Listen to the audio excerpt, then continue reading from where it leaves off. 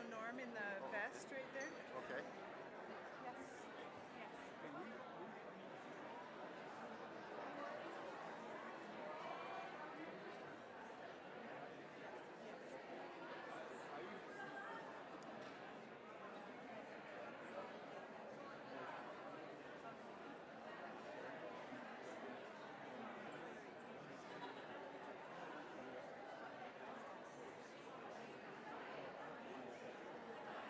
Oh, that would be lovely. Thank you so much. And so I'll just get one more word and then No, I'm not. we should start at 5 after 9. So, okay. Okay. Yeah. Okay, we're ready to start. If everyone could take their seats.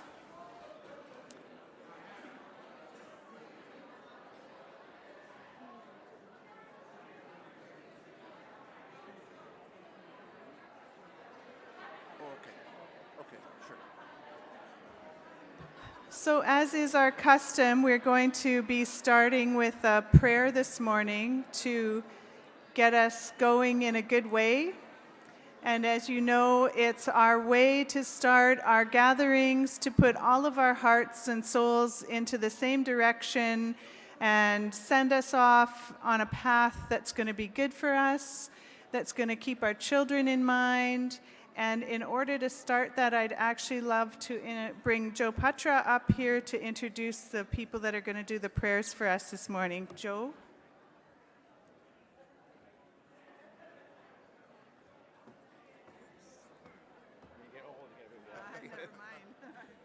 Good morning.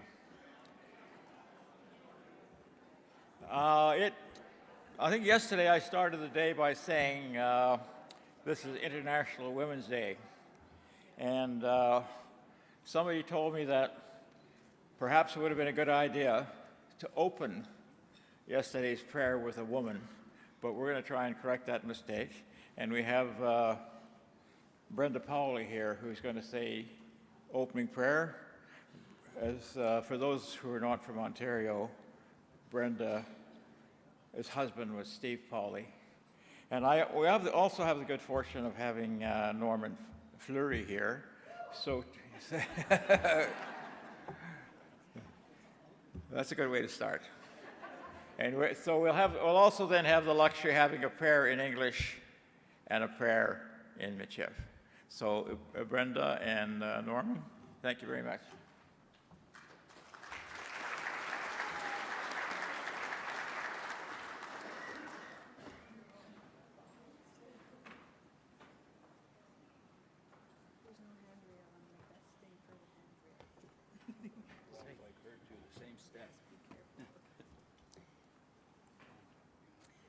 We're going to let Norman do the first one because he's our guest here, and it's a beautiful gathering, so go ahead and do yours this morning. You're welcome. Hey, good morning, bon matin. Comment ça va? Je suis content d'être ici avec vous autres aujourd'hui, à Gatineau. Puis aussi, je suis content de venir de Saskatchewan comme un visiteur. And I'm very happy to be here with you as a visitor. And I'm very happy to be here on your territory. And it's quite an honor when you're asked to do an opening prayer or to do the prayer, because it's a very important time of our day. And we ask for those good things that will come out of our meetings, especially in these trying times of our nation, as we're building that capacity and we're coming together. So we have to be the peacekeepers. We have to make sure that we don't separate as a nation, a strong nation. So we ask our Creator for that power and love and grace to keep us together as peacemakers. So we make sure that Canada stays strong with us, because we were the mediators as Metis all through the homelands, and also in Canada. We were the ones that were part of the commerce. We were part of the building the capacity all over Canada, and we're still here doing it. So we must applaud each other. So let's have a big round of applause for all of us.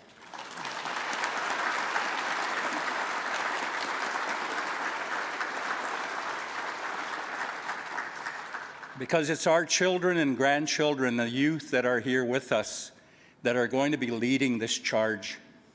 And we're never going to end. As we move on for generations and generations, we're going to keep this capacity strong.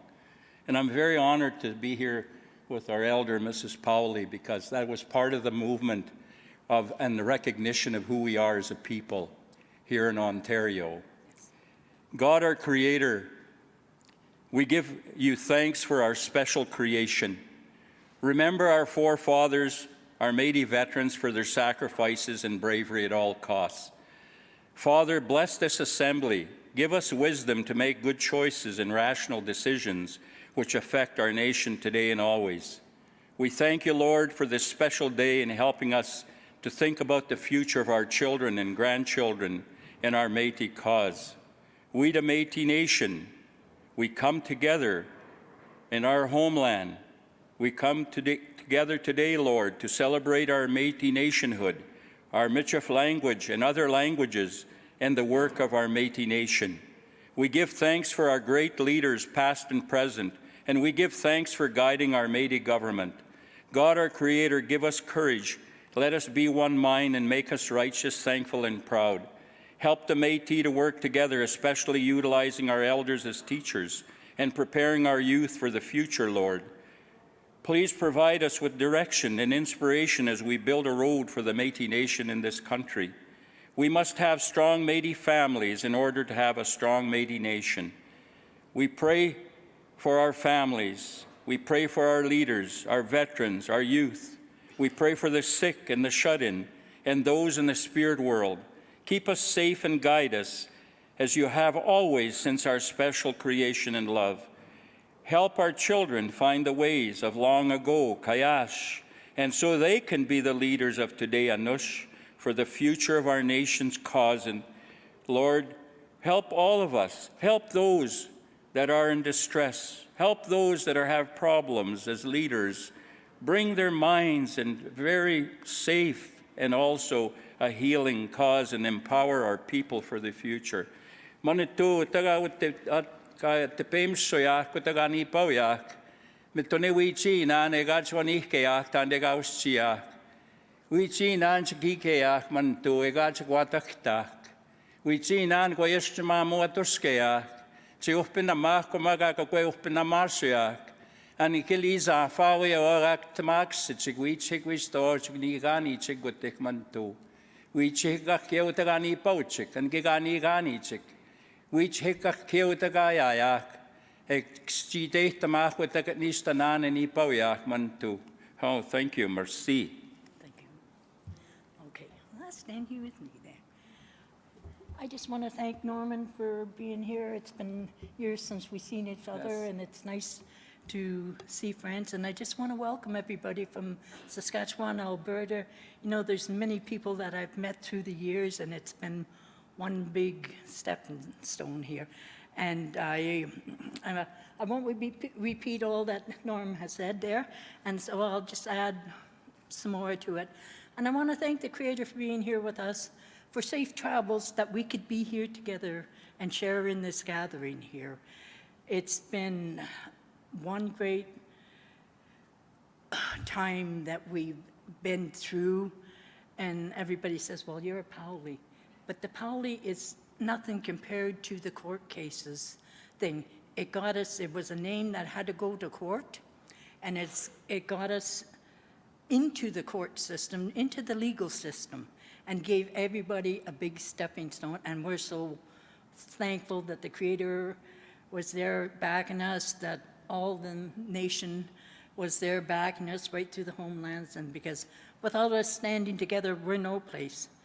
So and yes, yesterday might have been Women's Day, but without the men, we're no place either, because there are strong support in helping us.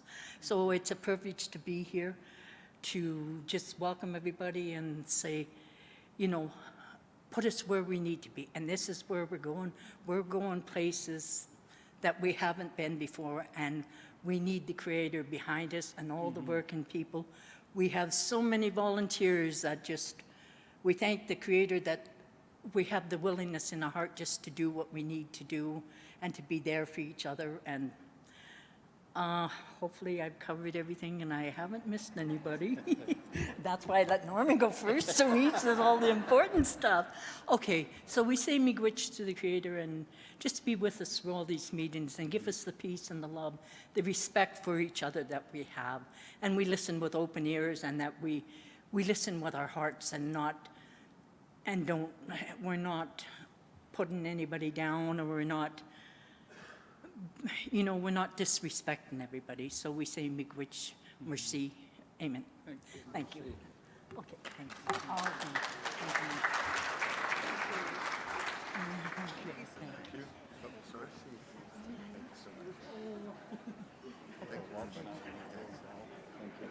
you. Yeah.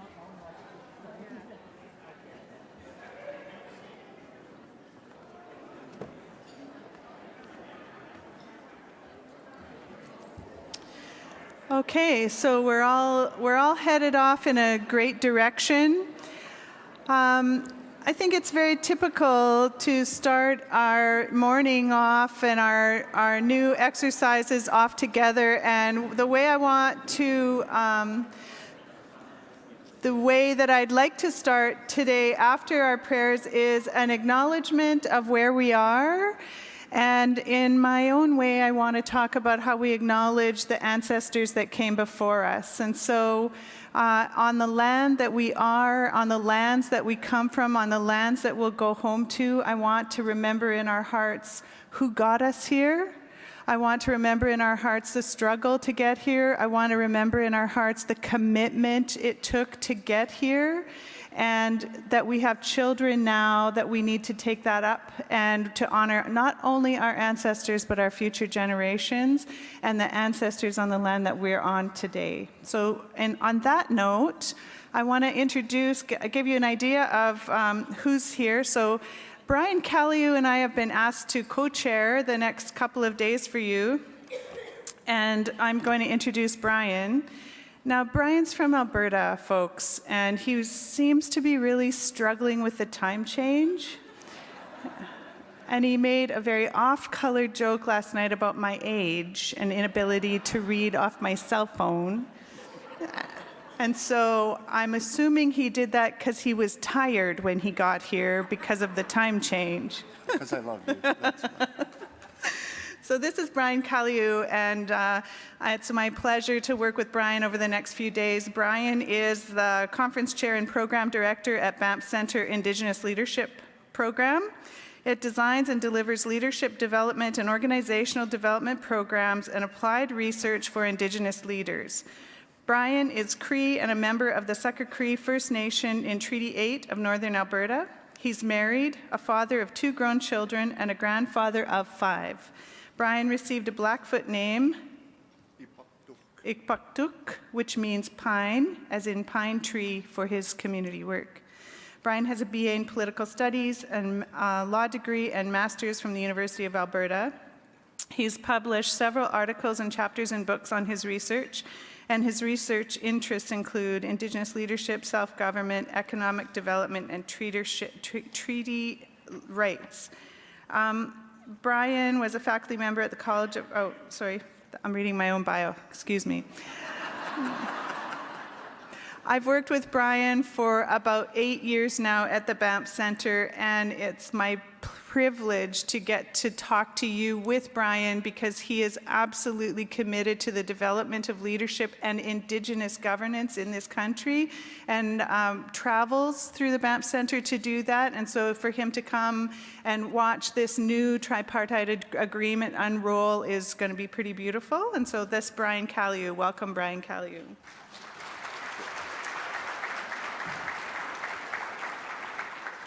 Thank you, and good morning, everyone. Pleasure to be here.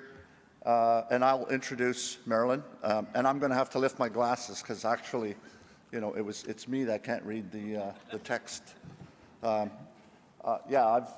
known Marilyn now for a little while. I met her through I believe it was through the Indigenous Bar Association at a conference when we first met, and just because of the great work she does, brought her on board to do some of our work on governance at some of our programs, and we've even been out in communities together delivering some of our programs. My co-chair, Marilyn, is now a faculty member at the College of Law, or was a faculty member at the College of Law, but now is on a contract to run the Native Law Center. The Native Law Center started in the early 70s to bring Indigenous students into law, prepare them to go into law school. And it also runs a research center as well and produces some amazing work there. So she's now running that. She's has worked at the Department of Justice and in negotiation, litigation, and in courts. She has a Bachelor of Arts at from the University of Saskatchewan and then a Master's of Law from Harvard Law School. And she's been a law professor there. Holy cow, I didn't know you did all this, Marilyn. Well, I know she's a writer, but a film producer, negotiator, facilitator, public speaker, a mom, of course, just a wonderful person. I'm sure many of you have met Marilyn in these circles, but she's awesome. A lot of what we try to do in our programs is we've developed this new model called Wise Practices. It's in, you might juxtapose that to the notion of best practices. You know, when we study to be a good leader, we study these best practices and maybe we can adopt some ways to improve our organization or our community or whatever we're working on, our company. But we actually critique that because it's kind of a corporate Western model that doesn't have room for local knowledge or experience. And this Wise Practices approach is about bringing also our Indigenous principles and values into it. And what Marilyn is so good at is you know, bringing you know, the sort of the Metis and Cree side of philosophy into our work, into her work, and the work she does with us. So she's really great at doing that. So with that. Yeah, I think we're going to get started. So we're going to start off by hearing from the leadership. And if you want to introduce them. Yes, and so we're going to start with our presidents of our Métis governments. So we're going to start with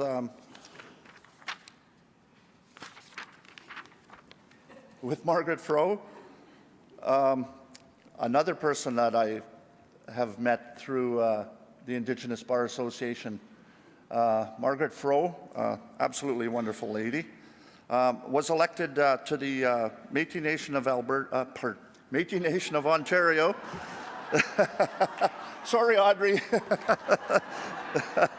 To the Métis Nation of Ontario in May of 2016. She is the first woman to serve as president of the Métis Nation of Ontario. Lives in Barrie, Ontario, in the traditional territory of the Georgian Bay Métis, and is from the Qu'Appelle Valley in Saskatchewan. Has a law degree, has practiced in law, practiced for a while out in that area, and is a former president of our Indigenous Bar Association as well. So with that, if I can ask Margaret to come and say some introductory remarks.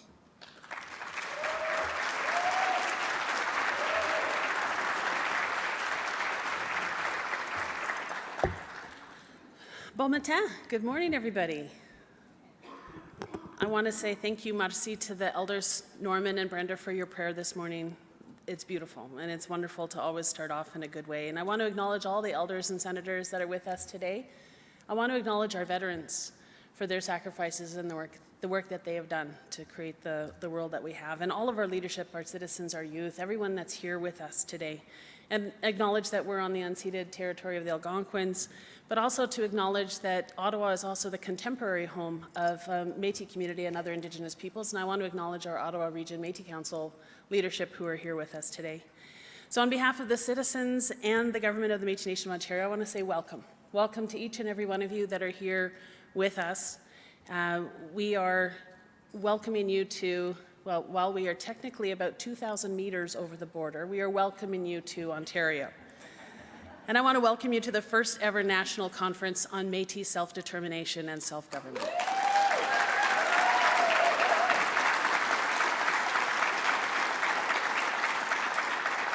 So I can say this conference is born out of a relationship that our three governments, the Métis Nation of Ontario, the Métis Nation of Alberta, the Métis Nation of Saskatchewan, have created as a means of moving forward in a good, positive way with advancing self-determination and self-government for our people. And so we're hopeful that this will be the first of many similar types of opportunities where we can bring our governments together along with Canada, along with provincial partners, other Indigenous nations, lawyers, academics, all those people that can bring knowledge to the conversations that we need to have. And most importantly, to bring our citizens into this dialogue as well. Because all three of our governments, we need to make sure that as we work in progressing on this path of self-determination, self-government, that it is really being moved at that community level, at the citizen level. And today and tomorrow, we're going to be paying our respects to our leadership that have come before us, to all of those that have stood up for and fought to protect Métis rights, and who led the way to get us to this day, to this time where we are today. And just last week, we had a post-council call with our local council leadership all around the province, and Senator Joe on that call made a comment that I mentioned yesterday and I'll mention again today. He talked about the hope for Métis self-determination was once only something we dared dream of, and now it seems inevitable. And I think those words are so true. So over the next day and a half, we're going to celebrate and we're going to bring into the light what has really been achieved by our three governments in signing these Métis government recognition and self-government agreements, or our core self-government agreements as we talk about them. And we're going to set our sights on the road ahead. Yesterday, we celebrated International Women's Day, as was noted, and it was actually just on the heels of a 4-day-long national policy dialogue that Metis Otipemisiwak held, the women of the Métis Nation. And we had a large group of Métis women here, and they were somewhat unruly, but in a really good, loving way. But they did some great work talking about really key issues that are so important to our communities. And so I wanted to acknowledge President Omenaho, who's here, and we'll be getting her to come up and say some good morning, but also all the leadership of Metis. Thank you for the work that you're doing. And of course, it seems fitting that I have the privilege to co-host this gathering with President Audrey Patra, who is a rock star, by all accounts, from the Métis Nation of Alberta, and President Glenn McCallum, who is the loving husband of the First Lady of the Métis Nation Saskatchewan, Verna McCallum.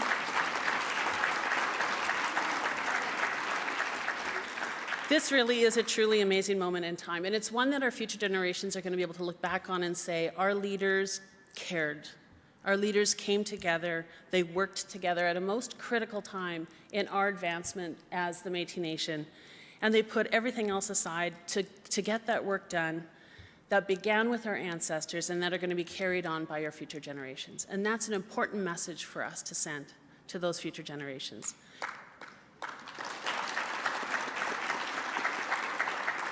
Over the next day and a half, we're going to be listening to each other. We're going to be learning from each other. We've got a lot to share, and that really is at the heart of who we are as Métis people. We are relations. We are friends. We are allies in this work, in that collective fight for Métis rights, recognition, self-determination, and self-government. And of course, Ontario is the home to the 2003 Supreme Court decision in Powley, and it's an honor to have Brenda and Kim and some little, Memphis, the little Powley, with us today.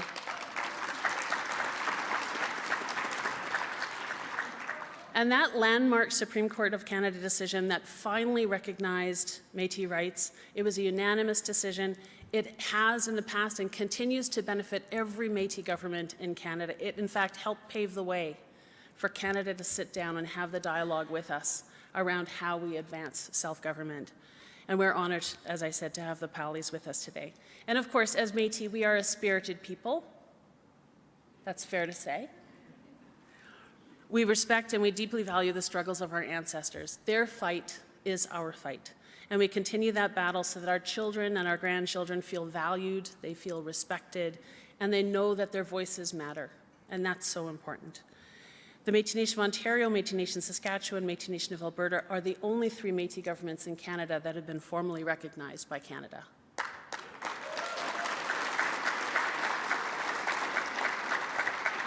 And I want to acknowledge Prime Minister Trudeau and Minister Bennett and the entire Canadian government for the leadership that they have shown and the commitment to reconciliation that they've shown in entering into these government-to-government, nation-to-nation relationships with us. I will say we cannot change the past, but we have to continue to press forward with telling the truth of our history as Indigenous peoples in this country, our place in this country, our place in Confederation. And we have to continue to make meaningful progress to achieve reconciliation in order for our country to move forward with that solid foundation. And I think that has become very evident in this country over the last month or so. Respect for and recognition of our governments as governments, our governance, our laws as Métis people, our traditions. That's what reconciliation is all about, and it really is critical to moving forward in a good way with Canada and with the provinces, and those provinces have to come along in that journey. Together this past June, we realized something that was really, truly beyond incredible, and it can't be understated just how far we advanced when we signed those core self-government agreements. We all collectively have been fighting for that for literally now centuries. That goal of Métis self-determination and self-government. It's what our ancestors and our governments have always been fighting for, and that fight is not over. No one handed these agreements to us. We had to fight for them, and we really are standing on the shoulders of our ancestors in that sense. We sacrificed for them, and that, in fact, is our responsibility as leaders within the Métis Nation. As leaders of Métis governments, our ancestors stood up and pushed back against forces that were aggressively and relentlessly working against them. But they persevered, and they continued to come together to advance their rights, to ensure that the rights and the interests of their families and communities would be respected and protected long into the future, and there is still much more work to do. I will say there is just simply no time to waste on division or unnecessary conflict. This really is a time for us to come together. It's a time for resolve and resilience. It's a time for truth, for reconciliation and focus. It's about all of us making that commitment to dialogue and deliberation, to engage in conversations that are not always easy, but they have to be respectful and factual, and all of that takes guts. It takes principle, and we as Métis have proven time and time again that we are in fact up to that task. Our leaders past and present held that strength and hold that strength close to their hearts. There is so much work to do, and there's so much at stake. And to quote the lovely Brenda Powley this morning, we really are going places we've never been before. And so while for some of you that's going to invoke Star Trek thoughts, we are in uncharted territory, and we are not afraid of where we are today. We are moving forward. So on behalf of the Métis Nation of Ontario, all of our citizens throughout Ontario, all of those that are watching from home, because we are webcasting this, and this is so important to ensure that our citizens are hearing this dialogue, we welcome you, and we look forward to the dialogue to come. Merci.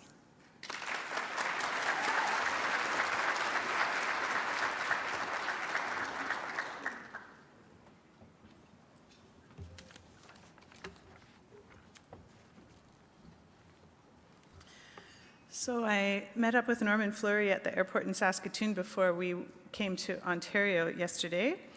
And I said, so how would I introduce our leadership? And he said, Le Président de Métis.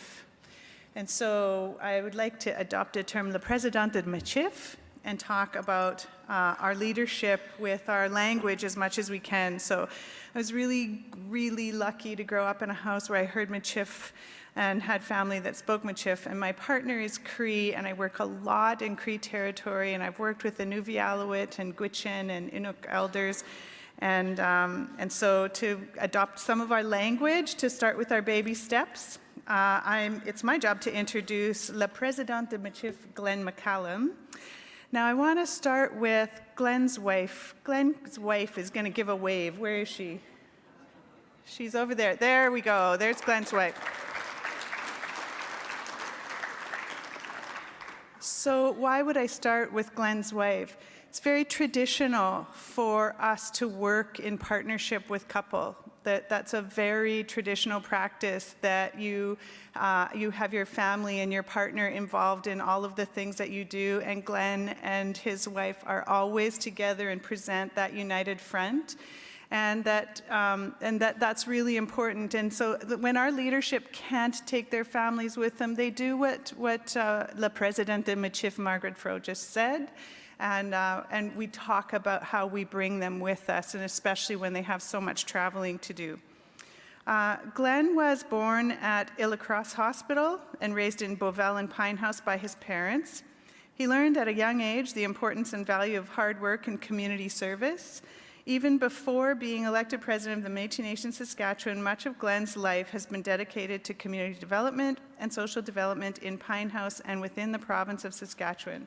So I'd like to introduce La Presidente de Michif, Glenn McCallum.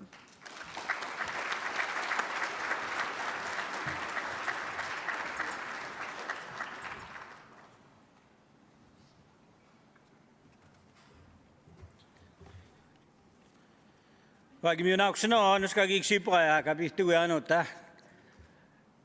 Kakiwi mi tamik.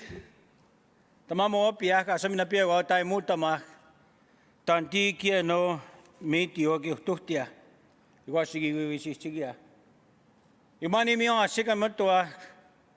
Conference sakaya mia. Our elders tayo mahachik. Our elders utaga pia mahachik. Kakato ni kisksia. Never forget our prayer. You know, mihta ta kamasnega atig this morning. Otipemisiwak. You know, Otipemisiwak. We own ourselves. Otipemisiwak. Otipemisiwak, you know. We own us. And that means a lot if you really look at it in regards to what does it mean, Otipemisiwin. To be able to own your life, to be able to do the things that you want as a Métis. It's been a long struggle.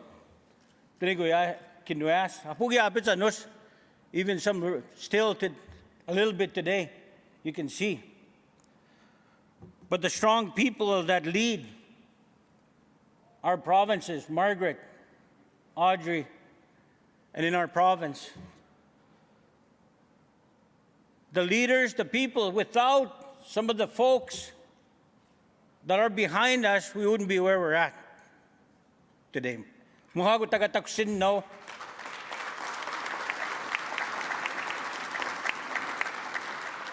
Mukaga gitaksin no ta. The ones I'm going to mention now. I'd like the elders to stand that are here. Elders, please. Let's give them a hand.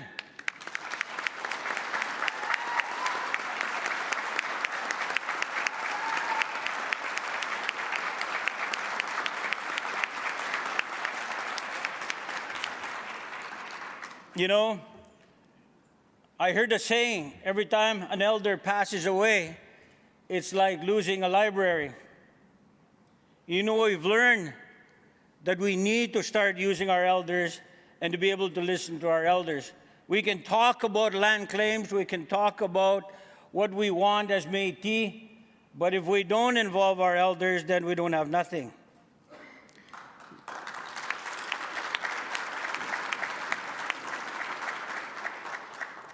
There's a lot of research to be done and has been done in the three provinces, and there's still a lot of work to be done. And we still have to. Norman helps us quite a bit, and a lot of our elders in our province. In our council meetings, we have them sitting at our tables, our veterans and our elders, and they get to speak anytime they want, so that we can get guidance from them and listen to us, and to be able to tell us when we are saying the wrong things or going in the wrong direction.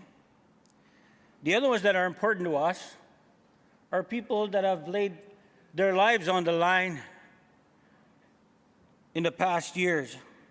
Our veterans. Can our veterans stand, please?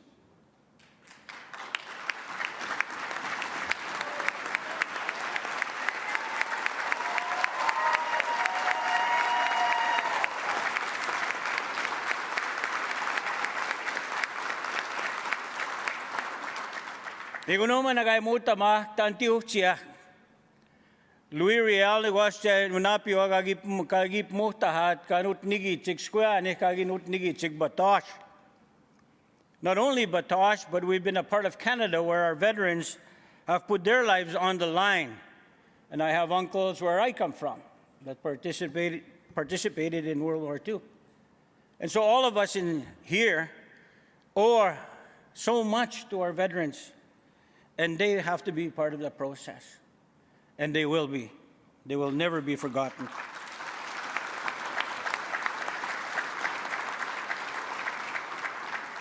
And the ones that are going to come behind us, that is so important. The youth, stand please.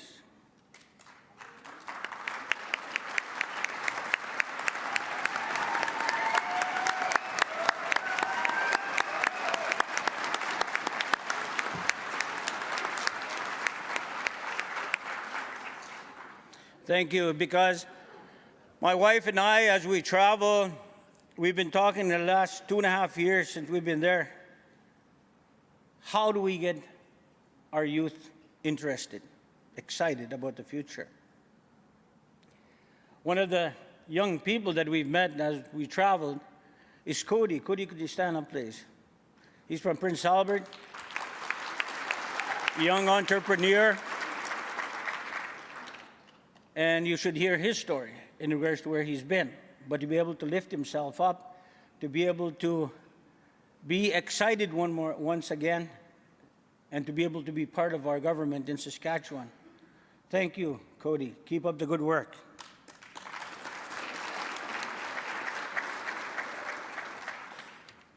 I like some of the councillors that are here from our Provincial Metis Council. Could you stand, please?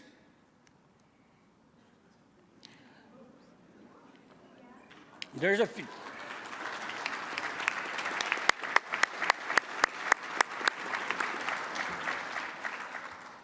I like to have, you know, when we talk about working partnerships, there's so much going on in the background that we don't realize how many people have made a difference to the Métis in regards to where we are today. I like to have the staff of the federal government stand, the senior people that are here from the federal government, and our staff from Ontario, Saskatchewan, and Alberta. Stand, please.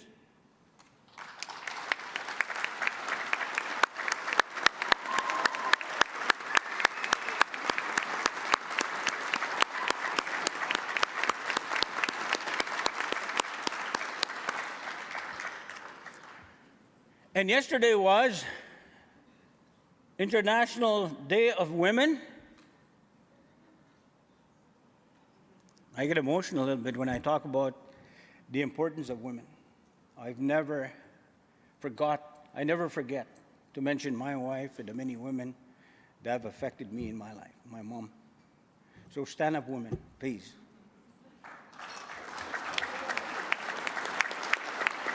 All women stand, please. All women, all women.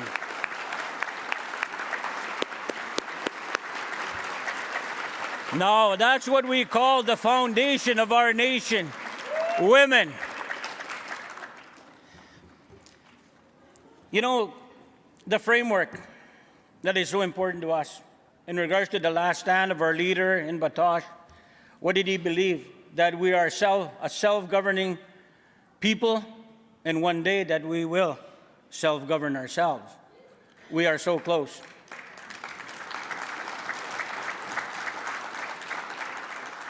You know, I want to have the federal staff, the personnel, understand the importance of where we are, and they do. But to be able to move it forward where the respect is given, the understanding is there. But it's hard still in politics to be able to move that measuring stick. We're that close coming to that legislation. Recognition from the government to be able to govern ourselves. Although we've practiced for many years, but has lots of capacity that have been given by the Liberal Party. Under that framework agreement, in our province, education, Last year, we rolled out the program. 475 post-secondary students applied. 374 are now going to post-secondary as we speak. That is the kind of results the federal government gets and the province gets when they work with the Métis to run our own lives. Again, that Otipemisiwak, Otipemisiwak. Who else better to know in regards to what is right? Who better else knows what we have in our communities? Métis people. My background is social development and community development. It's been a great pleasure to be able to lead Saskatchewan, but more importantly, have that working partnership with other provinces like Ontario and Alberta that are on the same headspace in regards to the importance of working with our province, but more importantly, nurturing along partnerships and then ending up with agreements. But I want to say today that we're one step away, but we need the federal government to understand and realize that they have to make that last step. And the staff members and the key personnel, the different ministries. I've met with 5 ministers, and that's what I've been pushing. And I want to see that. When you go back to your offices across the river, think about that. Why did we meet here? Because we believe that agreements that are signed are meant to be nurtured, but at the same time, it's a new day for the Métis, and it's a new day for the federal government, and they have to realize that we have to sign, we have to have legislation. It has to be quick. The new agreements with provinces, we're going through that in Saskatchewan. Engagement with our people. To have your own laws, your constitution. To be able to engage with your people, to be able to listen to our people in regards to what they have to say and what they want to see. The rights of our people are so important. And it's on our shoulders, every one of us sitting here. It's on our shoulders. Kaya asmanotin ya, Otipemisiwak. Igikski taman gaya Otipemisiwak. I remember I've known for many years that I am my own person, but at the same time, from a broader perspective, when we talk about Métis, Otipemisiwak, and to be able to have people recognize that Otipemisiwin, to own ourselves, to be able to do things for ourselves. So I look to the government, I look to all people from the 3 provinces that have signed that agreement, that we can walk together, plan together, and be able to have legislation that would pave the way for the Métis people once and for all to be able to Otipemisiwak. You know, we have good people that work with us. One of the people that have really worked hard in our province is Tom Isaac. Could you stand, please, Tom?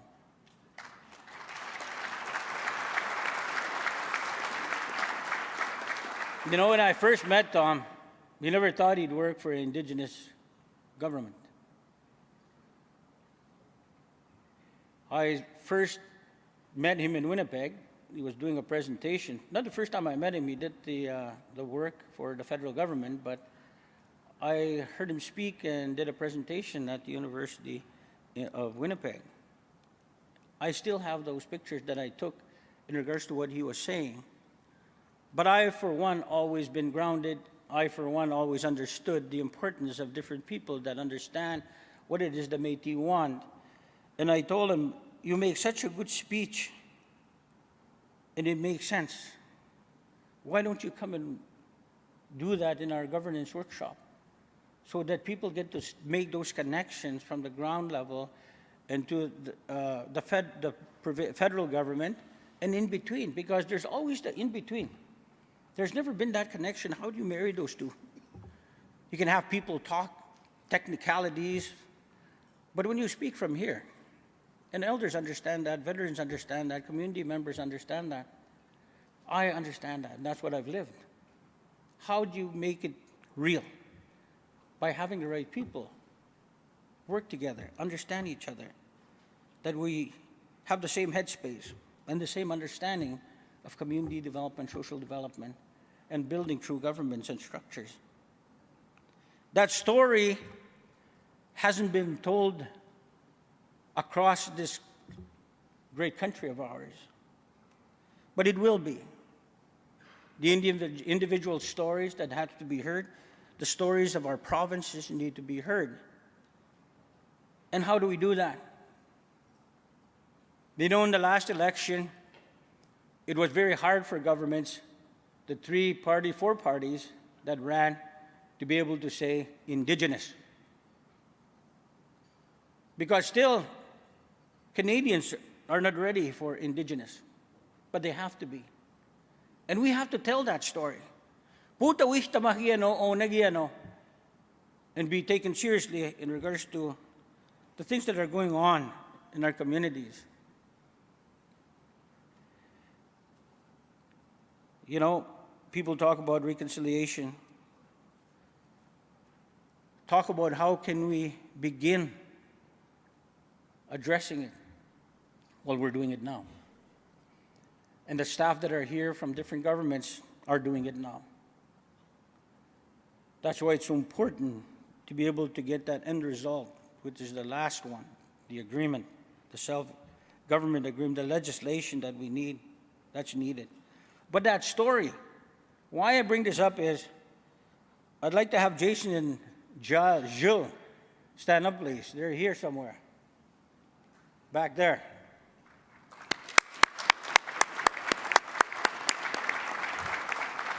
Canadian Geographic has 4 million followers, and we're going to tell that story in Batoche. Our office, our education piece, economic development piece, our registry, our communities, and that's going to be told. There's a lot of stories to be told of our elders, our veterans, our community that are there that are struggling in a lot of areas, and that story will be told. And I'm so glad to have Canadian Geographic be our partners. And we'll continue to plan with the Ontario and Alberta.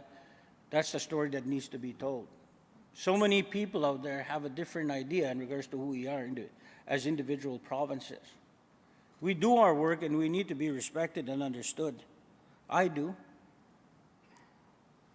I too was on the wrong path when I first came in, but I didn't understand enough in regards to what the national level was all about until I got to be president. I have a lot of respect for Audrey and Margaret in regards to the work that they've done.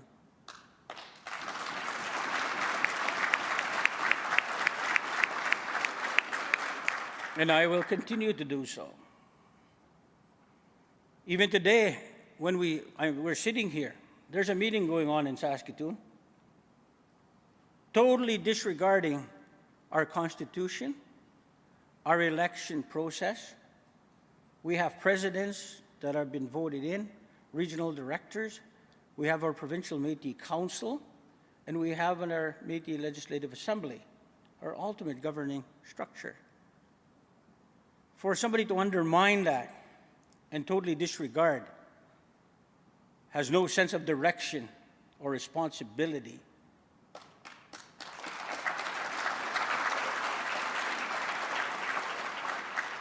We've had a lot of struggles in Saskatchewan, but we're okay. We've come a long ways to where we are today. And that's why the message I send to governments, understand the Métis, understand their structures, and support their structures. And that's all we ask. We'll do the rest. We'll build structures that are accountable, transparent, and democratic.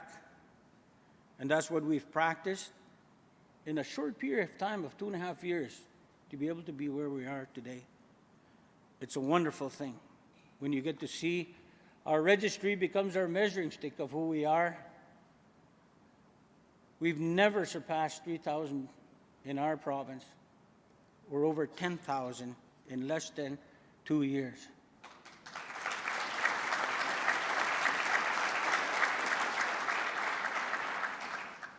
We will continue to grow that registry. Our registry people are here. Stand up, please.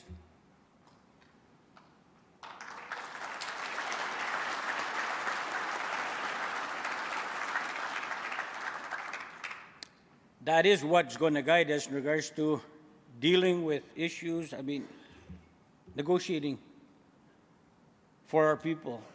You know, the government has been very cooperative.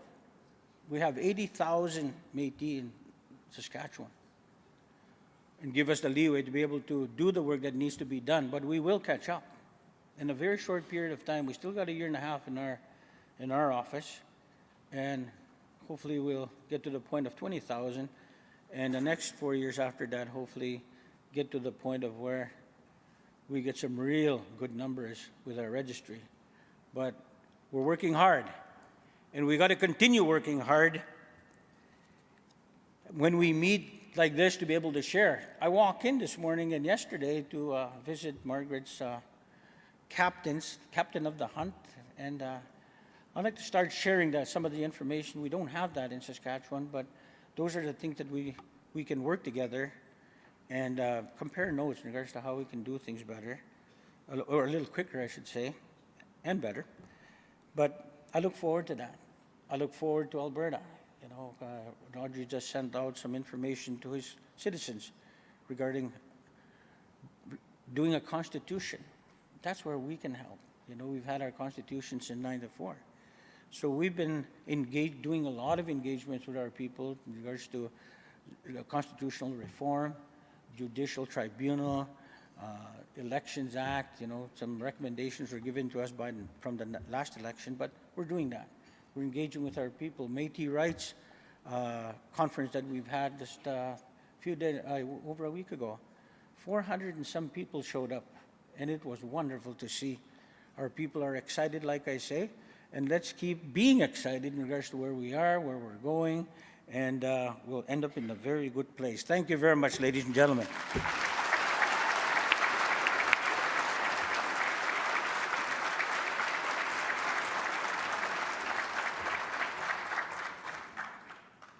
And next, I'd like to call up Le Président de Michif, Audrey Potre.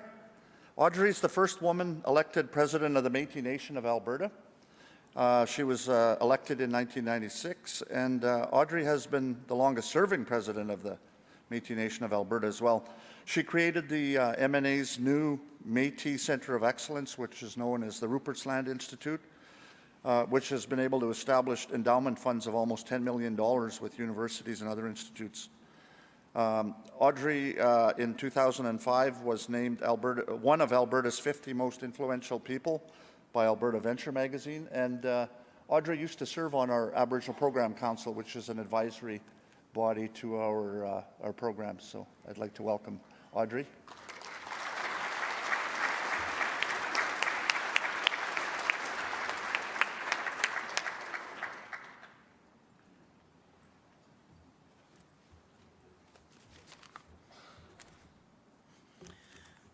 Good morning, veterans, senators, elders, fellow Métis leaders, ladies and gentlemen.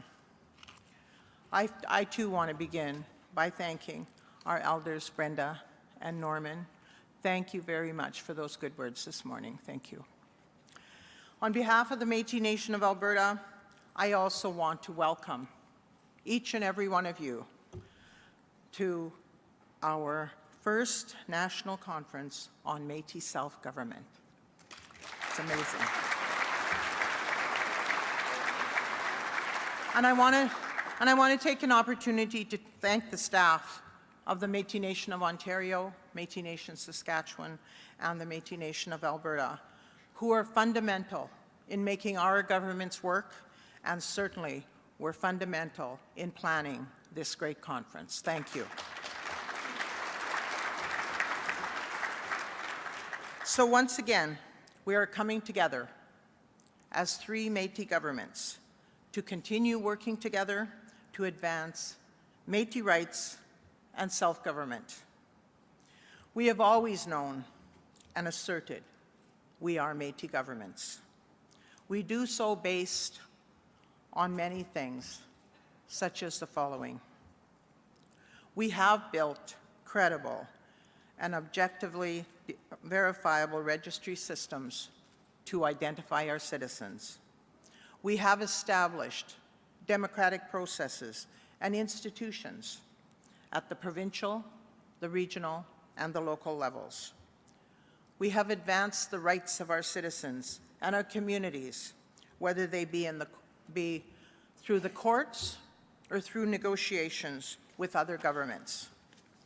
We listen and we work to address the interests and the needs of our citizens every day.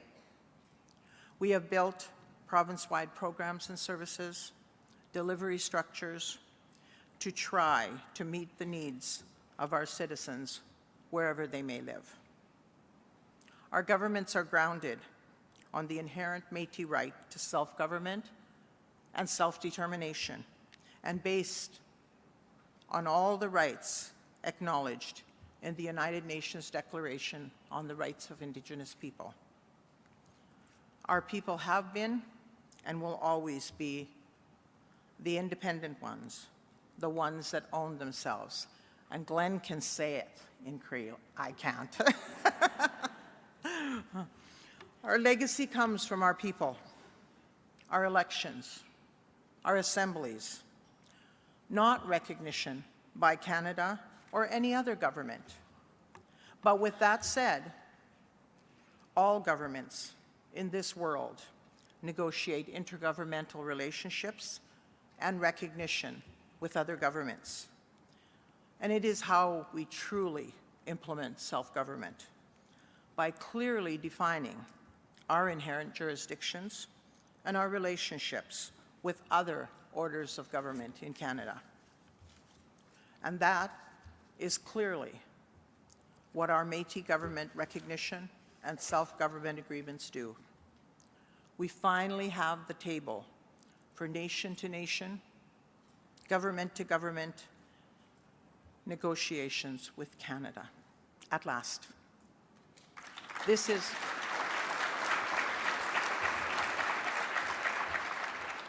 is the path the Métis Nation of Alberta has been on for 90+ years. I believe it is important to acknowledge that the milestone the Métis government recognition and self-government agreements represent is because of the hard work of our ancestors, the dreams of our citizens, the many people before us who sat around tables like this, our Métis lawyers who fought hard in the courts for us, and the enduring spirit of Louis Riel and all those other leaders. That is what has brought us to this significant time in our history. And over the next 2 days, we have many great speakers who will continue to present on more of our history, Section 35 and modern Métis rights laws, negotiation processes, more about our Métis self-government agreements, Métis land, Métis script. And I'm excited that we will hear the powerful voices of our Métis youth in our provinces.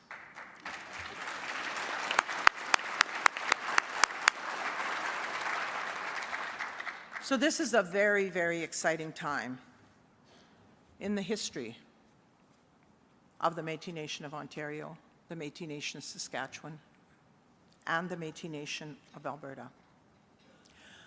And so on behalf of all of us here from Alberta. Our provincial leadership. Dan, do you want to stand and remain standing? Our regional leaders, all of you who are here, our regional presidents, our regional vice presidents, our local presidents, our elders, our Constitution Committee members, our staff, and many citizens that have also come. I want to thank you all, and we want to say thank you, Métis Nation of Ontario, Métis Nation Saskatchewan, for continuing to stand strong together with us to continue moving our governments forward.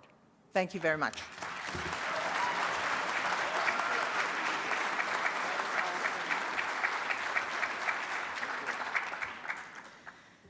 So I just want you to know that there have been professionals organizing this conference, and they gave the leadership 5 minutes each, and they gave the lawyers an hour and a half. So it's not working out that well. So we're going to make some adjustments, and we're going to incorporate our leadership here. And we'd like to give the opportunity to President Melanie Ominio of La Femme de Machif Otipemisiwak to come forward and give us a good morning greeting as well. Melanie, come on up.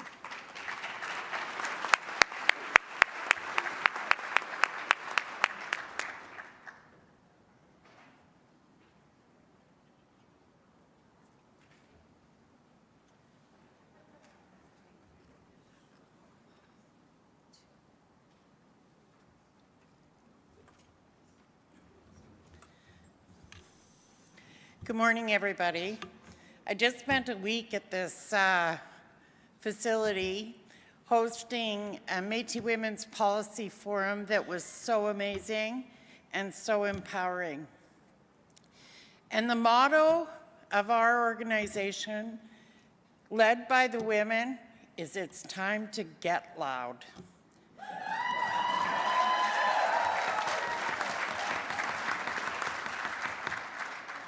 I recognize the challenges of being within the Métis Nation and some of its governing parts at this point in our world, but it's time to ensure the safety and protection of our women and children in our communities.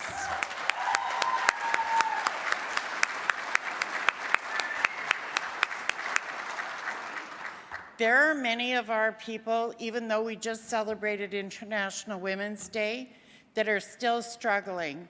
We still have more missing and murdered Indigenous women, and many of them are Métis.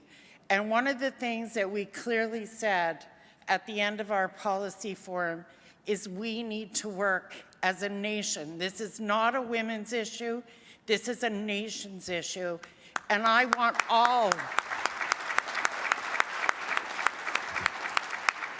to see all of our Métis Nations working together as a collective to help us make sure that every woman and child in our community is living in a safe place.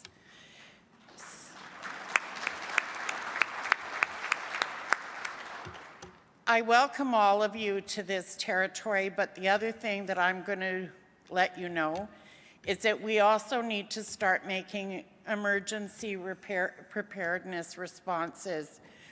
There are pandemics that people are talking about now, and we need to make sure that we're protecting our elderly and our most vulnerable from those kinds of things. So that's one of the messages that I want to put before our Métis Nation governments. I know that we're working on Section 35 rights. I know that there's all kinds of issues, but there's also issues at a community level where we need to protect the nation. So I welcome all of you here. I thank you for inviting me. It was amazing to be able to come here and see how many strong Métis people are here to have conversations and discussions. And the last message that I want to send is when we're building this governance, one of the things and the challenges that I'm going to put before all of you is we need to be able to have a process that respectfully lets people have a debate and a conversation without ever feeling threatened or bullied like I've seen recently.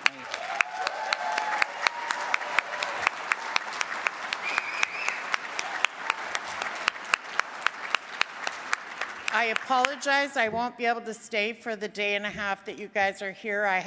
I was actually supposed to be in New York as of yesterday, but because of the COVID-19 virus, all of those kinds of activities are being canceled at this point. So I was able to come and bring greetings, but I do have some other commitments that I have to go to. But I thank all of you and I welcome you to great deliberations. Thank you. I'm so glad I got to see you.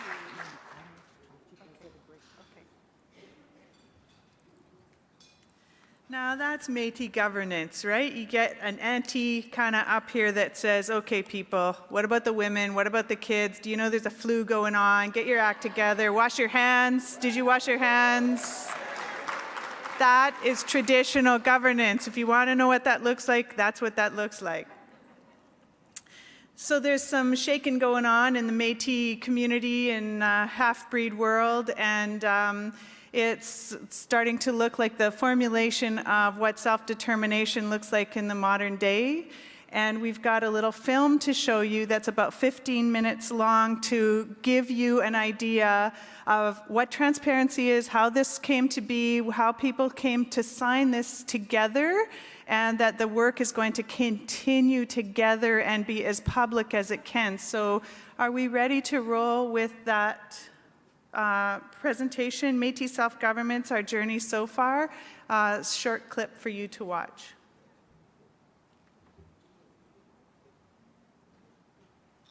We did it, the chocolate bars did it. Yeah. Ladies and gentlemen, this is the biggest win that the Métis could ever have asked for. It is a 100% affirmation of every single point that we were making. Métis people have rights. Métis people are standalone. They recognize the collectivity. We had a dream, and we just had to play it.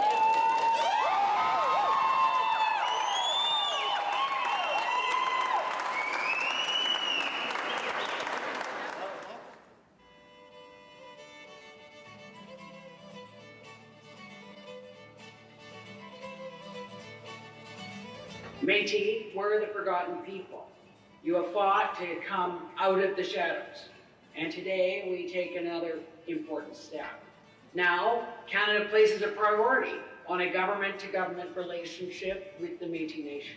Today we are demonstrating that Canada recognizes the rights of the Métis Nation of Alberta, the Métis Nation of Ontario, and the Métis Nation Saskatchewan, and we commit to working to ensure that your rights are not only respected, but implemented.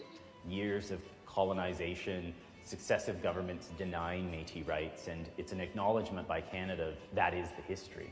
History of the Métis is very different than First Nations. In the Métis context, it was let's just ignore, hope that they go away, get absorbed into the body politic, whereas in the First Nations context, it was let's take control of their lives from cradle to grave and implement colonial legislation through the Indian Act. Métis was always, well, let's just ultimately hope that they're gone in a few generations. And I think acknowledging that history is why you need to then understand where we are today.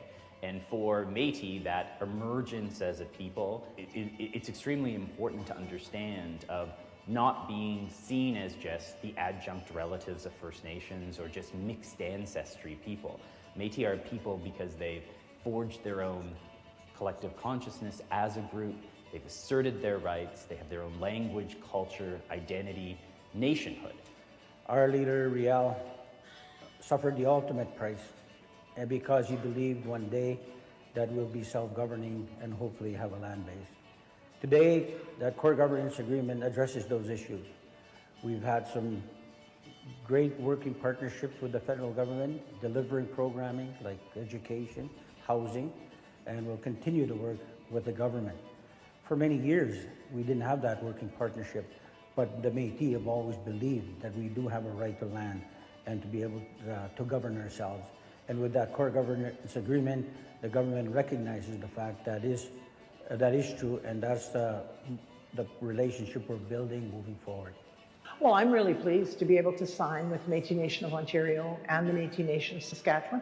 That was great because now we're all moving in that same direction. I know we have a lot to share, a lot to support each other on. It's very important. This has been an incredibly successful week. It's been an incredibly positive week. It's been a week where our three Métis governments have come together as governments, recognizing each other on that government-to-government basis, firmly grounded in respect for each other. It's been a week where we've been able to sort of secure that a shared vision of moving forward, of really taking advantage of every opportunity to get that core self-government agreement fully implemented for the benefit of our people. For me, you know, the whole idea of self-government and self-governance, self-determination, I heard that all my life. And I really do understand more so every day going forward what our past leaders did to bring us to today. In some ways, it's been a fast-moving process in the last little while. But then when I stop and think about it, it hasn't been fast at all. There's leaders who didn't have any of the resources we had, but never gave up. They continued to push forward because they so believed in what they were doing. And I think we've just happened to be here at the right time that we could help fulfill that dream that's been there for so long of if people would only recognize us and allow us to govern ourselves, things could be so much better for our people. When we signed in June of last year in Ottawa, to be able to see the faces and the smiles of our people. But I look back at my musho, my kuhkom, my history, and looking at my dad, my mom, and how they grew up, and what they always believed that where they lived is their own. And for us to be able to sign an agreement that truly recognizes that they were right in what they were saying, that they have the right to land, the right to be able to govern themselves. And that's what makes me happy. And there's work to be done, absolutely, yes, but there's been a lot of work done. Because of our elders, our history of our people, in regards to what they have established, gives us all the information that we need to be able to put that argument forward. Let's not litigate, but negotiate, and I look forward to that. I think for young people to be participating in these sort of historic moments, I think is incredibly important. We've always said that throughout our history, young people have always been part of leadership. Louis Riel was 25 when he was elected president of the provincial government. I think it's really important that young people are a part of these things, and I think it's really important that we're a part of what's happening.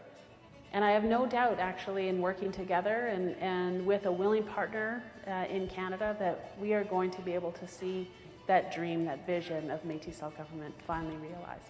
And I think it's a good opportunity for us to reflect on that and to reflect on all that we've accomplished from Powley to this agreement recognizing our inherent right, and to reflect on the fact that we've managed to achieve all these things because of that commitment to work together.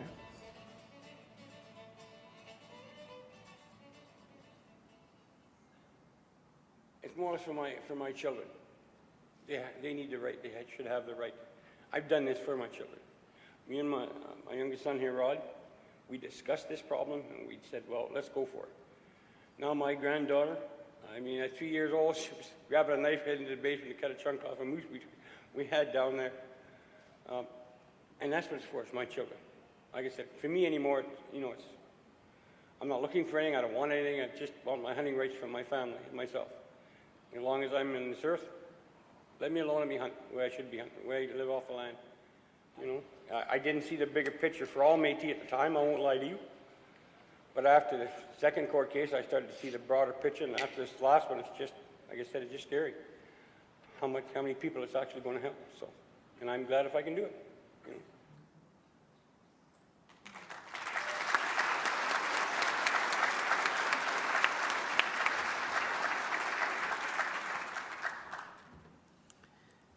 So this is an organic process. Going to invite one more person up here. And we would be remiss if we didn't talk about Batoche and the celebration coming up and where the real party is going to happen. And so I'd like to invite Sherry McClellan, the minister responsible for Batoche, to come and tell us what's going to happen on that.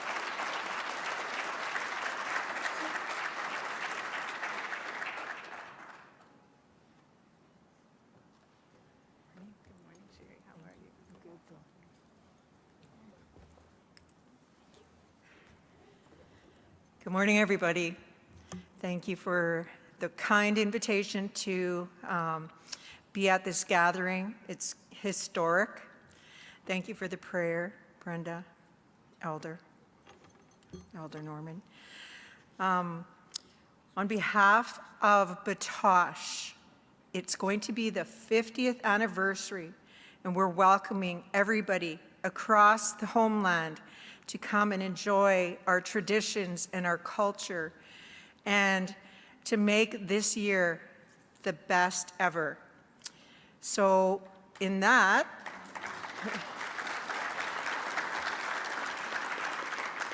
in saying that, we want to have an elders village for our elders to come and enjoy, where there'll be food and entertainment, stories. We'll also have a veterans village where we can go and visit with our veterans, and maybe our veterans can tell some stories. And we want to have the Army reserves there so we can showcase our Métis people that are in the reserves and to honor them. We also have a children's village and a youth village where our youth will be ambassadors and help out our elders throughout Batoche grounds. I want to recognize somebody in the crowd, our director of Batoche right now, who is working on all the background for that. So Lori, can you stand up, please?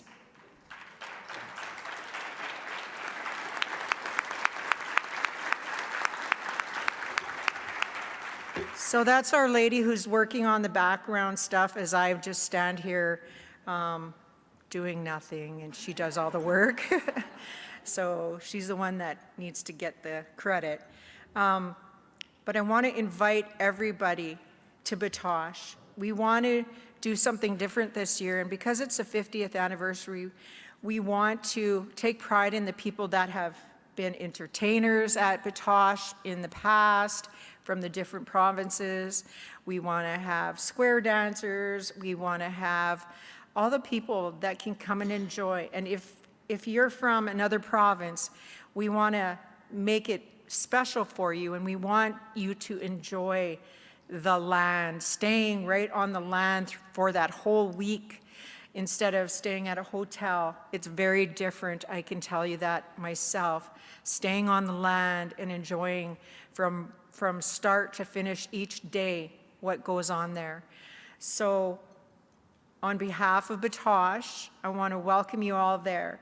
And keep checking out the website, Back to Batoche website, because Lori will be putting things on the website, and we'll also have the spots that you can actually sign up for Batoche. And we also have, instead of staying at hotels, we have some trailers that are available from the different cities around, like Prince Albert and Saskatoon.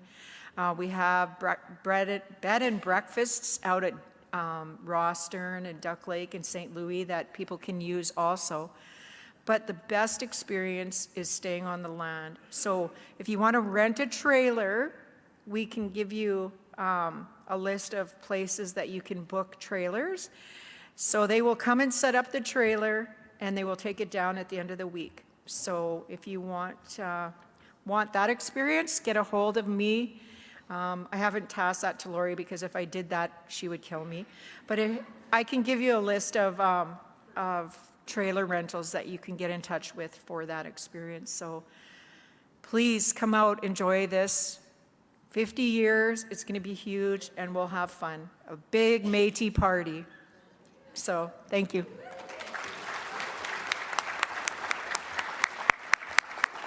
You've been so patient. What good listeners you are. Who needs their caffeine? Okay, can we take 15 minutes so that we can recoup some of the time?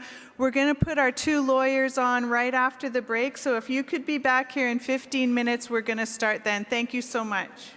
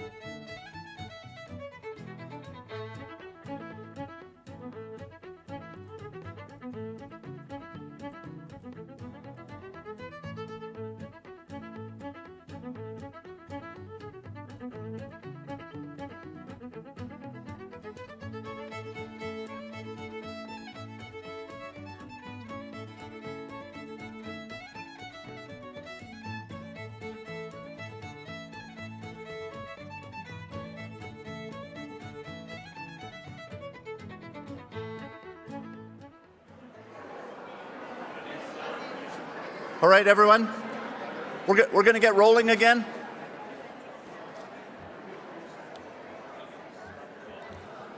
So we're going to invite up two lawyers to present, one after the other, and then hopefully we have a little bit of time for a few questions as well. It was brought to my attention that this sash here, with some of the green and blue on it, was designed and made in honor of our veterans. So if you want to have a look at that later, you're welcome to. All right, I'll introduce both of these gentlemen, and then Jason, I believe, is going to go first. Yes.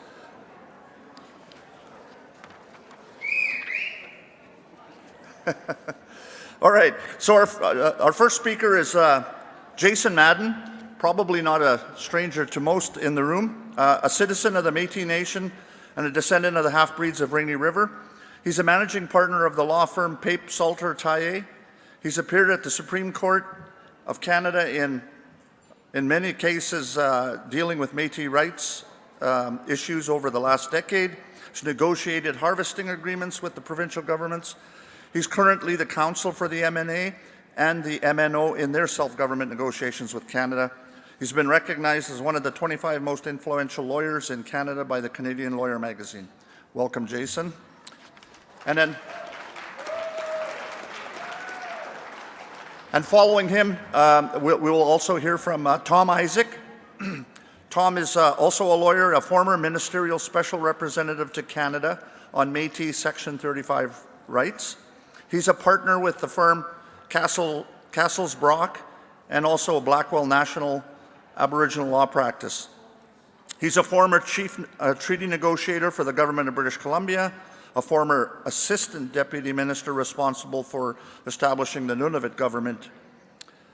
And a report that he wrote was released in 2006, A Matter of National and Constitutional Import, Section 35 Métis Rights.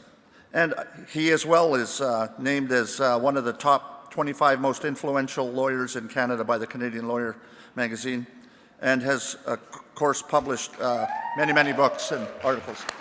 Welcome, gentlemen.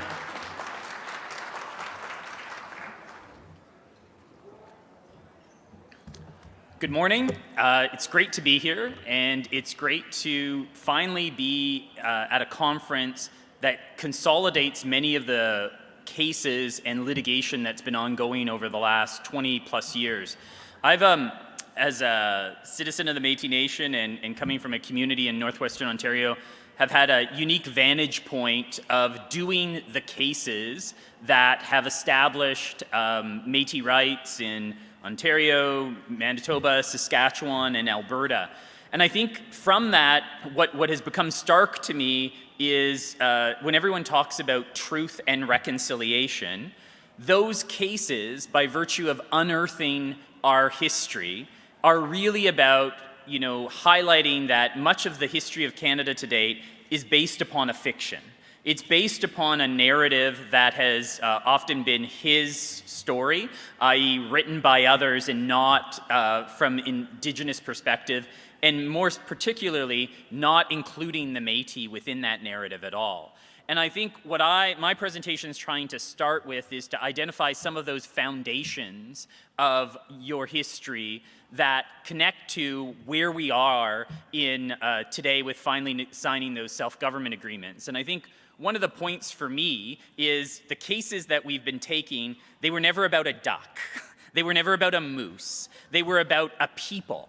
And a people that were here prior to Canada existing as Canada, and that continue to be here, and that our communities have to be recognized equally as other Indigenous peoples within Canada. And I think that that's what the case law has been fighting for, and at the same time, we've been taking the, two paths going, canoes in the river together, of you've built your own governments to represent people at the community level, at the provincial level, at the national level, to advance your interests. And I think my presentation is going to try to pull together some of those pieces so people can see why the MGRSAs really are creating a new chapter in Métis rights law by virtue of consolidating many of those wins. So I want to start with this because I think it's really important, especially in this age after the Truth and Reconciliation Commission report, and everyone using reconciliation. I always talk about it as it's like one of those consultant words, like synergies or that, and it often really doesn't have any meaning anymore. But reconciliation, that from the Supreme Court of Canada at least, is about recognizing, respecting, and implementing the rights and claims protected in Section 35 of the Constitution Act. It's a constitutionally mandated process. It's not just there's a plaque over here, sprinkle some reconciliation dust on it. It's actually about making sure that the fiction of the story of Canada is retold in order to ensure that Métis people are a part of it, other Indigenous peoples are a part of it, and that we actually get the true story of Canada. And I just highlight some of these maps because I think that they underlie this colonial bias that we have in our schools and that are still in our education system today. This map kind of illustrates, oh, well, here's the 4 colonies that used to be Canada, and this other area is the grayed out area where it's yet to be discovered, as opposed to recognizing that there's peoples there with their own laws, self-government, traditions, and legal orders that are well intact and operating quite fine. And I think that some of the work that the MGRSAs are doing, and I'll get to, is you're redrawing those maps to make sure the Métis are on them, but you're also calling out the biases that underlie these maps. So you have this map where Rupert's Land is just this gray area yet to be discovered. And then you have, if you look at it from language groups, well, this is where there's different language groups. But even in some of these maps that are created largely for First Nations, you see the biases here, where it doesn't include the Métis within the description. And I think the work that Canadian Geographic is actually doing is amazing, because what you're doing is putting the Métis back on the map. It's not as if you ever left or disappeared, but the issue is it's not the colonial legacy of Canada that we still live in today. These are maps that you still see within textbooks, and it's the work that our governments do with provincial governments and education systems to ensure that the true story is told.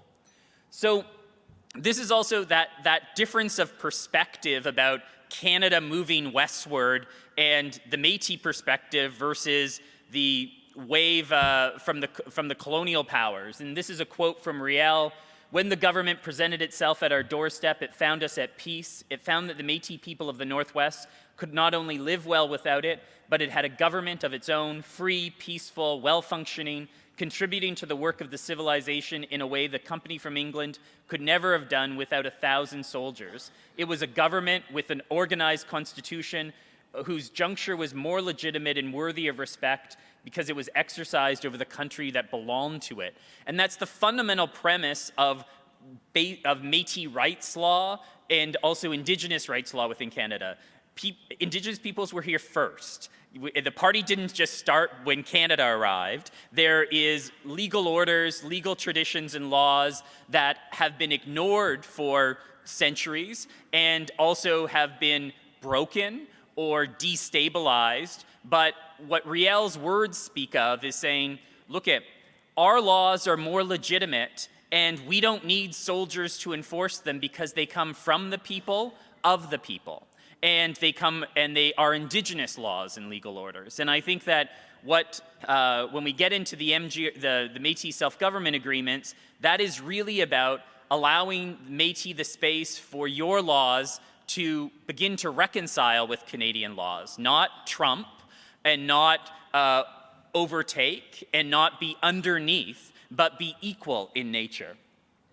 And, here's the Prime Minister of the day's view of it. It will take considerable management to keep those wild people quiet. In another year, the residents will altogether be swamped by the influx of strangers who will go on the idea of becoming industrious and peaceable settlers. Well, you in the room are those wild people, and And that best laid plan of, MacDonald writing to his drinking buddies in his journal did not work. And you're here, you're still operating under your own laws, your own self-government, and it is now time for that reconciliation to happen on a government-to-government, nation-to-nation basis, not on, an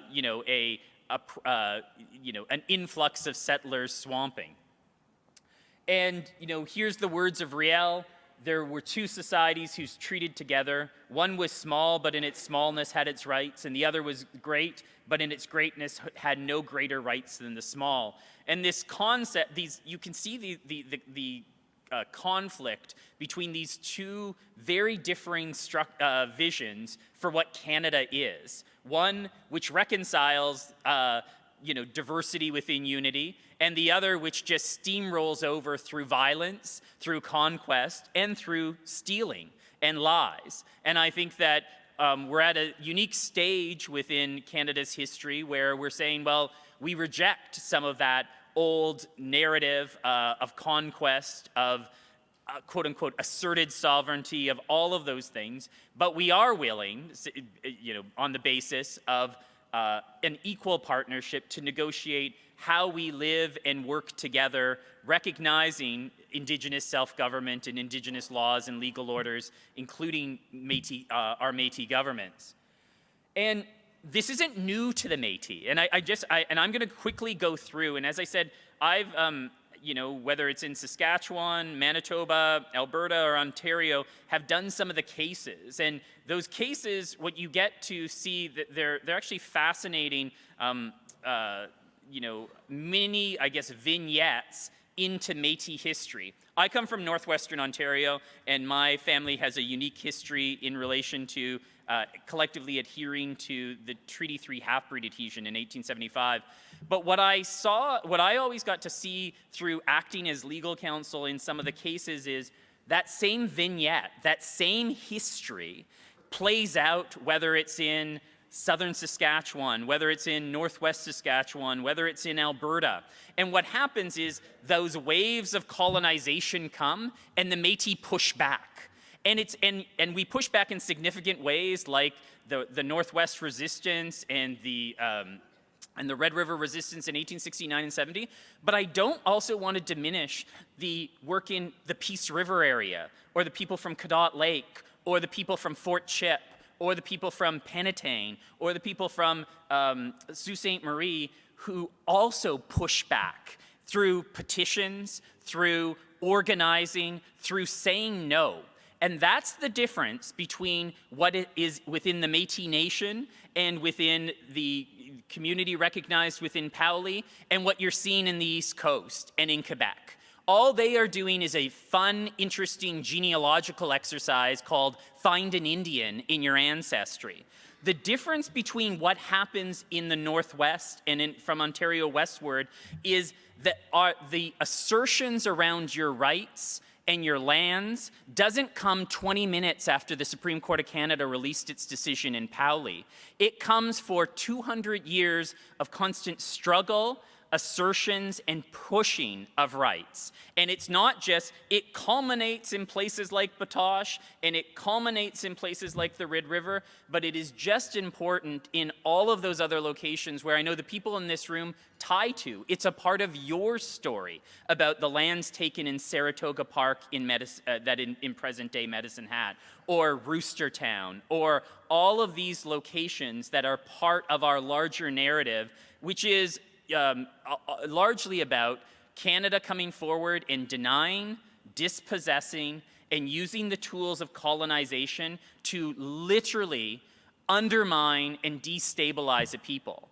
And I'll talk about that colonization toolkit that was used historically and in some ways continues to get used today, and also that we're in a process of, in the Métis Nation ourselves, trying to figure out what is the after effects from colonization, and us adopting some of the, things that I don't think are our authentic selves or our authentic governments. And this process of negotiating self-government gives us the space to look at how do we rebuild true governance structures based upon what we've built over the last 100+ years, whether it be in Alberta, Saskatchewan, or Ontario, into reinforcing or rebuilding Métis law and Métis legal orders that exist. And I'm just going to show you some of that. So whether it's the laws of the buffalo hunt, Métis didn't have to, and I just want to highlight this, there's nothing in the self-government agreements that say, and we're going to do a deeper dive on them tomorrow, that you're going cap in hand to Canada saying, please recognize our laws, that we have no ability to do it without them. You've done it. You don't give a blank. What Canada has thought for the last multitude of generations, you've built the M&A community meeting by community meeting, election by election, win by win on your own, not because Canada has said it's okay to do. And what the MGRSAs finally get to is a place where Canada says, yes, we acknowledge you have the inherent right to self-government, and we will negotiate with you as the legitimate governments of your citizens and communities within the respective provincial jurisdictions. To me, that's I will say, the waiting to exhale that has been in the litigation, fighting for so many years of, you've locked that in and we can't now be rolled back from it. But some of this history is the rules of the buffalo hunt as early as 1840, the Métis laws of the prairie adopted in Red River. But I also want to highlight that it's not just always about Red River. It's also in St. Albert, it's in Qu'Appelle, it's in St. Laurent. Métis come together and organize in other locations to assert their self-government in relation to their local lands, in relation to their regional areas, and provincially. And that is the authentic self of Métis self-government. It's not found in a corporation. I just want to say that, or an association. The only reason that those corporations and associations have been established is we use those as the legal and administrative tools to get recognized by Canada. In the 1960s, Canada actually told the Métis governments, you have to go incorporate in order for them to flow funding to them. Those things in Robert's Rules of Orders, which drives me bonkers, is not Métis law. Métis law is about how we have organized, come together, chosen to govern ourselves, held assemblies, debated, discussed, and reached consensus on many issues. And I think that that is what is authentic Métis self-government, and that is where you're moving forward on today. And you can see that in our history about letting people have a voice, I grew up in a Métis family. We love debate and discussion. I always believe that you may not be wrong. I just haven't convinced you yet. We're very persuasive, articulate, wild in some ways people, and that discussion is fundamental to why we've always been consistent on self-government, but also consistent on asserting our rights. So you also have Métis rights and land assertions outside the Red River. So in Saskatchewan, 84 petitions between 1878 and 1885. God, you're persistent. But that's what's done, right? And Dumont's writing them to Canada, and here's some of the language. We are a poor people that cannot afford to pay for our land without utter ruin. In our anxiety, we appeal to you for justice, and I beg to reassure us speedily by directing that we shall not be disturbed from our land. Those petitions exist everywhere within where you see Section 35 rights-bearing Métis communities and the Métis Nation, of people, as I said, not 20 minutes after the Powley decision coming down saying, hey, we're Métis, but petitioning again and again with government, fighting and resisting with government. And that is what is fundamentally different about the Métis as a people versus others who are simply mixed ancestry individuals. And you see again the Métis in the Northwest with the rights of the Métis in 1884 being written down, and then the Revolutionary Bill of Rights in 1885 being written down, and that being as fundamental a part of the history and assertions as what happens in Manitoba and what happens in other locations across the Métis Nation. And you see the government's response to these resistances and control of our lands is some of the tools in colonization's toolkit of the script system, which is the age-old strategy of, well, how do you undermine a people? You break them up, you divide and conquer. You carve them into little pieces, right? So in the script system, it's dealing with Métis as individuals versus recognizing that Métis hold their rights collectively and their lands also collectively. Yes, Métis may have had ownership within those river lots, but what underlies them is a Métis legal order and system.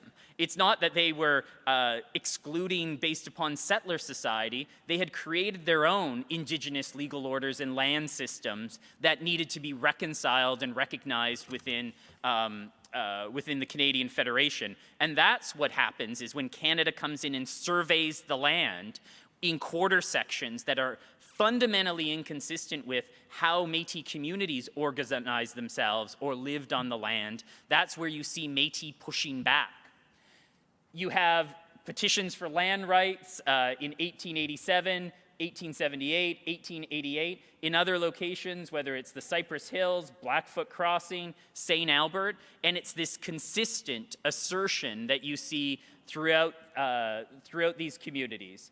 St. Albert Métis Association in 1897 formed, elect a president, and they move and they petition to Ottawa to recognize the land holdings in St. Albert. And I'm just, one, because I don't have much time, which is good, and because I can go on forever, but I'm giving you snippets of this is some of the history. And much of this history isn't written down. In fact, Canada's history about how these relationships are established is written down and well known, but ours is just like a footnote, or in some ways, it's not recognized for what it is. Petitions about script fraud. So even after script comes, and we'll talk about this tomorrow in the script presentation, that the Métis then say, well, script is what's happening with script is there's frauds and abuses, and they turn to the courts and they petition on this. So it's this constant idea of Métis pushing back and asserting themselves. Of course, the famous 5 in Alberta about organizing.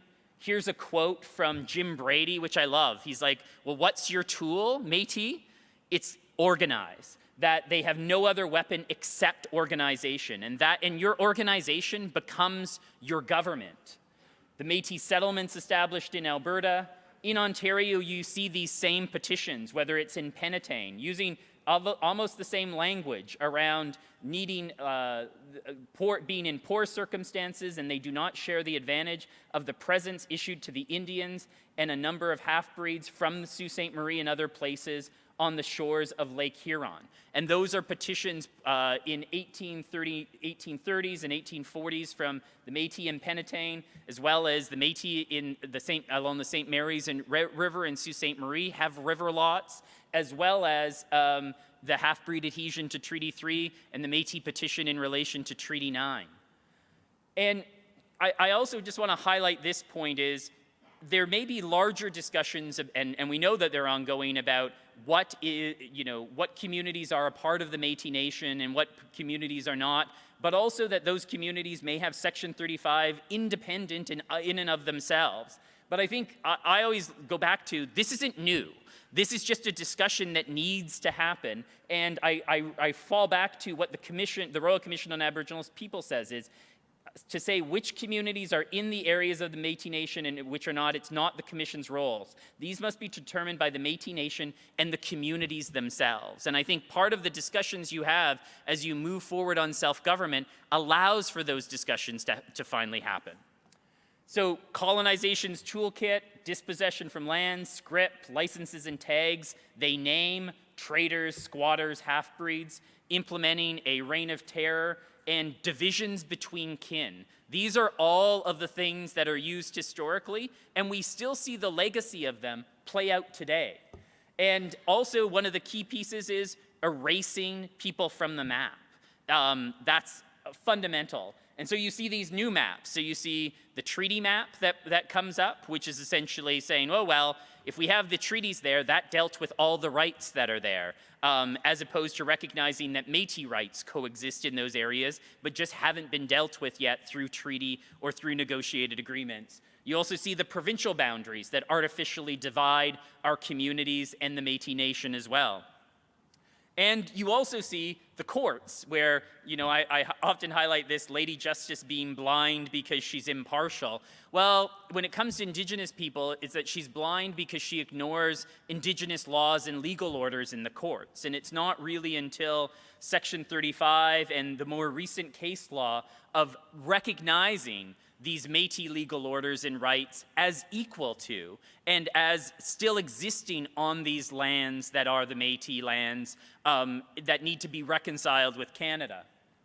And the Métis' vision of self-government from that original quote of Riel has not disappeared. In fact, that they are the embodiments of what is the MNO, the MNS, and the MNA today.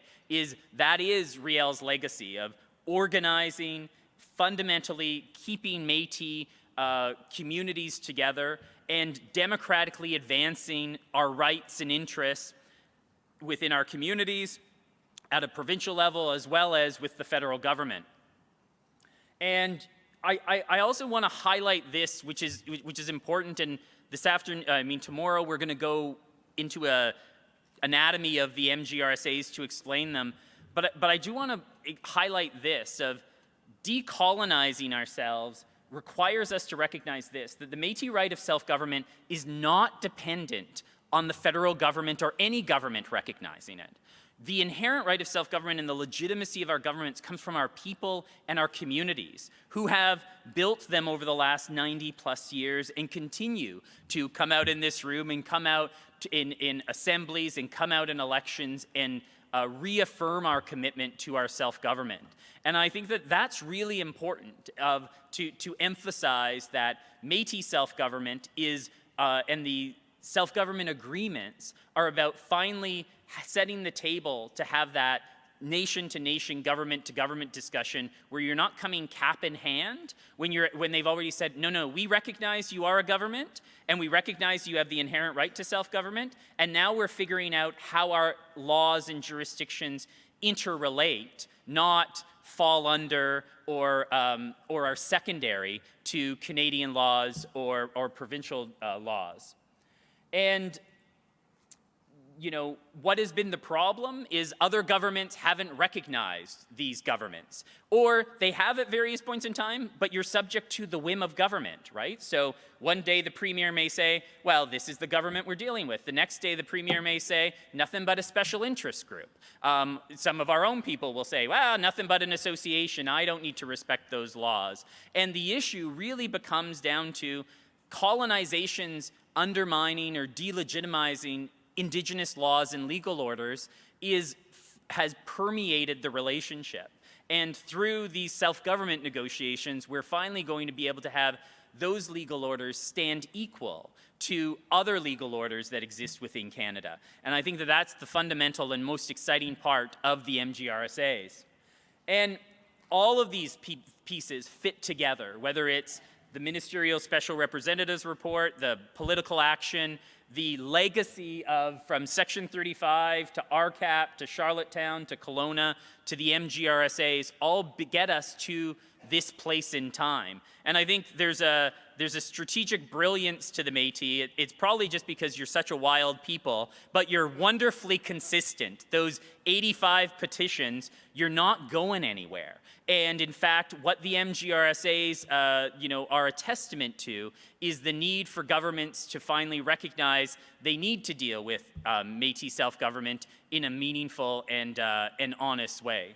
So I highlight this because similar to First Nations who have been redrawing the maps of Canada based upon some of the fictions that have been put upon them, we have been redrawing the maps. So this is where the historic treaties are. This is where modern day land claim agreements or self-government agreements are being negotiated or have been negotiated. And you still see the fictions or the biases that are in there. In our territories, our agreements aren't yet there. Here's where some of the modern day treaties are. Here's where some of the negotiations are ongoing. And really what the MGRSA set the table for is to redraw this map of Canada yet again and put the Métis back on it like we belong. Thanks very much.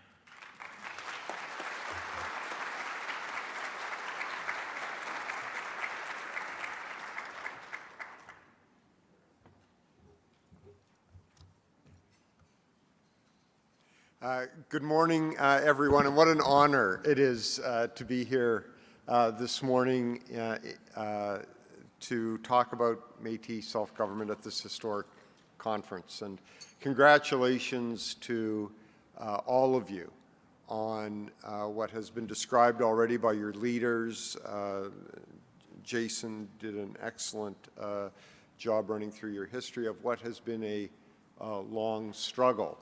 And it's really almost hard to believe that we're actually here today talking about something that has always been a reality for you, but is now formally recognized by the Government of Canada.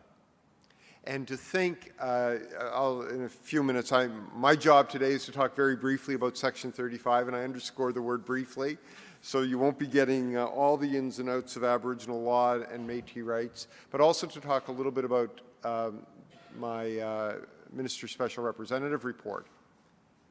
But to think that it was in 2015, in the summer of 2015, that I started, or the spring of 2015, that I started my consultation with you in my preparation of an independent, nonpartisan report from somebody who in their day job acts for corporate interests and public government interests in the area of Aboriginal law, that we would be almost 5 years later dealing with the reality that, of course, Canada recognizes Métis Section 35 rights. Of course, Canada recognizes you three governments as based in Section 35 and acknowledges your inherent right to govern yourselves. Of course, we'd be here today. But when you think about that and how long the struggle has been and how your world and Canada's world has fundamentally changed and changed for the better in really 4 very short years. I'm looking for and I thought it would be appropriate. It's a little self-indulgent, but it is a quote from my own report. But I do it deliberately, though, because then I hadn't had the honor of working for the Métis. Here I was working for Canada and trying to give the very best advice I could as a non-Indigenous, middle-aged white male. And I said, you know, Métis, and this is thanks to the education that you gave me back then. Of course, since then I've learned so much more, but Métis peoples hold a central place in the history and development of Canada.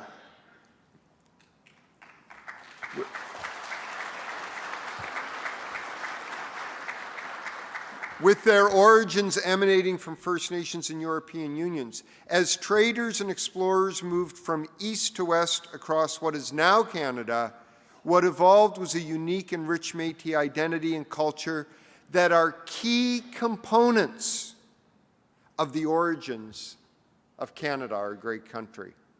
And it's this story, it's your story. And those of you who have read my report, you'll know, and again, maybe rightly or wrongly, but I emphasize numerous times in my report how it's in the public interest. We'll get to your interest, and we get to it later on in the report. But it's in the public interest that all Canadians know your history, because it's the history of our great country is actually embodied in the story of you.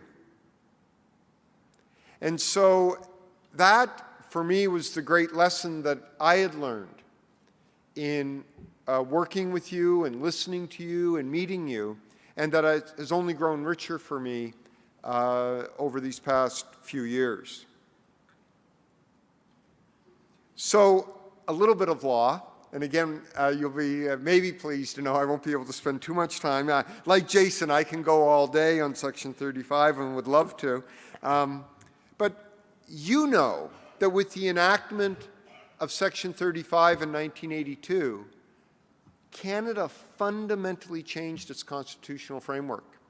And yet, those who put Section 35 into the Constitution, and this is well documented, that wasn't their intention. It's well known that the intention of those who put 35 in the Constitution was to appease the Aboriginal lobby. They were getting bothered by the wild ones back then, and others, about, oh, you have to put something in the Constitution. And of course, there was a legal opinion circulating, particularly among the Western provinces, that said, well, let's throw in this Section 35. It's an empty box. These are my words now, but it'll essentially shut them up, shut you up. We'll put it in the Constitution, and we'll get our amending formula, we'll get our Charter of Rights, and then we're back to business. Well, of course, you all know what happened. They were wrong, fundamentally changes Canada's legal regime and constitution such that we are really the only state on the planet that has materially fettered the sovereignty of the state to protect Indigenous rights. Now, again, many of you, myself included, would say, we haven't maybe quite finished that road yet. But relative to other states in the world, and again, thanks in large part to you and your ancestors, you fundamentally changed the makeup not only of Canada, but such that you and we, as a country, represent one of the unique legal regimes on the planet to actually materially protect Indigenous rights. Prior to 1982, Aboriginal and treaty rights under Canadian law could be unilaterally changed or extinguished by the federal government. That all changed after 1982. And yet, you know, and Jason yesterday at another discussion reminded us of what the Supreme Court of Canada mentioned in the Manitoba Métis Federation decision, talking about the legal lacuna, the legal gap that existed, with the Métis in particular. And truly forgotten for so many years dealing with Section 35.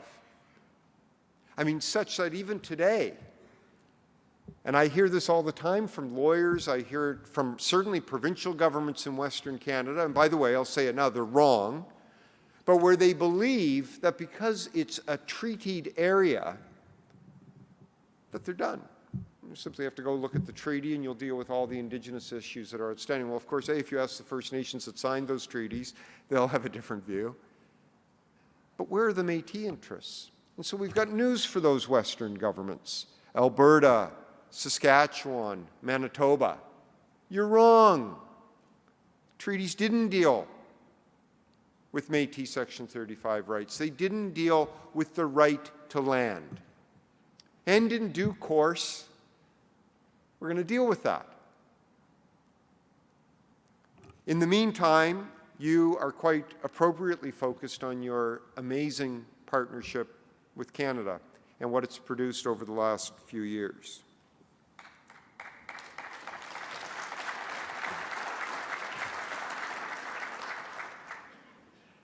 I thought it would be appropriate, I don't always put this quote up, but it's a great quote out of the Alberta against Cunningham decision, Supreme Court of Canada, but where the court noted that the constitutional amendments of 1982 signal that the time has finally come for recognition of the Métis as a unique and distinct people.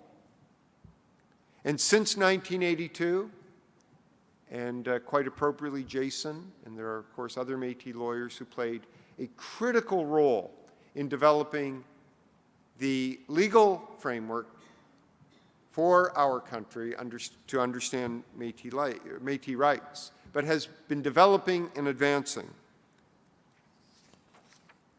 And what I'd like to do is just very briefly talk about a couple of these decisions. And I'm actually going to go to a non-Métis rights decision first, which is Vanderpeet. And Vanderpeet's the leading decision from the Supreme Court of Canada from 1996 dealing with, in this particular instance, First Nation rights.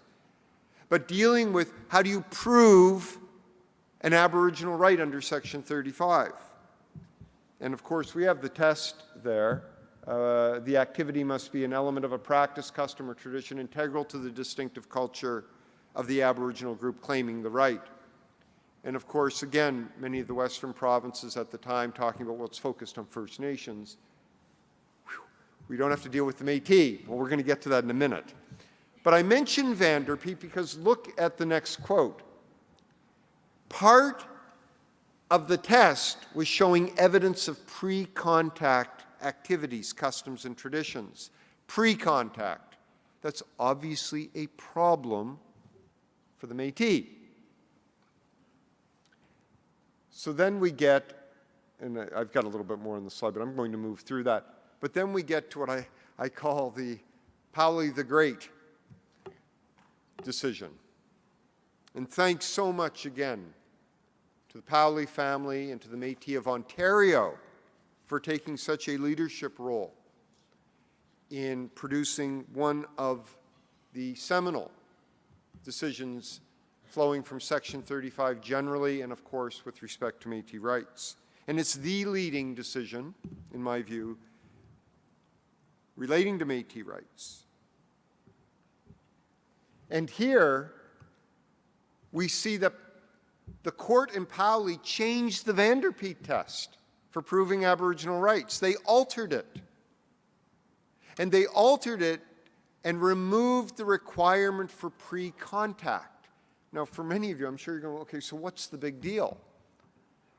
Well, the big deal is, in my view, is A, there is no grand distinction among Inuit, First Nations, and Métis. There's a myth that somehow the Métis are different when it comes to rights at law.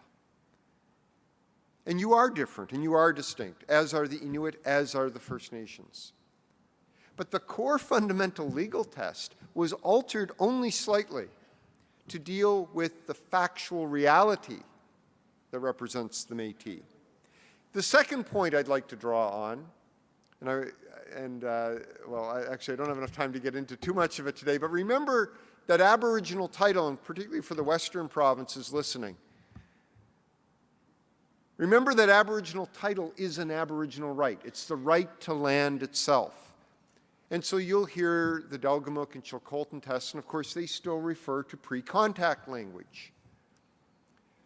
The argument, I think now is, and I think it's clear, that those tests will need to be changed as well.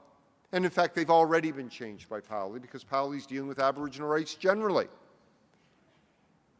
To fundamentally change the assertion that land rights under Section 35 can only be associated with pre-contact evidence.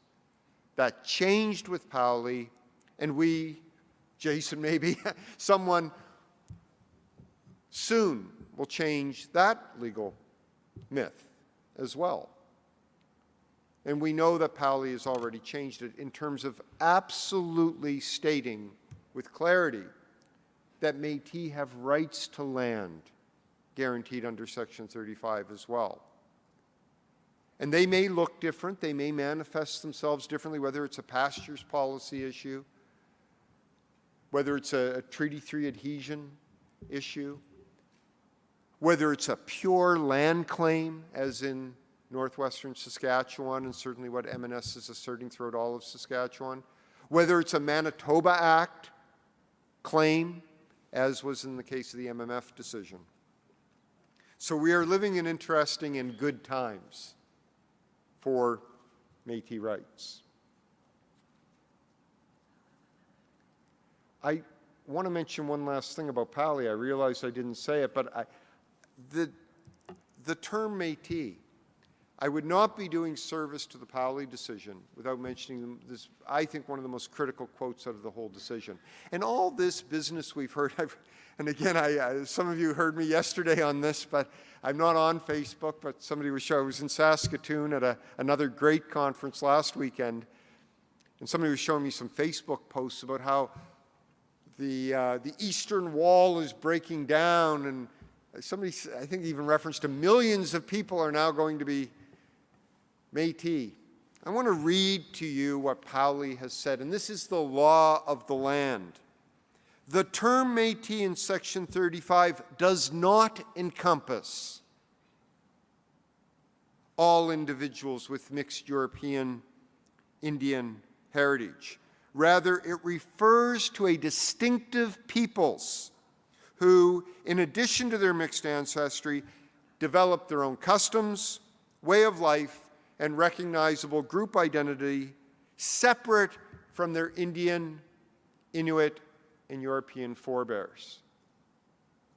That's the law. So this notion, this fear-mongering of somehow the walls coming down and all these people, there are people maybe claiming to be Métis, but we know that east of Ontario, they don't have the evidence to establish, and we know it's not the reality. And so people shouldn't be fear-mongering. And in fact, I'm not here to speak about Métis Nation of Ontario today, but I think it's important I say it. And what my observation was back in 2015, and I'll say it again today, that the M&O registry that I was so deeply briefed on back almost 5 years ago and have been more recently briefed on in terms of more recent work being done, is exemplary in meeting the Section 35 criteria.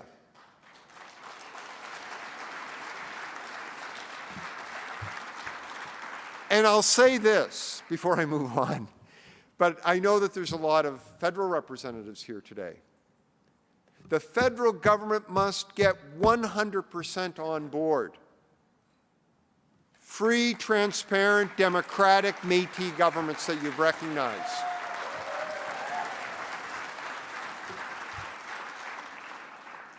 And this isn't about taking sides. It's about doing the right thing.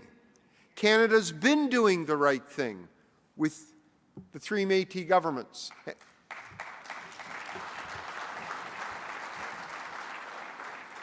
But it also must call out the fear-mongering.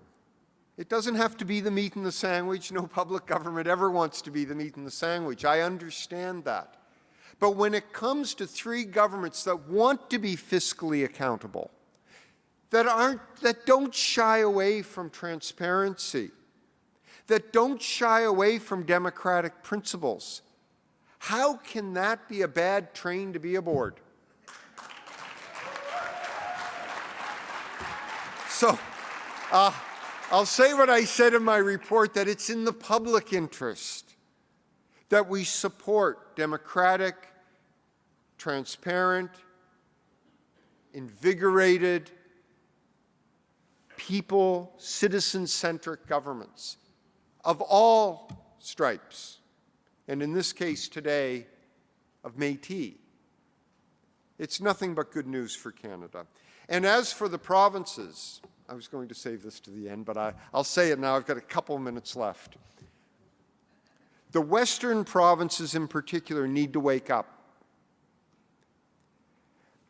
They are so far behind. I mean, look, we have got a debate. Look, there's gray areas, and Jason and I could again talk all day about some of the gray areas in Aboriginal law.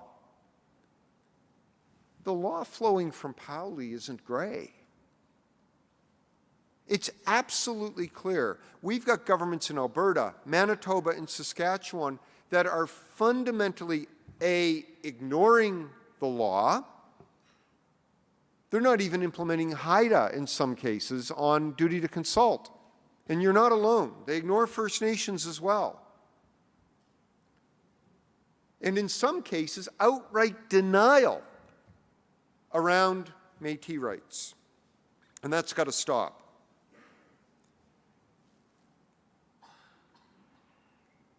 We had the Manitoba Métis Federation decision dealing with the honour of the Crown. And in that case, dealing with one specific claim, not generally Section 35 claims, but a claim dealing with Section 31 of the Manitoba Act. Another thing I saw on Facebook was a suggestion that, and again, this isn't a comment at all against MMF, but there was a suggestion that some of the MMF, because of this case, sort of represents all the Métis interests. And that's not what the Supreme Court of Canada said. That's not what I said in my report. I was tasked with looking at, and I had the honor of looking at, the leadership role that the MMF played in this particular case. It deals with Section 31 of the Manitoba Act. That's one, and a very important one, but simply one out of the many claims that Métis have in this country and across Ontario westward. And it's a good indication of where you're going, but you've just started the battle, and you're not done. Daniels, of course, Section 9124 includes Métis, and my only point, I'll just say this very briefly. This whole myth of the grand distinction, that somehow Métis are really different and they deserve to be forgotten because their rights aren't equally protected with Inuit and First Nations. And I heard this as the MSR. I still hear it. It's fundamentally false. There isn't a sentence, some of you will have heard this from me before, there isn't a sentence in any decision, and I'll challenge anyone, and I'm sure there may be one out there somewhere, there's certainly not a material decision that I know of, that stands for the proposition that there's a hierarchy of protection under Section 35. Or that somehow the other myth that I heard was treaty rights trump Métis rights. I heard that from a government lawyer in one of the Western provinces who knows better. They're wrong. There's no case law that stands for that proposition. Your rights are equally protected under Section 35. And that's not open for debate. This is trite. This is basic law. And yet, these myths are still perpetuated. The duty to consult doesn't fully apply to the Métis. We know, again, the Western provinces, we see them playing games all the time. It's not true. There is no case law that stands for that proposition.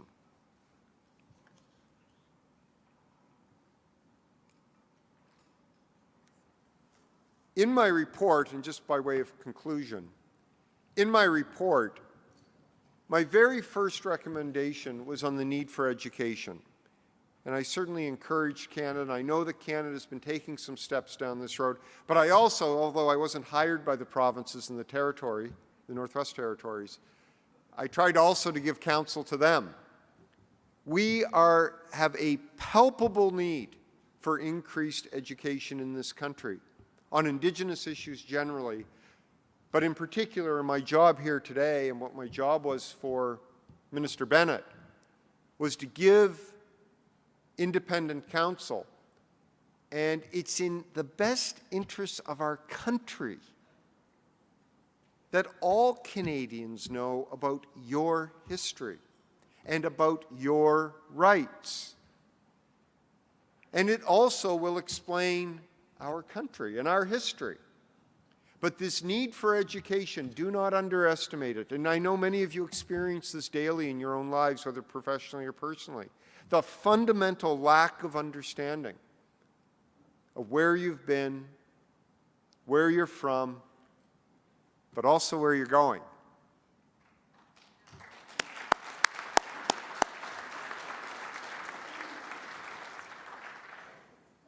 So, by way of conclusion, I'm not actually following my presentation now, and I think I've touched on most of this in terms of some of the myths. We're here today to talk about self-government, and what a great day. And I hope all of you are savoring your hard work and your ancestors' hard work and efforts. And I do think it's important to acknowledge the leadership of Canada as well. Again, as a nonpartisan, independent person, which I still am, although I do work for MNS now as well, and I'm very proud to work with President McCullum and his leadership team. But what a great day for our country. And as I said in my report so many times, it's in the public interest that we support sound, accountable governments, Métis governments. And Canada is living up to its desire that it's expressed numerous times that Minister Bennett and Prime Minister Trudeau have stated. Now, we're not done, so I don't want to sound like I'm just heaping praise on Canada and that the work is done. We need the legislation. We need a land claim policy dealing with Métis, one of my recommendations in my report, that you don't right now have a process to avail yourselves of to deal with the outstanding claims. And it's the right thing to do. So as we move forward, I want to congratulate you. On my very last slide, and some of you will have heard, I really like this particular Louis Riel quote, 3 days before the Battle of Batoche. In a little while, it will be over. We may fail, but the rights for which we contend will not die. Well, guess what? You didn't fail.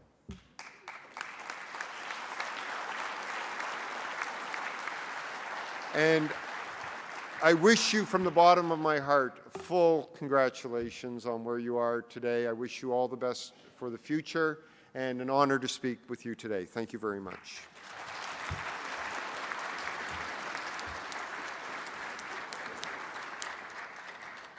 Okay, can we give one more round of applause to our speakers this morning?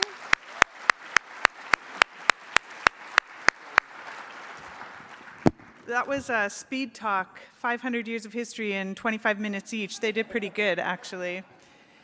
So I want you to think about the language that you were hearing this morning. This is the language of litigation. And we've got people with a background under Section 35 and people who've been involved in the litigation and what that looks like. And another, of course, opportunity is negotiation, and that's what we're doing here today. And looking at what negotiated, let's sit down as nations together to talk about what the future looks like. And so when I teach, my background is as a teacher, I tell my students, when you look at cases, sometimes you look at a case and you say, oh, we won that case, or we lost that case. And it's a bit of a mythology. Lots of times cases open doors and avenues that weren't open before or that people never thought about. Lots of decisions get overturned in the future, but it's part of our legal dialogue. And so we'd like to ask if any of the comments that were made by Tom or Jason this morning, did they spark any questions in you? Do you have any questions about what those cases mean, what's going to happen? You know, you heard some phrases like legal fiction. You heard about what Section 35 rights are. You heard about sort of where Powley takes us, the very early cases on Aboriginal rights, and that's the language right out of the Constitution. Any questions? We've got 2 microphones set up. If anybody has any questions about what that might be, any lingering thoughts that crawled across the floor, up your pant leg, and you're going, what the hell was that?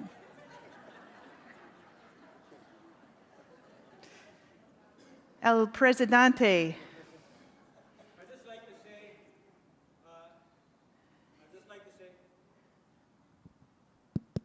Hello? Yeah. Yep, it works. Thank you.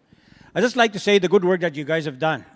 It's the amount of time that you spend in the work that you've done to be able to qualify and justify in regards to where the conversation should go as far as self-determination, land claims, and the works. Thank you for that, guys.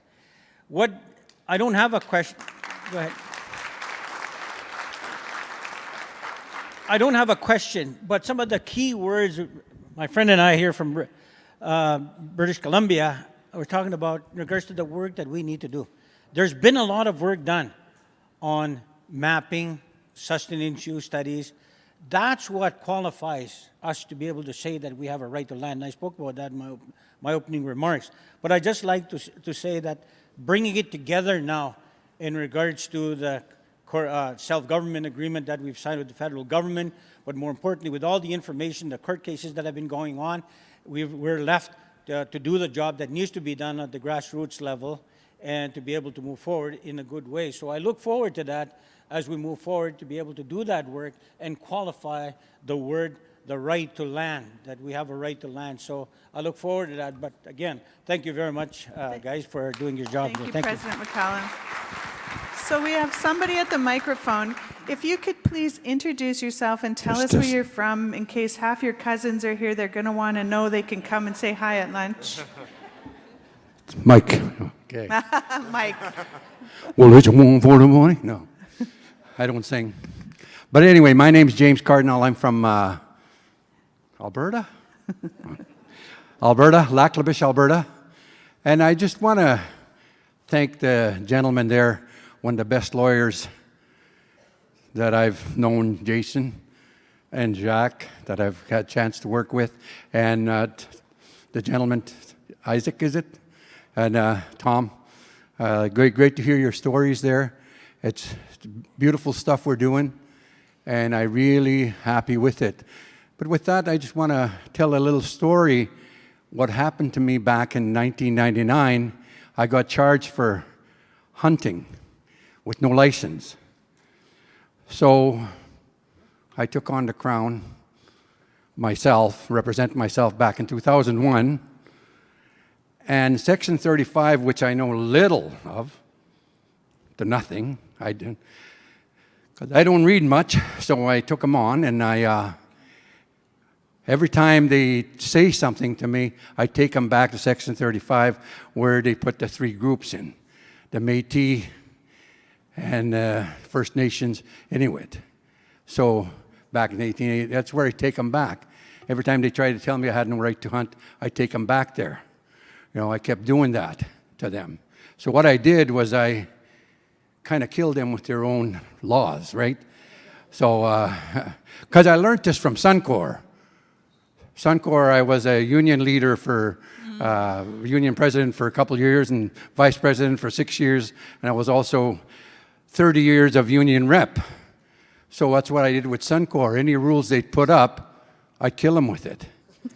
You know, that's what I attack them with. I'm not a lawyer or anything. I've had very little education, but listening, and while like I'm learning today and everything they talk about and how Section 35 works and all that stuff. So this way, I don't have to read it. I let them read it. So these are the things. This is something my dad taught me, because if I didn't listen, he gave me one of them. So I had two of these, he says. And that's what I did. So anyway, and in 2001, I took him on with that. I kept taking him back there. Like every time, you know, like he says, well, are you treaty? No.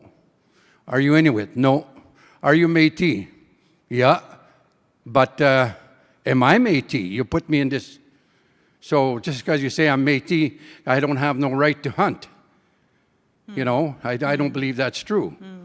You know, and that's what I told him. Because when you put me in the same where First Nations and Inuit can hunt, I should have that same right.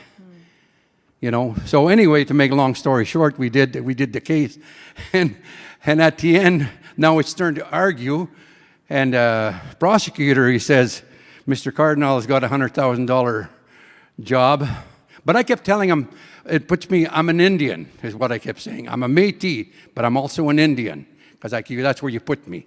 That's what you say I am. All three of us are that. Inuit, First Nations, and Métis. You call us Indians. That's what I am. That's what I kept telling him. So anyway, at the end he says, Mr. Cardinal got a $100,000 job. He's got a $100,000 home. He drives a Suburban. And this guy's describing all my belongings in life. And then what says to me, Mr. Cardinal, you want to counter-argue? I said, Your Honor, I have nothing right to counter-argue. Everything he says is true, but I don't know when he came to visit my house because he described it to a T. I don't remember him coming there. I was home when he came. I said, but I want to make a point. And then he said, go ahead and make your point. I said, sir, why do I have to be poor to be an Indian? Exactly. You know?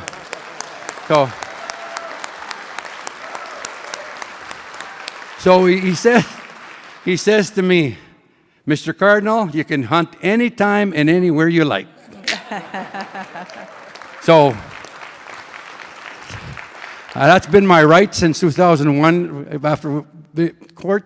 Last year, we were at Touchwood Lake, and a lady, Fish and Wildlife, came there, and he says, where's your permit to hunt here? And I said, I don't need a permit. I can hunt anywhere I like. And she said, no, you need a permit. I said, no, ma'am. I said, and I always carry my little number when I hunt. I said, in this case here, go check it out. I said, and if you don't like the judge's decision, come back and tell me to get a permit. She hasn't been back. Thank you very much. Thank you, Mr. Cardinal. So I think I saw an elder coming over towards a microphone over here. Did you, sir, were you? No, okay, there you are, yeah. Good morning. My name is Art Bennett. I'm from Bruce Vines up near Sault Ste. Marie, the historic Sault Ste. Marie area. And I don't have any questions, I just have comments. I've always been proud of who I am, and hearing this talk this morning and yesterday makes me even more proud of being Métis.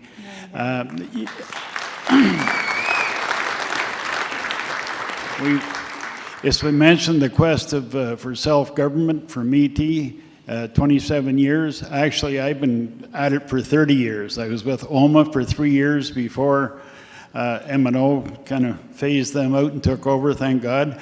And it's been a long journey, and as Jason knows, I was there as a witness for the defense in the Pauli trial. Steve was my first cousin.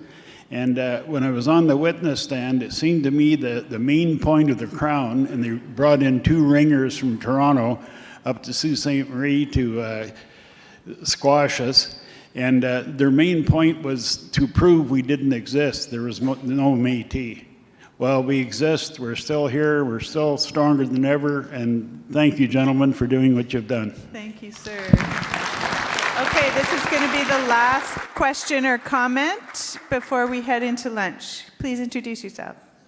My name is Brian Fant. I'm from Fort McMurray with McMurray Métis Local 1935, but I'm also a M&A Constitution on the M&A Constitution Commission. So I hear Jason talk about rights all the time, so I just want to ask the question, what establishes a right? And so I want to sort of talk about some of the stuff we have, hunting, trapping, fishing. It seems to flow out of our mouths pretty quickly and pretty easily, but I think rights go beyond that, and I'd like you guys to talk about that. We finally got something to do with being able to cast fish with hook and line in Alberta. But I don't hear any discussion about the right of commerce, the right of our mobility, right of our resources, and the use of those rights. I mean, rights come from use of something for long periods of time. So anyways, if you guys could answer that, that means we'd have all the rights of this land that we've been using forever. Right, good question. Jason?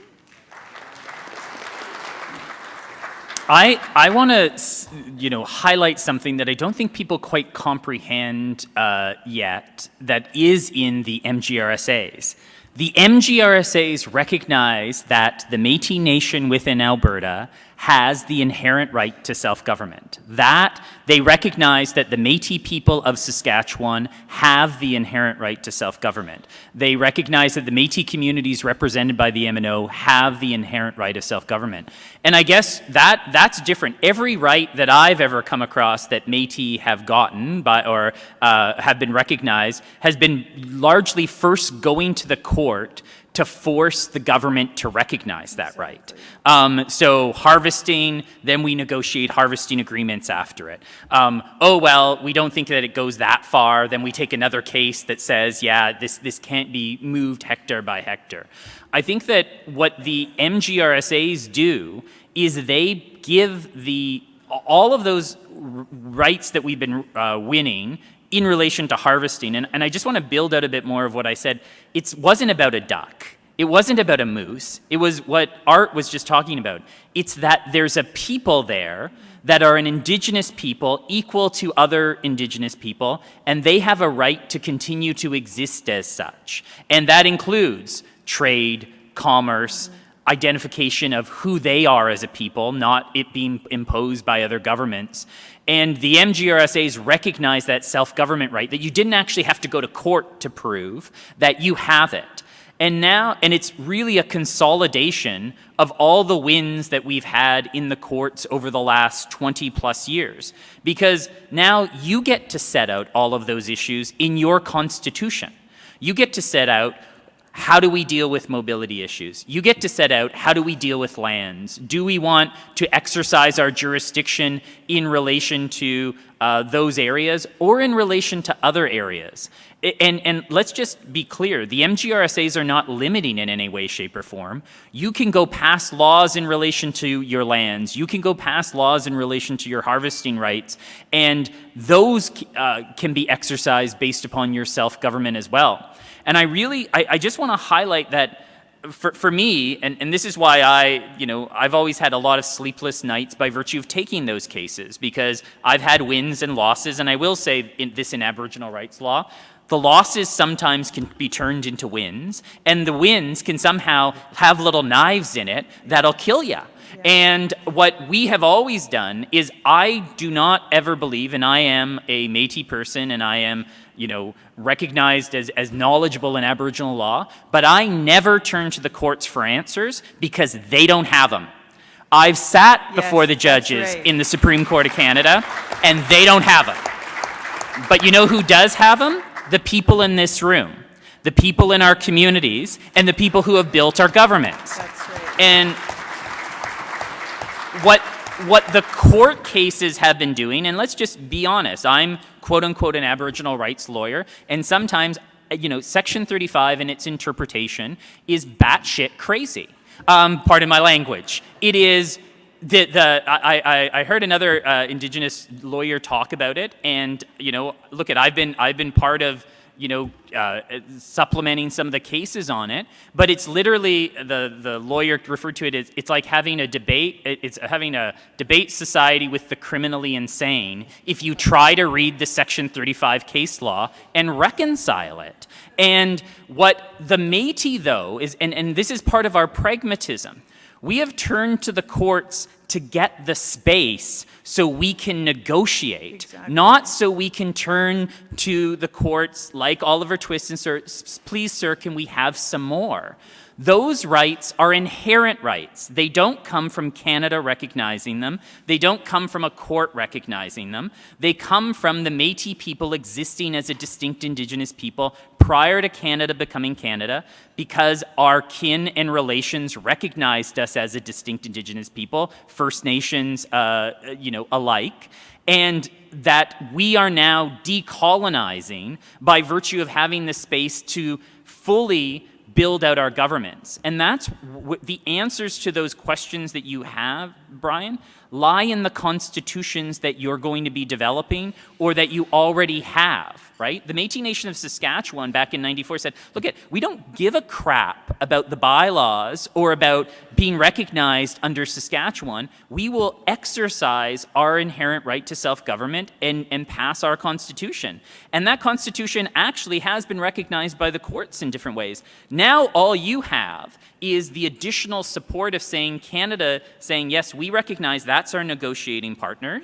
That negotiating partner holds the inherent right to self-government, and they're going to figure it out, and then we're going to recognize that constitution as their laws. And you have a hard task of sorting all of those things out, but in many of these things, you already have the answers to it. You're unlike First Nations in some ways that have been pulling themselves out of the legacy of the Indian Act. You've been self-governing for generations. Now you just need to finish off those steps to have your governments recognized as such. And I think that is, those are the questions that you can only answer in the communities and amongst yourselves, and you can't be, and I just want to say this, as a quote-unquote Aboriginal rights lawyer, don't look to the court cases for them, because it's a truncated version, it's deformed, and it's colonial still.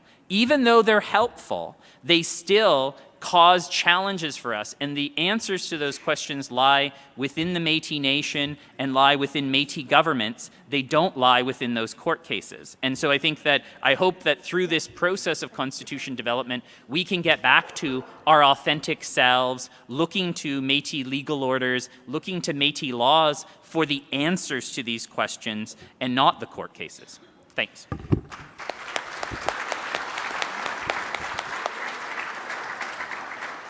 So know the answers come from acting like a government. The answers come from doing governance. The answers come from within. And, you know, when we think about colonization, we always kind of think about it's Indigenous people who've been colonized. We've all been colonized. The courts have bought the same Kool-Aid as we have, and they have also got to be decolonized. And so the reconstruction and the dismantling of the past decisions that are colonial, that start with legal fictions. You heard Tom Azik talk about legal fictions quite a few times this morning. Those threads will unravel very quickly. So knowing who you are and where you come from and the education piece in our communities is crucial. Let's give a final round of applause to these two gentlemen, and we have some gifts for them.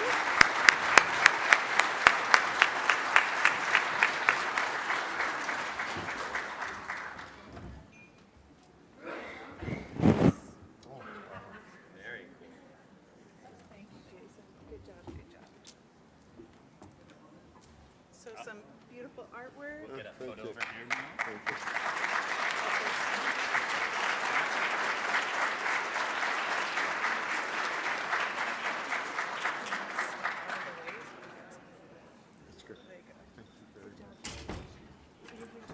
No.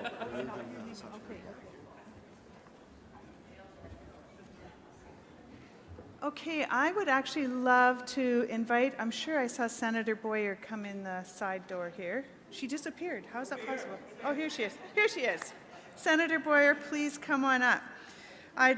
We've got our own Métis senator here with us today.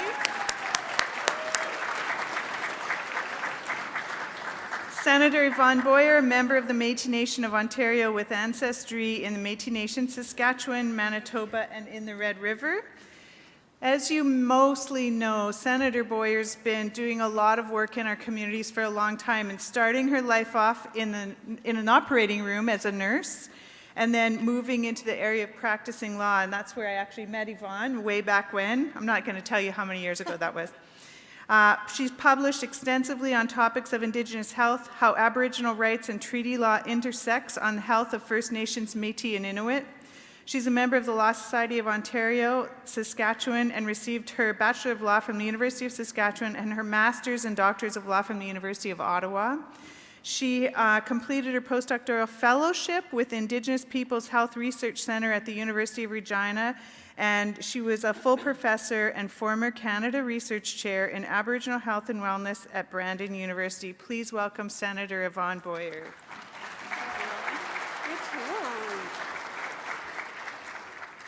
Thank you, Marilyn, and I'm absolutely thrilled to be here today, and especially the fact that you brought all this warm weather.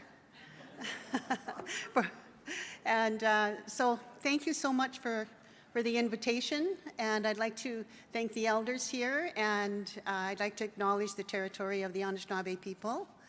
Thank you for the invitation again, Margaret, Audrey, and Glenn. I want to talk to you a little bit about what it's like to be a senator, to be the first Indigenous senator in Ontario, and what an honor it was. It was 2 years ago on International Women's Day that I got a call from the Prime Minister. And I'm going to tell you a funny little story, and as Métis, I think you can all relate. So I live out in the country, and sometimes I don't get very good reception. And I was checking, and I knew, well, they didn't say the Prime Minister is going to call you, but they say, you're going to get a call. And you think, okay, it might be the one that I'm waiting for. But my phone didn't have 3 bars on it. And I thought, what if the Prime Minister phones me and I don't have 3 bars and I cut him off? That would really be bad. So I went with my husband and we went to our local town, Smith Falls, Ontario, and we checked around to see where I could get 3 bars. And guess where we were? We were behind the Tim Hortons by the dumpster when the Prime Minister phoned me on International Women's Day. It was memorable. So So when he called, and I said, he sounds just as great as one of my kids do. And it was a wonderful call. And afterwards, when the call was over, I looked at my husband, and my husband looked at me, and we just started crying. Because at that time, I realized what we could do. The Métis had been traditionally very much excluded in Senate business. And I thought, okay, the first thing I want to do is I want to go visit some Métis people. And we did a little tour around. We started in Ontario. We went to the Powleys. We had great visits with the Powleys. We worked with Margaret's crew, and I was able to go visit as many Métis as I could in my first summer. And I also managed to get to Batoche, and that was a very memorable time as well. So I've been doing as much as I can as a Métis in the Senate, and what I also have been doing is gathering a compendium of Métis experts, knowledge keepers, people that would be available to come to committee meetings, because every piece of legislation that comes down from the House of Commons, or we send to the House of Commons, we get to scrutinize it, and I scrutinize it with Métis eyes, and I say, what about the Métis people in here?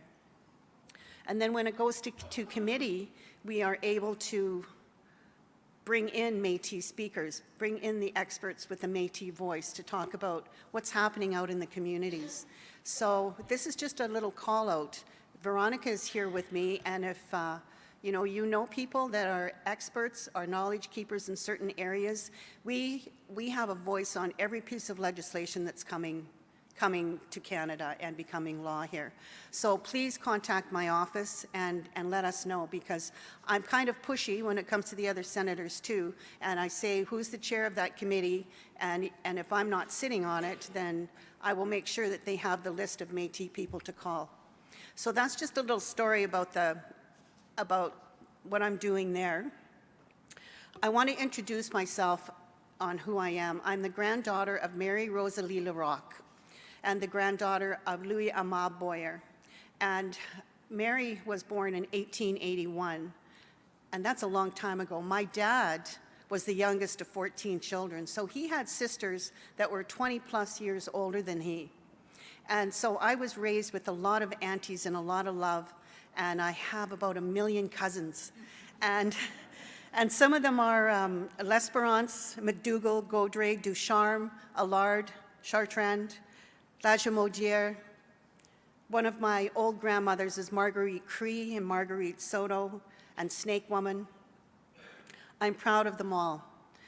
I've been doing as much work as I can on my ancestry, and I've been tracing where they lived, and have actually gone down to the lands where they lived in Pembina and Walhalla, Turtle Mountain, and to southern Saskatchewan. And I was raised by my Auntie Lucy.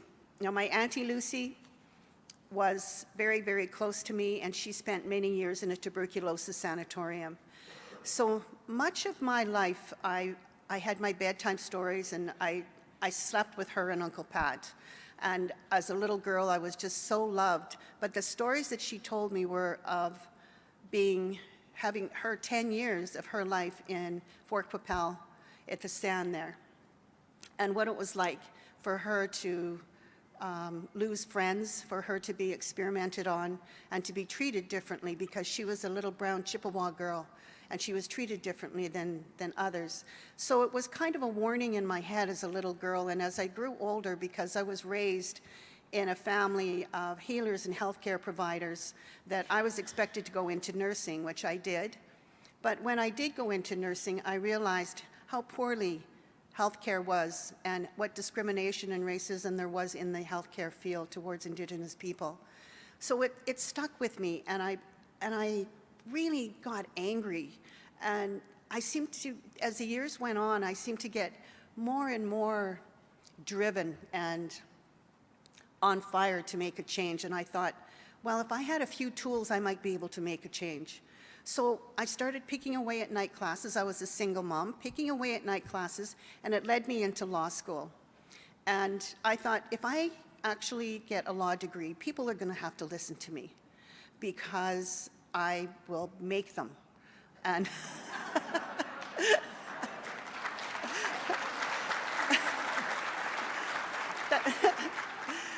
and that's where I started gathering a little army, like we have Marilyn here. That's when I met Marilyn, and that was a long time ago. That was like 25 years ago, Marilyn.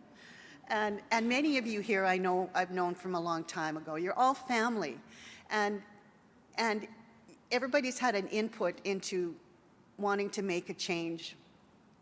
And I thought I could make the biggest change in healthcare because I knew what healthcare was all about, and I knew what the law was about, but I realized that I needed to do a little bit more. So I moved to Ontario in 1999, and although I had been a member of the Saskatchewan Métis Nation, and then I became a member of the Métis Nation of Ontario here, and I started working at the Aboriginal Healing Foundation.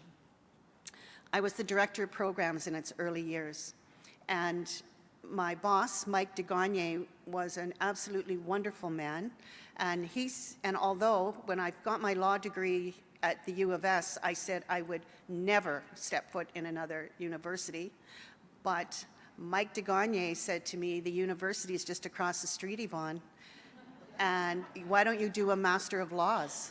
And we'll give you time off. We'll pay for it. And I said, I guess I gotta. So what I did at that time was I took everything that I knew for my master's thesis about health and everything I knew about the law, and I kind of put it all together, shook it up, and like threw it out in a pickle jar, and said, okay, what about fiduciary obligations? What about the constitutional status of Aboriginal and treaty rights to health? What about research ethics? What about the international right to health? What about women's health? What about Métis women's health? And I had all of these great ideas, and that was my master's thesis, and I thought, okay, I'm done. Now I'm done. And then a couple of years later, I started writing about it, thinking I was feeling unsettled, and I moved over to the sister organization, the National Aboriginal Health Organization, and I started on a PhD because I wanted to develop some of those ideas, and we've got people here that are so versed in the area and have pushed the Métis agenda so far, and I'm so proud to be part of it. And at that time, I thought that I could use the basis that I laid in my master's degree to develop these a little bit more and really, really prove Aboriginal and treaty rights to health for everyone. And it was work that has engulfed me my whole life. And so that's what I bring into the Senate as well. I bring into the Senate a view about health and the law, and that's the eyes I look at it. I look at it through my Métis eyes. I look at it through my ancestors' eyes, and I'm there, and there are 12 of us, and there are 4 Métis in the Senate now. So put your applications in. We need more. I just want to tell you one more thing about the area that I've been working in. It's in sterilization, enforced and coerced sterilization of Indigenous women, and that includes Métis women as well. And I've been working very, very hard, and I believe it's because of my aunties and my grandmothers, and I have a sneaking suspicion that my auntie was sterilized when she was in the tuberculosis sanatorium. She never had any children, and her records were lost, but I believe that it's my aunties talking to me and helping me push me along in this area. And I've actually written a lot of newsletters and reports, and I've talked to the media in Germany, Spain, France, all over the world. And on a very interesting trip I had to Halifax, there was a woman sitting behind me who I recognized, and she was none other than Margaret Atwood. And I thought, nail biting, should I talk to her? And I thought, well, what's the worst she's going to say is go away. And so I turned around and I said, It's a pleasure to meet you, Margaret Atwood. I'm Senator Yvonne Boyer, and I'd like to discuss the forced and coerced sterilization of Indigenous women in Canada that's happening right now.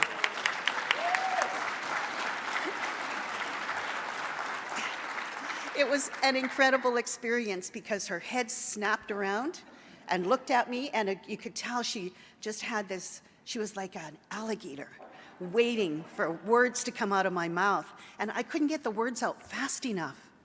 And as we're walking off the plane together, I handed my husband my phone, and I said, "Take a picture." and we got to the lobby, and Marv, my husband, standing there. He's got the picture out, and then I look, and she looks, and we're both looking like this as we're still, and I'm still going, blah, blah, blah, blah, blah, blah, blah, blah, blah, blah. And she, it was a wonderful experience because she set me up with the group that was her charity when she did her web stream for the book, her latest book, and it's just escaped me. What is it? The Testament, that's right. Yeah, and it was Equality Now out of New York. And so she set me up with them, and they've been a real ally. Margaret Atwood has been a real ally for for stopping the agenda of forced and coerced sterilization of Indigenous women in Canada, and she's brought her little army to it too. So she's also tweeted about it, retweeted stuff that I've sent, and I'm really, really proud that I took that opportunity to be able to have Margaret Atwood support us as well.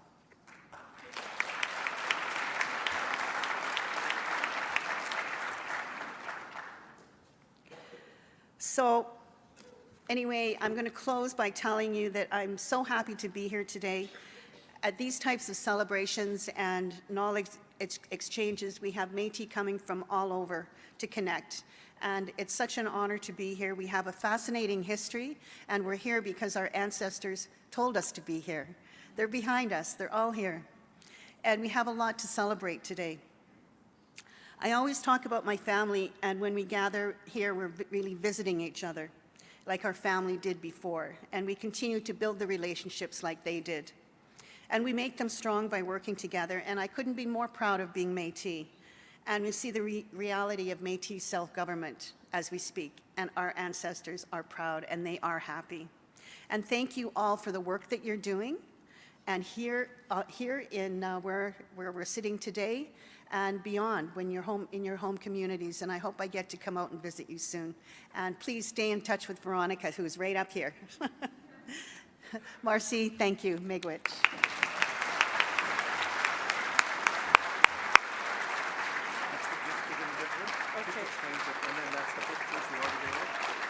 Okay. Yeah, there we go.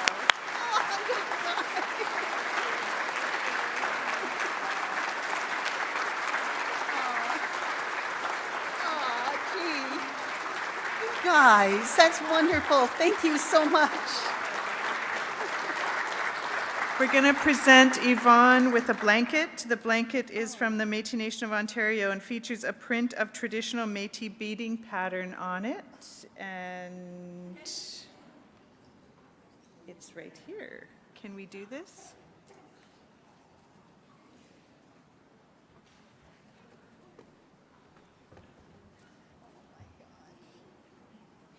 It's not a good day unless we make it on cry. Got it. Done. Check. So here's the blanket.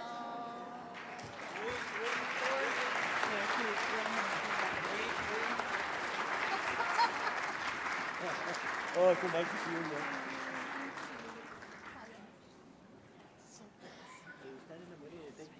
Yep.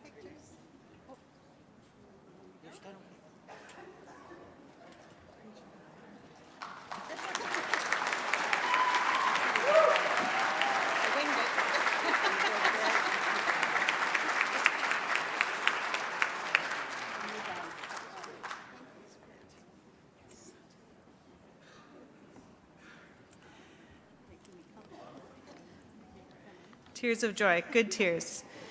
So the pictures that were presented to Tom Isaac and Jason Madden features a photograph taken by Métis Nation of Ontario youth Sarah Marusik. Am I saying that right? Sarah Marusik. And so we want to acknowledge that we've got a local artist doing the gifting as well. So I know from working with my elders over my lifetime that visiting is a traditional law. You need to go eat and visit, and I'll see you back here at 1 o'clock.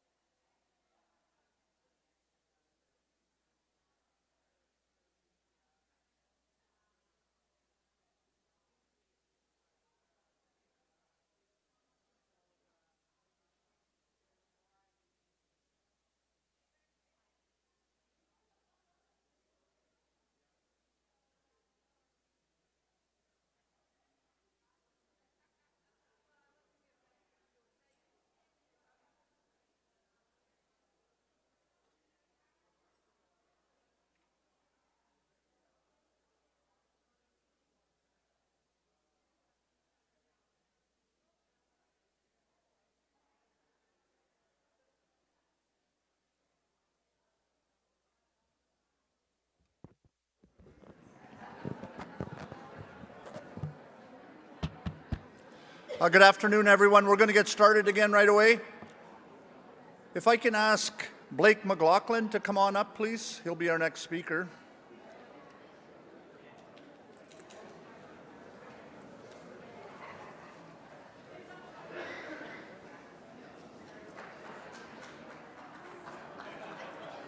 How are you? I'm well, thank you. Nice to meet you. I'll do a little intro and call you up. When I think we're going to get, are you coming? they're, I kind of walked around all the tables saying we're going to get started, but so they're sort of making their way back in.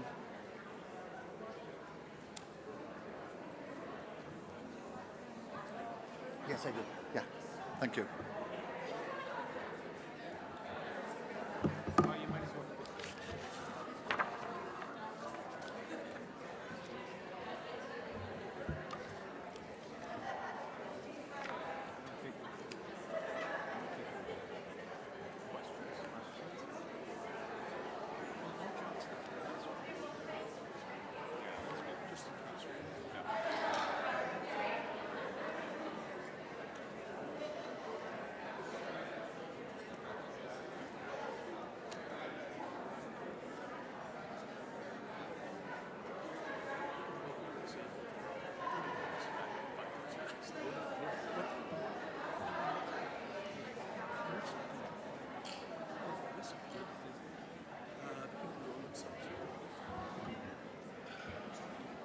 All right, in the interests of time, we're going to have to get going. So we're going to continue on here. People are making their way back, so let's get rolling. I'd like to introduce for the next talk here a perspective from the government's negotiating teams. I'd like to introduce Blake McLaughlin. He is the Senior Director of Negotiations with Treaties and Aboriginal Government at the Crown Indigenous Relations. He's worked in the area of treaties and self-government across Canada for almost 25 years. He began work in modern treaty implementation before moving to policy and fiscal negotiations. He became Senior Director governing negotiations in the Prairies in Ontario in 2012. He received his master's degree at the University of Ottawa, where he was lucky to meet his wife and is now proud father of 3. So I'd like to introduce Blake McLaughlin, and you'll have to introduce your colleague, I guess. Okay. Welcome, Blake. Thank you.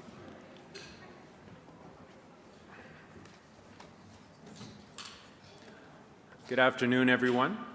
I'm joined on stage here today as well by my senior negotiator, Lee Grigas. Many of you are familiar with Lee and the work that we've been doing together.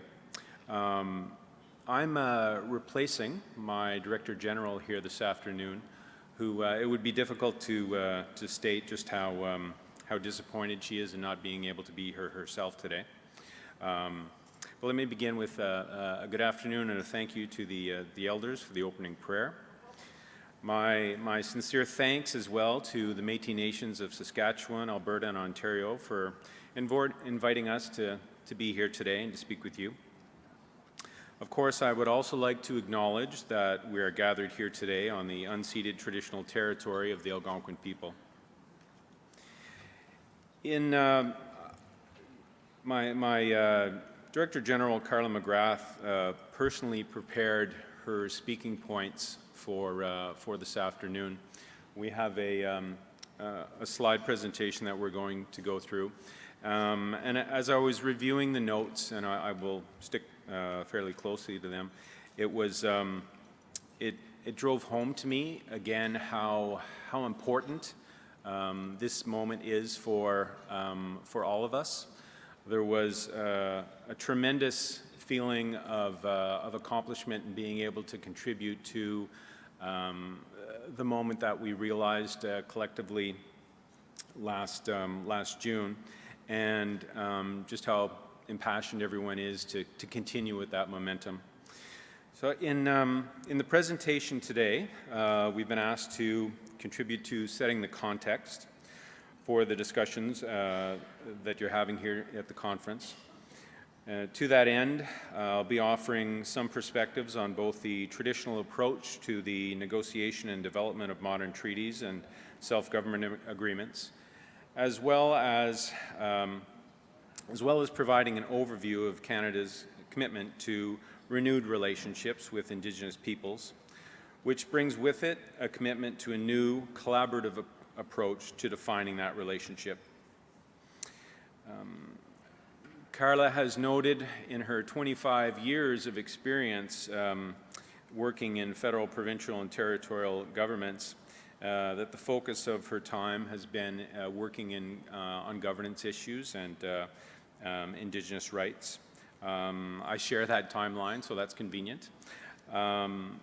Based on that experience, we can certainly say that we truly believe that we're at a historic moment, a moment where we have more flexibility than ever to craft agreements that are responsive to Indigenous interests and priorities, and agreements that, for the first time, recognize and implement Indigenous rights.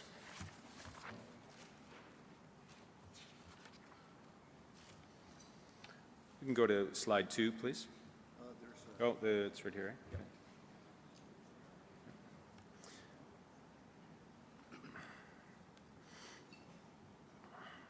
So in my comments today, I will address the historic context, the Royal Proclamation of 1763, the pre-1975 historic treaties, Calder and resumption of treaty making, federal negotiation policies, specific claims policy, the comprehensive land claims policy, the inherent right policy, challenges with federal policies and approaches, commitment to a new relationship and approach, and reconciliation and relationship renewal with the Métis.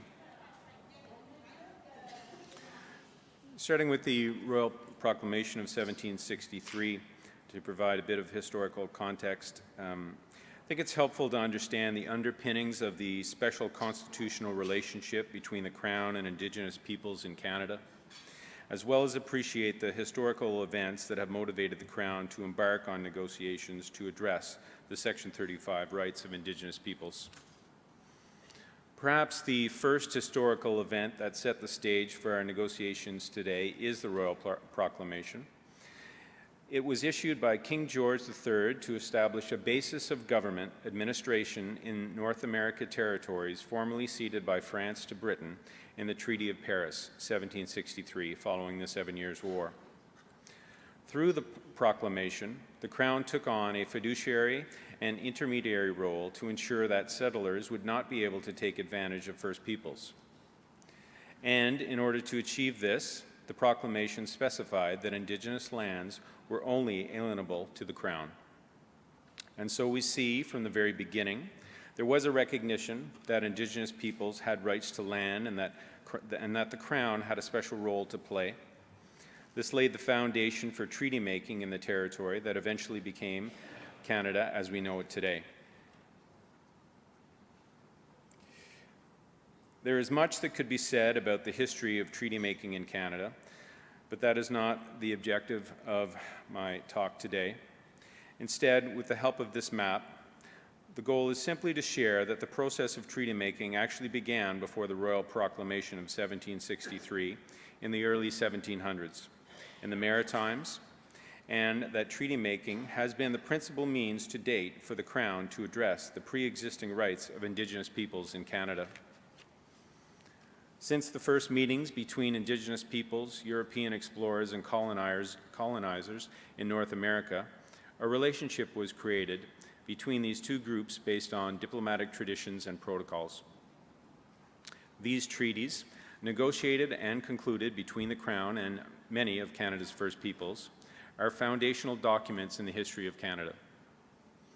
They established peaceful relations during times of colonial war, helped stimulate prosperous economic and commercial trade relations, and allowed for the organized expansion of Canada.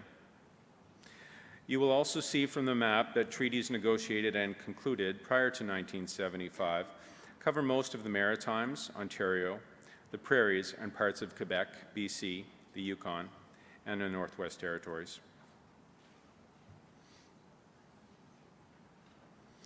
After land surrender treaties concluded between 1850 and 1921, stretching from northern Ontario to northern BC and the Northwest Territories, the Crown ended treaty making for a time. Yet, historic treaties only addressed a portion of Aboriginal rights across Canada. Land and resource-related negotiations needed to be restarted and are still underway in parts of the country where treaties were never signed. The modern treaty era began in 1973 after the Supreme Court of Canada decision in Calder, which recognized pre-existing Indigenous interest in lands and resources for the first time. The decision led to the development of the Comprehensive Lands Claim Policy and the first modern treaty, the James Bay and Northern Quebec Agreement, signed in 1975. Since 1975, Canada has signed over 30 additional treaties, often referred to as modern treaties or comprehensive land claim agreements, with Indigenous groups in Canada, and some of these treaties include self-government. A further important contextual factor to note is that since the time Canada re-embarked on treaty making, there have been a number of very significant developments in the law that have continued to shape and influence federal approaches. And I know this morning's discussions touched on many of those key decisions. This is an important point that we'll return to later.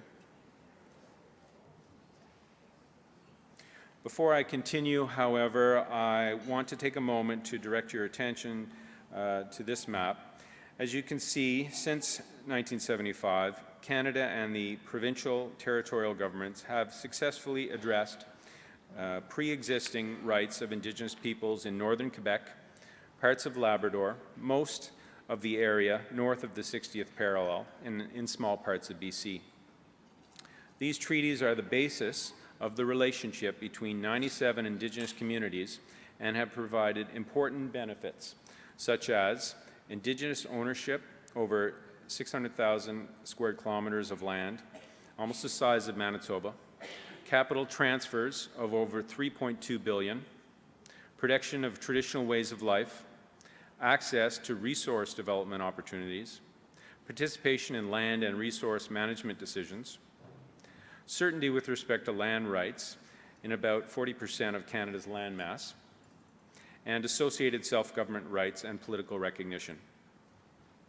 Ultimately, modern treaties address the unfinished business of treaty making in Canada. They are forward-looking agreements negotiated between Indigenous groups, Canada, and the province or territory in areas of Canada where Indigenous rights have not already been addressed through treaty or other legal means.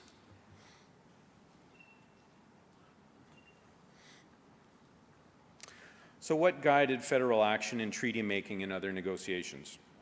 For several decades, Canada's approach to negotiating rights-related issues have taken place under three policies. First, there is the specific claims policy that was formulated in 1982 and provides a process for Indigenous groups to make claims for historic grievances related to Canada's legal obligations or management of First Nation funds or assets. This policy does not apply to the historic grievances of the Métis, given that it relates to breaches of historic treaties and the mismanagement of First Nation assets held under the authority of the Indian Act. Second, there is the Comprehensive Land Claims Policy that was first announced in 1973 and sets out how Canada negotiates Indigenous rights and title claims where they have not been previously addressed through treaty. Again, this policy was not designed to address the rights and claims of the Métis, given that it was developed at a time where Métis Section 35 rights had not yet been recognized in the courts. Third, there is the Inherent Right Policy, which is the policy framework that has governed the development of self-government arrangements for the last 25 years. The policy is based on the view that Indigenous people have the right to govern themselves in relation to matters internal to their communities, integral to their unique cultures, identities, traditions, languages, and institutions, and with respect to their special relationship to their land and resources. While this policy has not generated the number of agreements one had hoped for, particularly in Ontario and the Prairie provinces, where we have successfully negotiated and implemented self-government arrangements, the outcomes are compelling. For example, over the Over the years, we have seen First Nations who are self-governing have consistently higher post-secondary completion rates than registered Indians on reserve. The sectoral self-government agreement on education with the Mi'kmaq, Nova Scotia illustrate this effect. The Mi'kmaq of Nova Scotia now have a 90% graduation rate, which is the highest on-reserve graduation rate in the country, as well as improvements in literacy, numeracy, school attendance, and student retention. I had the privilege of visiting Member 2 just this past January, and it is truly impressive what you see on the ground, what it is when we can get folks out from under the Indian Act and provide them with the tools that can allow them to wield self-governance. I know this morning we also, there was talk of the amazing success that we're seeing in Saskatchewan in this area as well. Canada hopes to replicate this success with 23 Anishinaabe nations in Ontario. They have signed a sectoral agreement on education in 2017 and are now fully self-governing with respect to education. Higher secondary and post-secondary completion rates build the capacity of Indigenous communities for governance, program and service delivery, and economic development.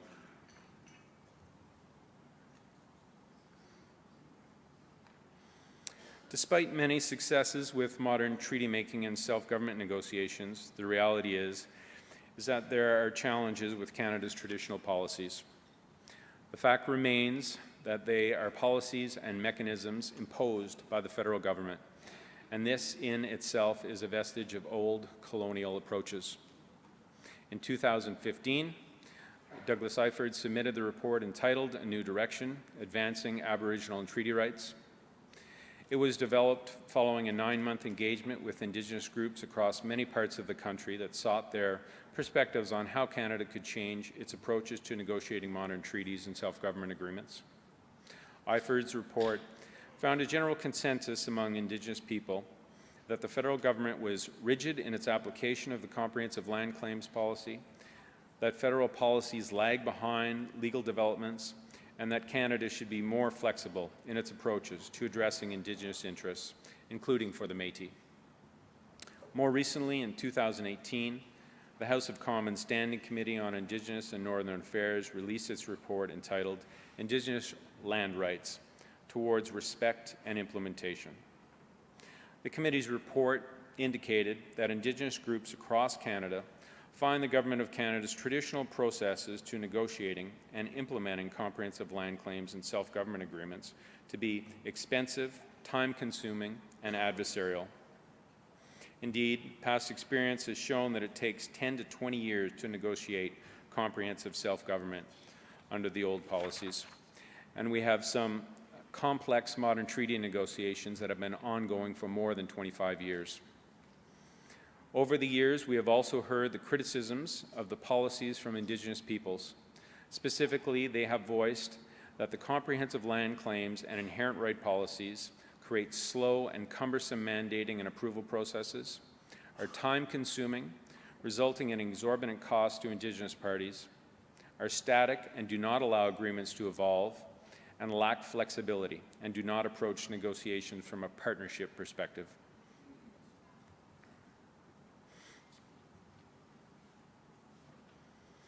It is clear that there is a need for a new direction and approach.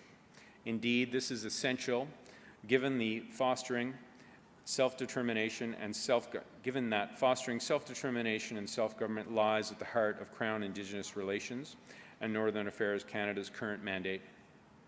Following the federal election in 2015, the Prime Minister made a clear commitment to renewing the relationship with Indigenous peoples based on the recognition of rights, respect, cooperation, and partnership. This is not just empty rhetoric, it underpins everything we do. It has also been restated and emphasized in the newest mandate letters issued in November 2019. The approach that we have been called to take in renewing the relationship is not about checking boxes. Rather, it puts a premium on listening to Indigenous peoples.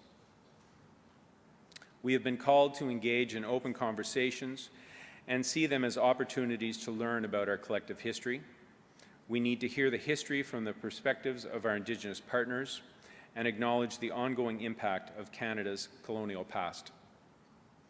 The Prime Minister is asking that we meet with Indigenous groups, starting with a blank slate, from a place that recognizes the history and the rights that Indigenous peoples have. Our focus is on implementation of those rights. It was in this spirit that Minister Bennett announced Canada's full and unqualified endorsement of the United Nations Declaration on the Rights of Indigenous Peoples in May 2016, and committed to adopting and implementing the declaration in accordance with Canada's Constitution. And of course, a central theme in the UN Declaration is self-determination and the right of Indigenous peoples to govern themselves.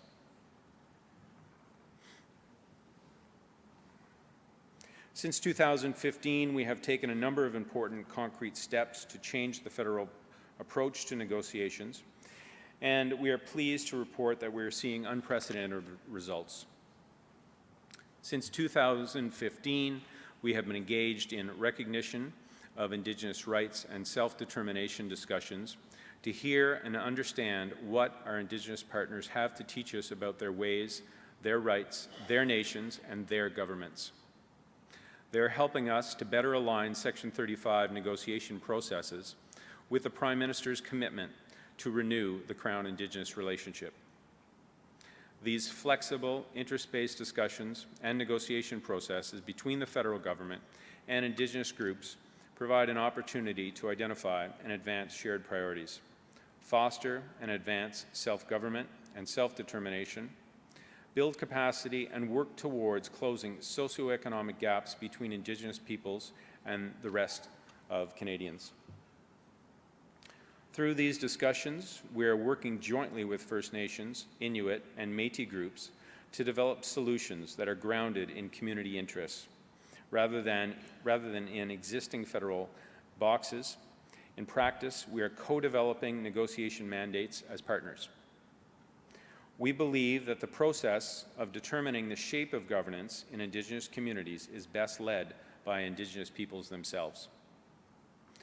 I'm proud to share that we now have over 150 tables underway with First Nations, Inuit, and Métis partners across Canada, including in areas of the country that were not well served by the old policies, such as in Ontario and the Prairies.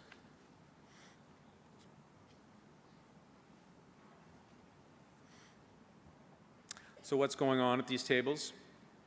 Given that discussions are based on Indigenous interests and priorities, there is a wide range of matters being discussed at rights recognition tables. Enhancing governance is a major priority across the tables, which includes moving out from under the Indian Act, as well as greater recognition of the inherent right to self-government. In fact, this is a priority issue at more than half of the rights recognition tables currently underway. As for the pre-1975 treaty groups, many are interested in discussing a relationship based on the recognition and implementation of their existing treaties. Other groups are seeking to redesign their existing treaties, and Canada is working with these groups to explore new approaches, such as mechanisms for treaty evolution and new certainty techniques. Meanwhile, many of our tables with groups who are not signatories to historic treaties are focused on a stepping stone approach to building agreements. For example, parties may choose to develop a governance model first while addressing other key sectoral issues at a later stage. We have found that the recognition of historical nations, both as rights holders and as cultural and linguistic centers, is particularly important to many pre-1975 treaty signatories, and language and cultural protection are being widely discussed.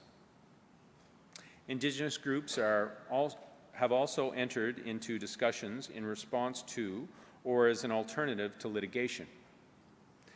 Diverting away from an adversarial process like this can be a major stepping stone to a better nation-to-nation relationship and open up opportunities for further collaboration. We have seen this as a critical and constructive development in Ontario and the Prairies. Ultimately, through our experiences at rights recognition tables, we are learning about the specific issues that many Indigenous groups see as key components of any pathways to self-government. These lessons are helping us to reshape our laws, policies, and practices, and to write new ones, to support Indigenous peoples as they push past the vestiges of colonialism, to come into their own as healthy, prosperous, self-determining, and self-governing nations.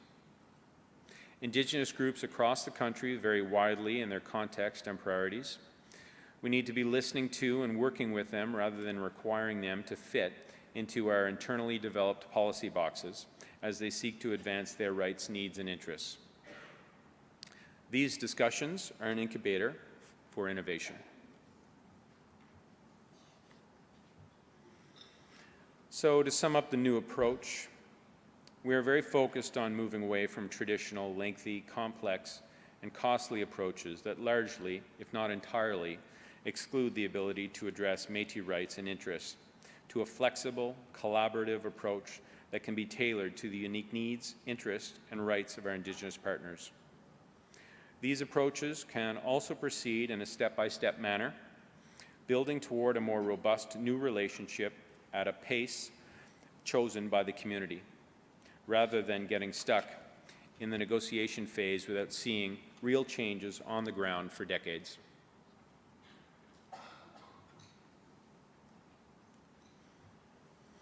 Within this new context, we are working closely with Métis partners to recognize and implement their rights and interests. This follows the 2016 report by Thomas Isaac that recommended how Canada could more effectively address Métis rights and advance a government-to-government relationship. Since then, Canada has established 6 rights recognition discussion tables with Métis groups: Manitoba Métis Federation, the Métis Nation of Ontario, the Métis Nation of Saskatchewan, Métis Nation of Alberta, Métis Nation of BC, and the Métis Settlements General Council in Alberta. Creating these tables marked a significant shift in Canada's relationship with the Métis, who had historically been marginalized from Indigenous programs, services, and policies. Through the rights recognition discussions, Canada has now signed framework reconciliation agreements with 5 of the Métis groups. In each case, achieving self-government is identified as an immediate priority. Canada is working with Métis groups to negotiate agreements that establish their governments and support the transition of their organizations from corporations to governments, including forming fiscal relationships, creating legal status, building capacity, and designing dispute resolution protocols.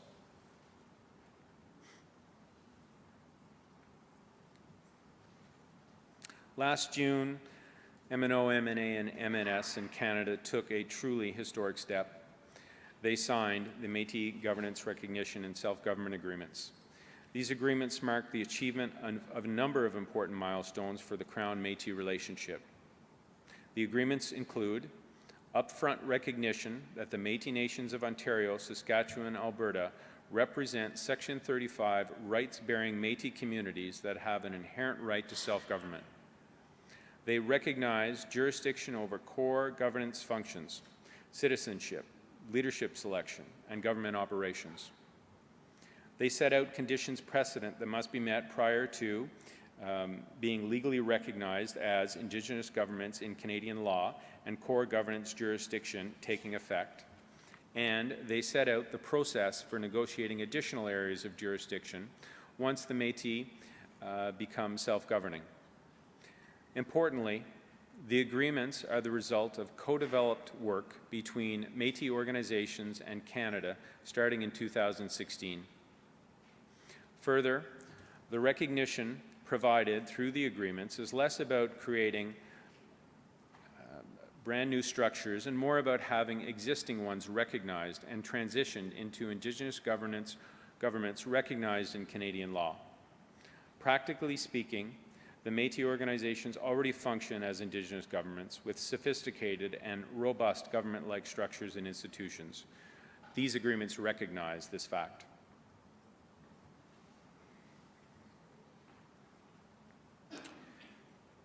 In my view, the ongoing process that led to these agreements sets a new standard both in terms of approach and outcomes.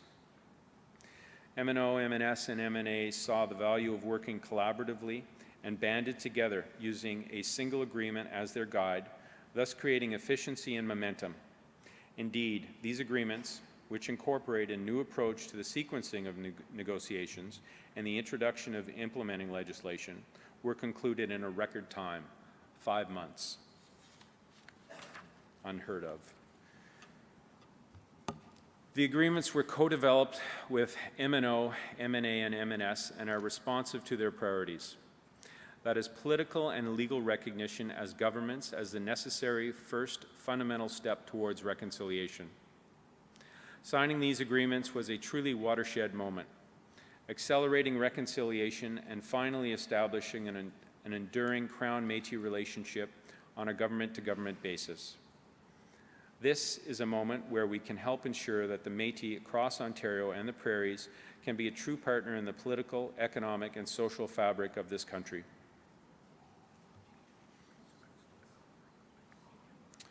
So, to conclude, a few reflections on strong governance and the road ahead.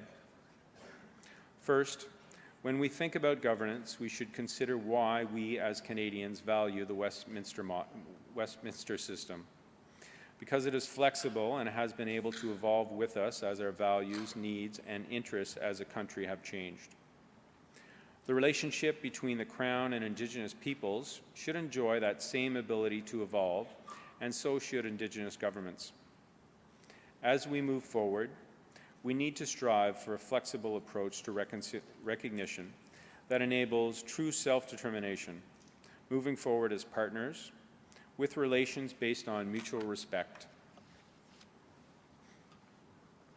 We don't need a perfect picture of the endpoint in our process models. We don't need a perfect picture of the endpoint if our process models the healthy relationship we want. A healthy relationship should allow for a dialogue where issues that arise can be productively resolved. We all have a role to play in rebuilding trust.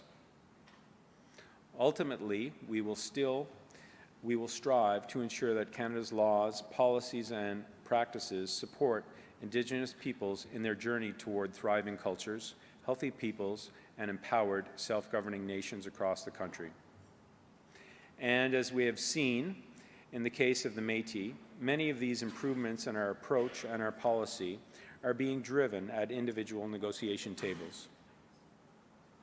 The signing of the self-government agreements were historic milestones for the Métis in Canada, and conversations like the one we are having during this conference will further inform where we go next in our journey towards reconciliation and renewed relationships. While I am optimistic, the work ahead of us will be challenging and will require much from us. It will require that we work in true partnership, listening even when the truth is hard to hear. It will require that we collaboratively seek creative ways to move forward, even when we disagree. It will take determination, persistence, patience, and truth-telling. It will mean listening to each other and working together on shared solutions, which is why coming together in venues like this is so important. So we can sit and learn from each other and, together, shape the path forward. Thank you for your ongoing commitment to this important work and to building a better future together. Merci. I look forward to continuing to learn here today for the next 2 days and answering any questions you may have.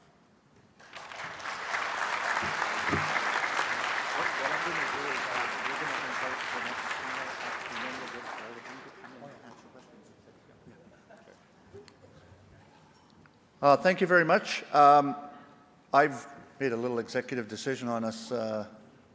What I'm going to do is ask the next panel to come up, and then we'll do all the questions after, because this was the government perspective on negotiations. We'll now hear the Métis perspective on negotiations, and then we can have questions that all of them can answer. If that works for you, Margaret? First Nations approaches, sorry. We'll get that clear.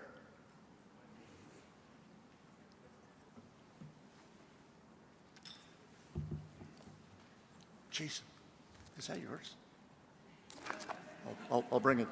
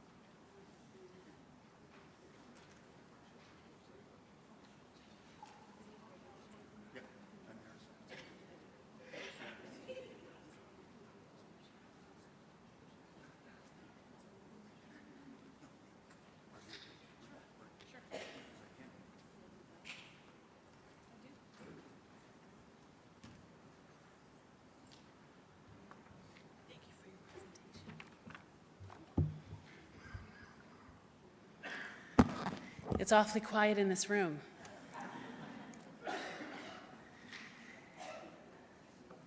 I wanted to say thank you for the last speaker and for bringing the approach, Canada's approach to negotiation forward. And I think, as I mentioned this morning, I know we certainly have appreciated the willingness to look outside of the existing ways of doing things and to really be creative and innovative in how Canada has approached negotiations. And obviously, as we all know, and as was explained earlier, Canada has policy that sets out how to address outstanding historic grievances or comprehensive, under the comprehensive or the specific claims policies. And you know, the reality in Canada has been that Métis haven't had access to those policies. And so our historic grievances really had never had a place to go. We've never had a place to take them.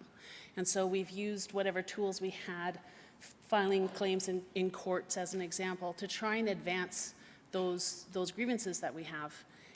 And so this is one of the things that we can do absolutely, is learn from our First Nation relatives in terms of how it is that they have gone about approaching claims within their own territories.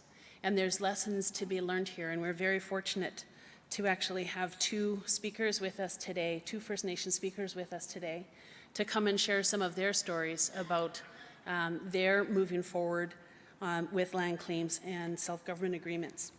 So we have two speakers. The first one, and I'm going to let them decide who's going to go first, so you can arm wrestle for it. The first speaker is Bertha Rebeska-Zo. And Bertha is a Tlicho citizen from Betchoko, Northwest Territories, and she speaks Tlicho fluently. And I actually just said I didn't recognize her. Bertha and I knew each other a very long time ago when she was going through the process of being called to the bar in Ontario.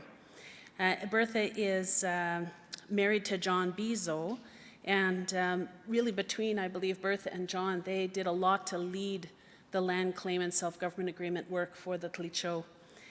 They have 4 adult children and 6 grandchildren. Bertha is a sole practitioner and legal counsel to the Tlicho government. She studied Native Studies and Political Science at the University of Alberta and received her law degree from the University of Alberta Law School in 2003. She is a member of the Law Society of the Northwest Territories, and ages ago, the Law Society of Ontario, back when I knew her. Bertha assisted in the negotiation of the Tlicho Agreement Implementation Plan and was lead counsel on the negotiation and implementation of the Northwest Territories Lands and Resources Devolution Agreement on behalf of the Tlicho government. Bertha currently serves as the Laws Guardian for the Tlicho government and the Tlicho Agreement Implementation Committee, the Secretariat to the Leaders' Council, Devolution, and on the Technical Working Group of the Land Claims Agreement Coalition. And I'm particularly interested to hear about this role as Laws Guardian. This is one of the things we talked about this morning. As a fundamental aspect of reconciliation is recognition and respect for our laws as Indigenous peoples. Bertha served on the Mackenzie Valley Environmental Impact Review Board from 1997 to 2003. So welcome, Bertha.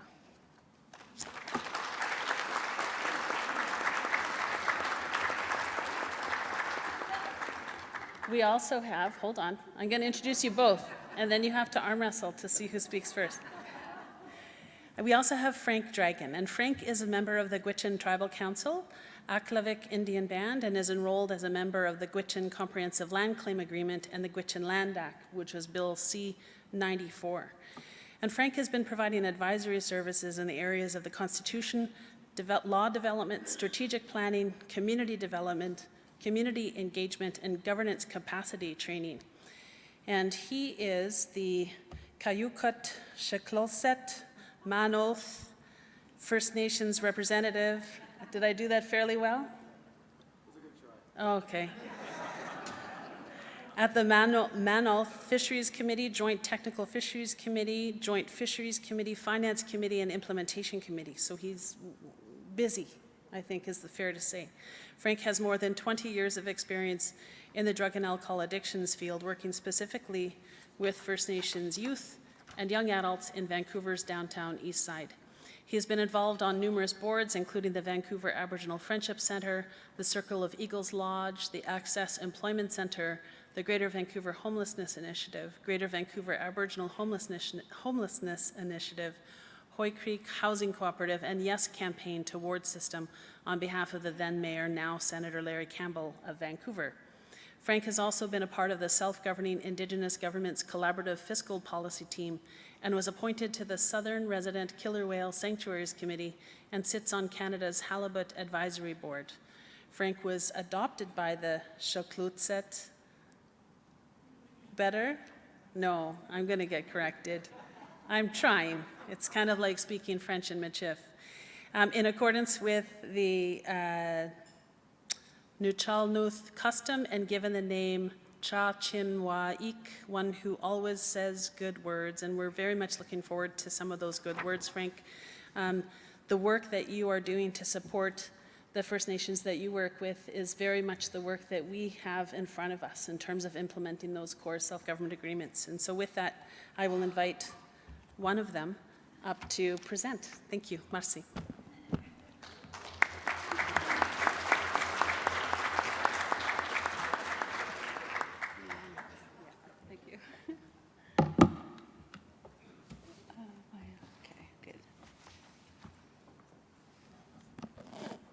Masicho.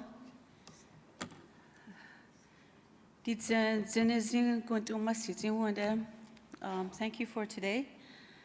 Masi for inviting me to speak to you. I think it was just 3 weeks ago we were here for Land Claims Agreement Coalition Conference we have every 3 years. I've read your agreement and it's exciting. One of the things I had to do just out of law school was to try to get the Clean Treaty Agreement through Parliament and to shut down the 4 bans in Treaty 11 and create Clean Treaty government overnight. So that was my law school articling year experience. But it's exciting. Not often do you get to create an Indigenous government. So my presentation today is on the Clean Treaty experience. In 1921, when Mufi signed Treaty 11, this is the words that he used. Disanata di denili di denago dunleninde asitsagoton hulia hanile. Basically meaning that we are not going to be restricted from our way of life for as long as the sun shines and the river flows and the earth does not move. The Clean Treaty Agreement is built on what Mufi had started in 1921, so we still hold on to our treaties, and the modern treaty is an expression of our historic rights as our inherent right to self-government. I won't go into the wording, the details. They might be sending you copies of these presentations, but inherent rights is not something that's granted by the Crown. We all have unique cultural experiences and entities, and it's a recognition, it's who we are as a people, our right to self-determination. Clean Treaty government is based on the traditional structure, governance system of the Clean Treaty since time immemorial. I put in here the cosmology. We talk a lot about cosmology. My husband, who was our chief negotiator, does a lot of presentation on the Clean Treaty cosmology, and it's very interesting that talks about how pre-effective or time, when people used to connect with the land and the animals and to where it's at today. The Clean Treaty unity is integral to who we are as a people. We're 4 communities, but we speak one language, one culture, and one way of life. Just a brief history. In 1921, we signed our Treaty 11. In the Northwest Territories, there was a combined Dene and Métis comprehensive claims that was negotiated to an AIP level or a final level, but it fell through in 1990. And then each region went regional. The Satu and Gwich'in signed.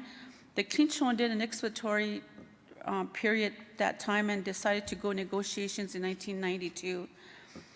They included self-government in 1996. So it was 11 years of negotiations, and they spent $11 million. And those dollars are key because now we're getting repayment of those loans. So that's good. And for those of you that are going to start negotiating, negotiations is the easy part. Believe me, implementation is where the hard work is. And for negotiations, one of the things is that helped us is we had a team that was consistent, the same team throughout negotiations.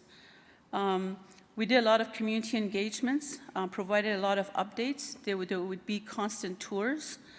We had an Elders Advisory Council that helped drafted the key pieces of the Clinchon Constitution. I guess there was an offer on the table of more land, less money, or more money, less land, and the elders said we want more land. And so that's what was negotiated. You need to start building capacity as soon as possible, even today, for implementation, policies, for policy implementation, strategic planning, human resources, legal, so on and so forth. The end goal is about lands, resources, language, culture, way of life. For the Clinchon, the first 6 years of an implementation was nation building, building your community and your nation, because that's where your people are and that's where the resources are. And structure for us was the key to our success for those first 6 years. The Clinchon Agreement was, on effective date was August 4, 2005. We see that as a formal recognition of who we are as a people. And I keep saying we as a people because I'm also Clinchon, even though I'm legal counsel. It provides certainty in respect of rights to lands, resources, and government. It's a three-party agreement between Canada and GNWT and the Clinchon. And it ensures that the Clinchon language, culture, way of life is preserved, protected, and promoted. That's how we see the Clinchon Agreement. It's about the Clinchon language, culture, and way of life.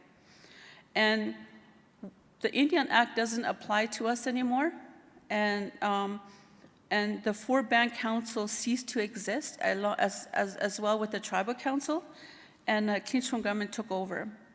Right now, we have over 4,000 citizens, and citizens is going to become key, especially on fiscal arrangements and the current fiscal policy. Those numbers are going to be crucial. Right now, Clinchon government have 99 employees with a budget of over 50 million this year. We just passed the budget last week, and 87 are women. So.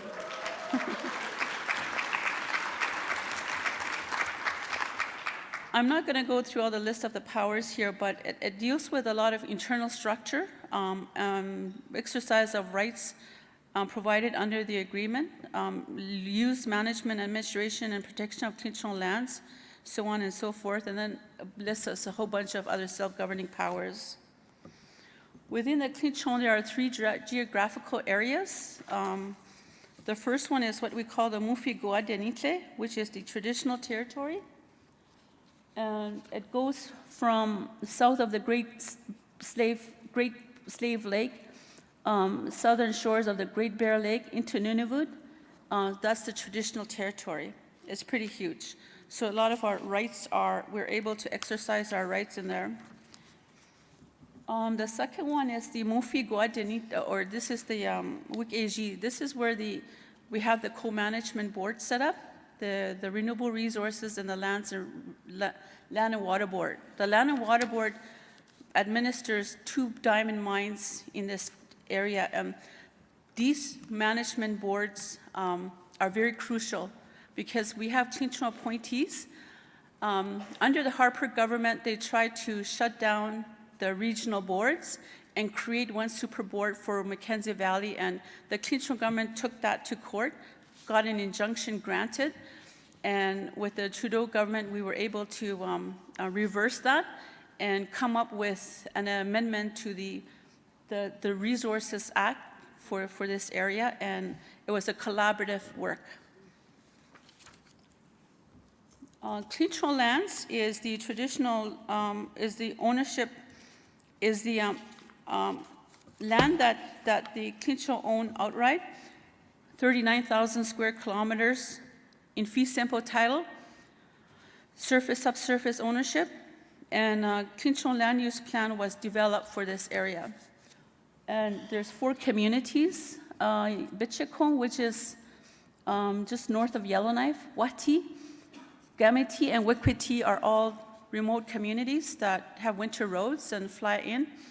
But this year, to Wati, we're building I don't know how much it's worth, but it's a 900-kilometer all-season road that the Clinchon government has 16% ownership in, and it's going to be a 3-year project, and so it's something that we were able to do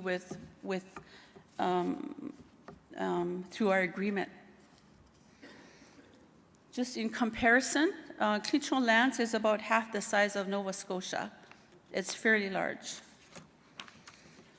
I'm not going to go through this, but I see in your agreements that these are some of the things that you're going to have, and our Constitution lists out these things.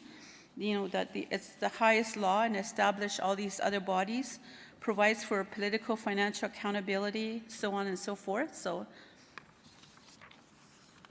the Constitution also talks about what the purpose of the Clinchon government is. Basically, it's to act in the best interests of the Clinchon and to respect all laws for all Clinchon today and for future generations to come for as long as the land shall last. Structure is the key to success. For us, this is how the Clinchon government has structured itself. You have the people at the top with the annual gatherings, and then you got the assembly, the lawmakers, then you got the Chiefs Executive Council that meet often, and they take care of the administration of Clinchon government, and then you have the TEO, Clinchon Executive Officer, who's the head Clinchon person in management, and then you got all the departments and the people underneath. I won't go through the details of these, but these are some of the things that we do that's pretty key to our survival as a people and our unity. Our annual gatherings is where we get all the Clinchon people together, and this is where a chance to renew ties and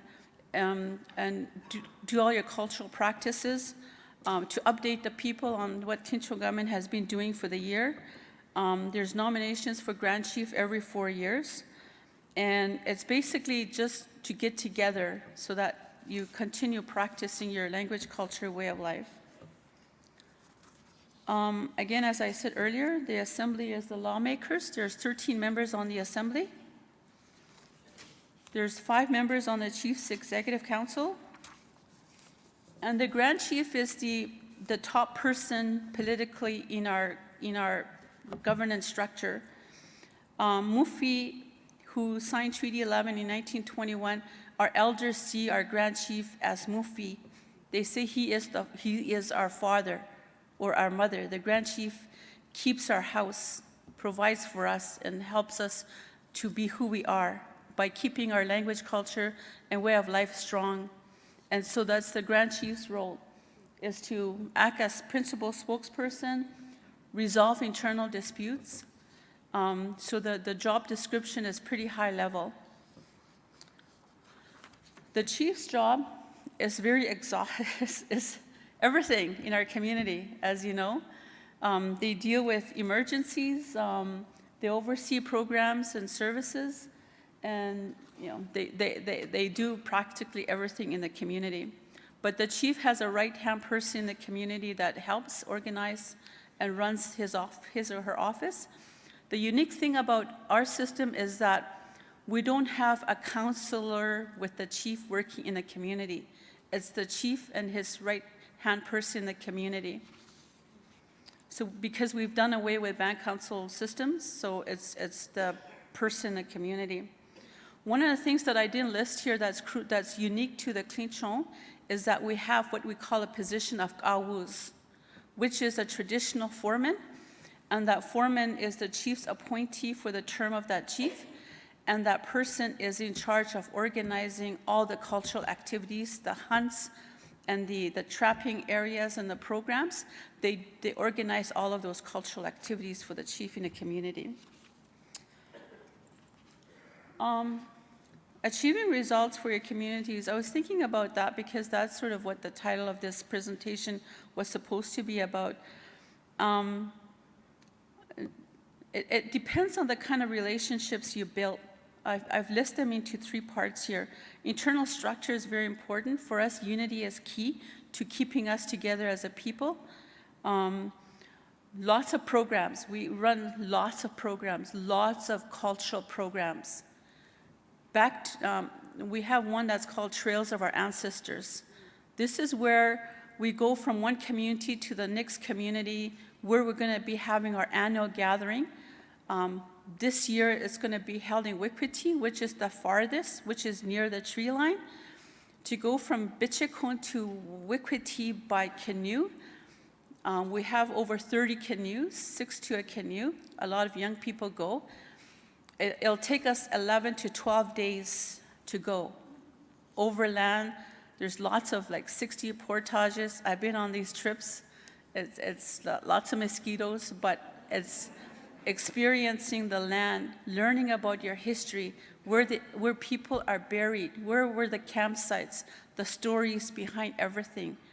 And that's what our agreement to us is about, continuing those things and keeping track and learning. And so a lot of programming. The other thing we do is an MBA program for high school and post-secondary students. We hire for 2 years, for two months, and train them on gun safety, survival, going out on the land on these trips, and working with elders, and all of that kind of stuff. Training. We have training on Clinton agreement in our communities. You have an agreement and people don't know about it. People need to know, not only your staff, but we provide a training course on the Clinton agreement in our communities every year. The other relationship is with treaty partners. Those are crucial, as as Frank will also share with you, is these MOUs we have, these bilateral agreements that we may have with GNWT in our case and the federal government, like the fiscal policy paper that we've created. In Northwest Territories, we have the devolution, which is federal government devolve the administration of public lands and waters to the GNWT. So as Indigenous governments with lands and resources, how do we work together to manage those lands? So we created these agreements for that. We collaboratively helped draft with GNWT 8 legislations last year. It took us 2.5 years to do that. But we have the protected areas legislation done, and a whole bunch of other ones. The Minerals Act, that's unheard of anywhere, right? So those are key collaborative work that we've managed to create. With other Indigenous partners, Land Claim Agreement Coalition is a good one. We work together as land claim bodies on common interests, like trying to get the federal government to have an implementation policy. They don't have one. For years, we've been trying to get them to work with us on that. The fiscal policy is a good one. We work with all the self-governing groups in Canada. The Harper government rolled out fiscal policy that was similar to an Indian Act ban formula-based funding just 2 months before election. But after the election, under the Trudeau government, they wanted to get rid of that and create a collaborative expenditure-based policy. And I can tell you that Clinton government budget has tripled more than that because of the new policy this year, which is why our budget is $57 million this year. So those are very key building relationships. We're still doing the work. We still have lots to do under that new policy. Some of the challenges is that we had to create a government overnight. There's lots of pre-implementation work that needs to happen. You need to make sure you set priorities, policies, strategic planning, all of those things that you do as any organization. One of our internal challenges, and as a laws guardian and as a lawyer, governance is my area of interest, and so trying to get our leaders to stop thinking like Indian ag bands and think as a government. You're a government. You have to function as a government. You can't always complain and I don't want to use the B word, but you know what I mean. But you have to be strategic. You have to make decisions based on facts and about briefing notes are very important. You know, all of those things. And you can't have things thrown on the agenda at the last minute without backup information and making those kind of decisions anymore. And so our leaders now, this is the first generation of young people in our communities that are growing up without band councils in their communities. They know Clinton government is a government. And so, you know, those over time those is what people get to know, and young people. But the challenge was to try to get our leaders to stop thinking like a public government system, like town councils and Indian ag bands.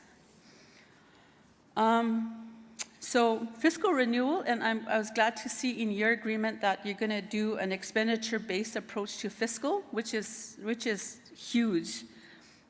We went through a whole exercise of trying to figure out how much Clinton government actually costs to run, instead of saying, the government saying to us, which they did, how you choose to exercise your self-government right is discretionary.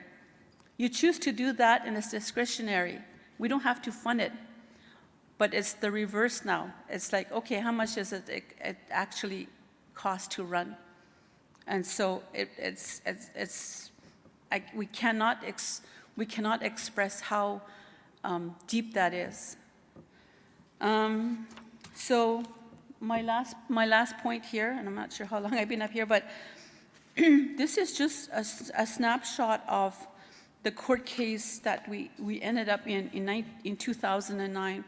This was 4 years after effective date, when 3 of our chiefs took Clinton government to court because of they lost confidence in the Grand Chief and so on and so forth. We ended up in court. And for me, it's a good thing we ended up the way it did.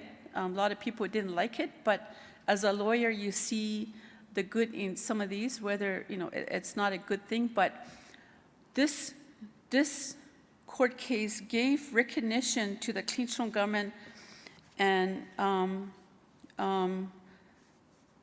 we're at the bottom, the brackets or the quote says that the court's procedure ought not to be misused in a manner which displays a blind ignorance of or disrespect for internal constitutional processes expressly adopted by and accessed by members of a self-governing people such as the Clinton. So the court says we have a constitution that lays out if somebody is affected by a decision by the assembly, there's a process that's laid out in the Constitution that needs to be followed before you go to court. So the courts recognize that Clinton government or Clinton are a self-governing government, and that they need to respect those internal processes that have been set up. And so, so that people can't just go to court because they don't like a decision that was made. But my last point, and this is something that I picked up at the LCAC conference about maybe 3 weeks ago, where somebody said that it's not a divorce, but an enduring relationship and an enduring constitutional relationship. And so I thought that was a great quote, because our agreements are protected under the Constitution of Canada, which is the highest law in the nation, and it's just not through legislation.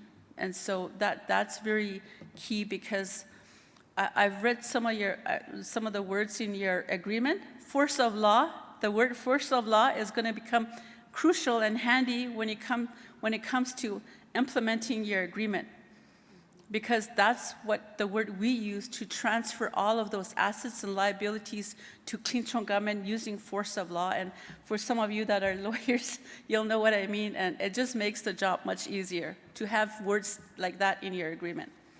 So with that, I really I think that's about it. Merci.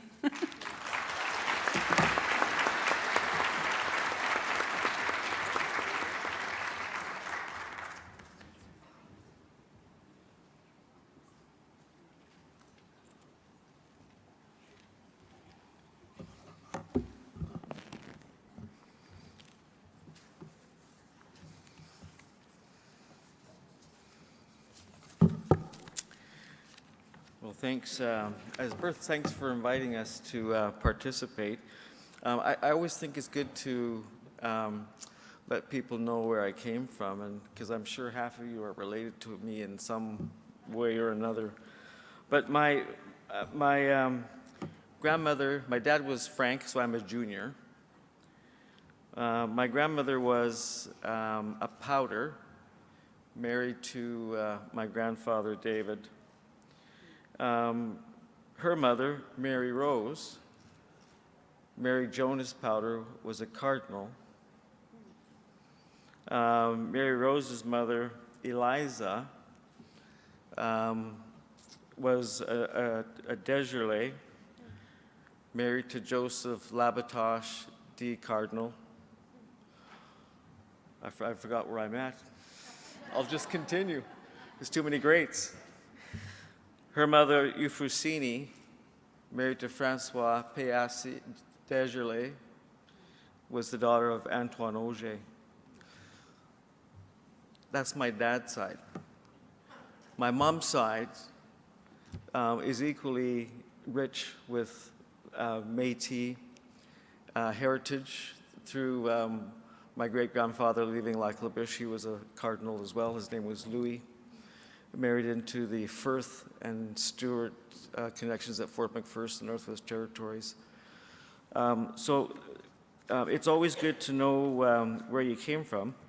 My mother's connections also are Gwich'in, so I am a part of the Gwich'in land claim settlement from years ago, and I'm not Cayucit Chekleseth. The way to pronounce Cayucit Nuchalith is Cayucit, so you almost got it right in the phonetic sound. But Cayucit is one of the 4 signatories to the Mammoth Final Agreement. And in terms of nations, probably will be one of the last multi-nation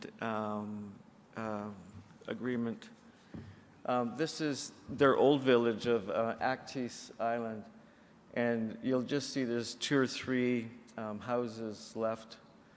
But in Canada's wisdom back in the day, due to funds, they threw nations together. So Cayucit are actually 2 Nuu-Chah-Nulth nations. There's 14 in total.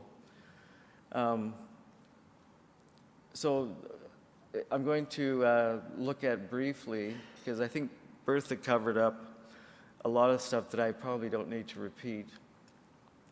And some of the things that, as the senior advisor to the Cayucit government, as well as their advisor and consultant to treaty negotiation and also implementation.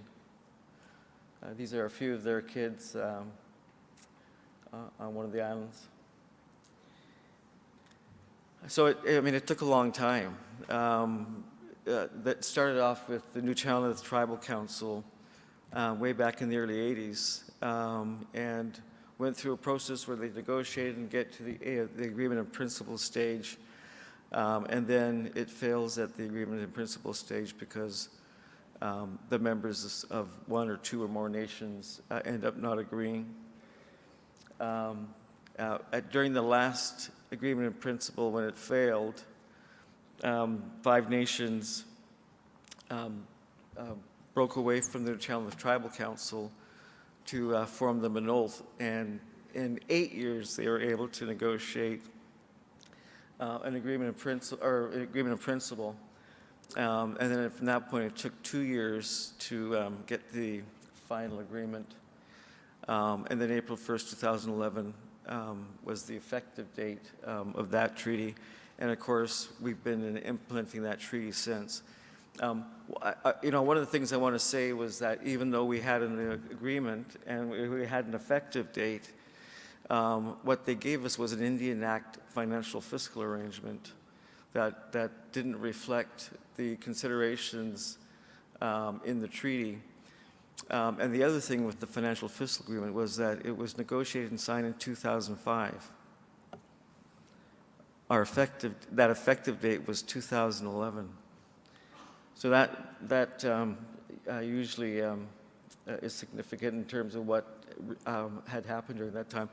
I've seen that Tom was before me, and I jokingly said the last time Tom and I did a presentation together, we were arguing about who should go first, and I said, you and Julie Mugford should go first, so that way I can correct what you said. But, so I'm just going to focus on the one nation that I spend the most time with. So there's 5 nations: Cayuga-Checklassit, Ute-Checklassit, Yakutathot, Toquat, and Huayet. So this marking in red is the Cayuga-Checklassit marine waters. And so that works out to about approximately 8,200 square kilometers.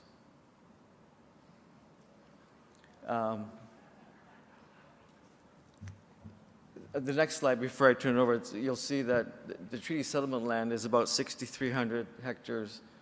The traditional territory is about 150,000 hectares. Split between the two nations, Checklassit territory is 43 and Cayuga is 105. So that the yellow part is Brooks Provincial Park. One of the things that have benefited Cayuga-Checklassit in terms of treaty is we've been allowed to name, and I say we because I was adopted into the Checklassit nation under one family. So again, I could look out in the room and probably see nephews and nieces and grandchildren, because in New Channel culture, your great nephews and nieces call you grandpa. And it's when you've been adopted into a family and you're walking down the street in Campbell River and you get a hi grandpa and the guy's older than you, explain that one. So those areas in red is TSL. The yellow part, the last yellow part is at the corner of Brooks Provincial Park. It was renamed after my brother-in-law's mother, McQueen. It's now called McQueen Brooks Provincial Park.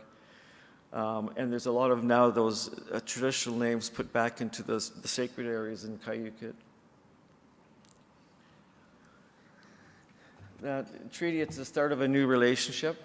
I had like 3 days to get this together, so I didn't monitor my spelling. Treaty at the start of. So UNDRIP, Truth and Reconciliation, recognitions, co-management, and other modern initiatives ensure that treaties are modern living documents. And then underneath, I got periodic review. So I'm just going to read from my notes because it's periodic review. Renewal is we used to call it periodic review under the final agreement, but now they call it review. And it's seen to the key of the ongoing future success of treaties, because final agreements are a thing of the past.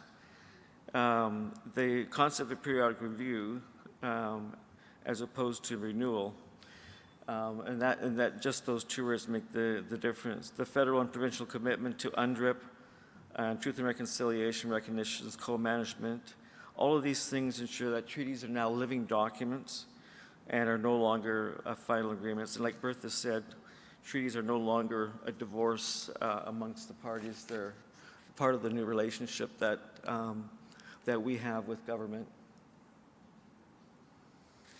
Listen and learn. That's my brother-in-law. He's the head chief of Checklassit. In New Channel, chief is Hatwea, and then head chief is Tai, so he's the Tai Hatwea of Checklassit. So when you're in part of that, and it's not just about treaties, but it's those side agreements that Bertha talked about, those MOUs. In all aspects, it's critical to understand as much as possible the cultural, spiritual, and ceremonial side of the nations, or because every area is different. So Métis settlements and Métis people from one province to the next have, you're all Métis, but you do things a little differently from province to province. Nuu-Chah-Nulth do, even though there are 14 nations on the west coast of Vancouver Island and they're Nuu-Chah-Nulth, there are things culturally that are different.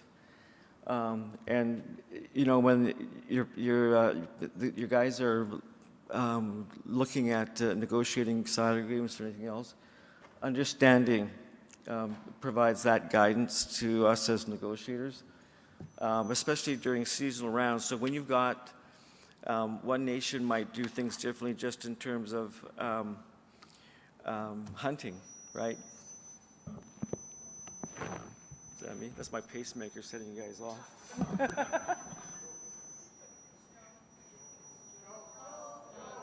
Joseph? Thanks, Joe.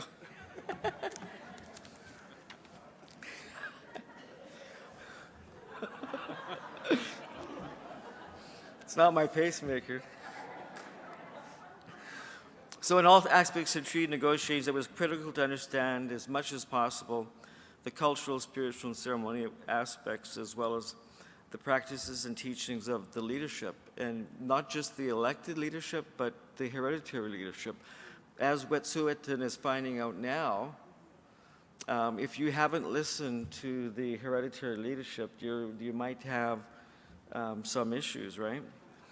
This understanding provides guidance to us as negotiators and to your leadership during negotiations. Some nations have specific practices and ways of exercising their food, social and ceremonial harvesting rights, for example.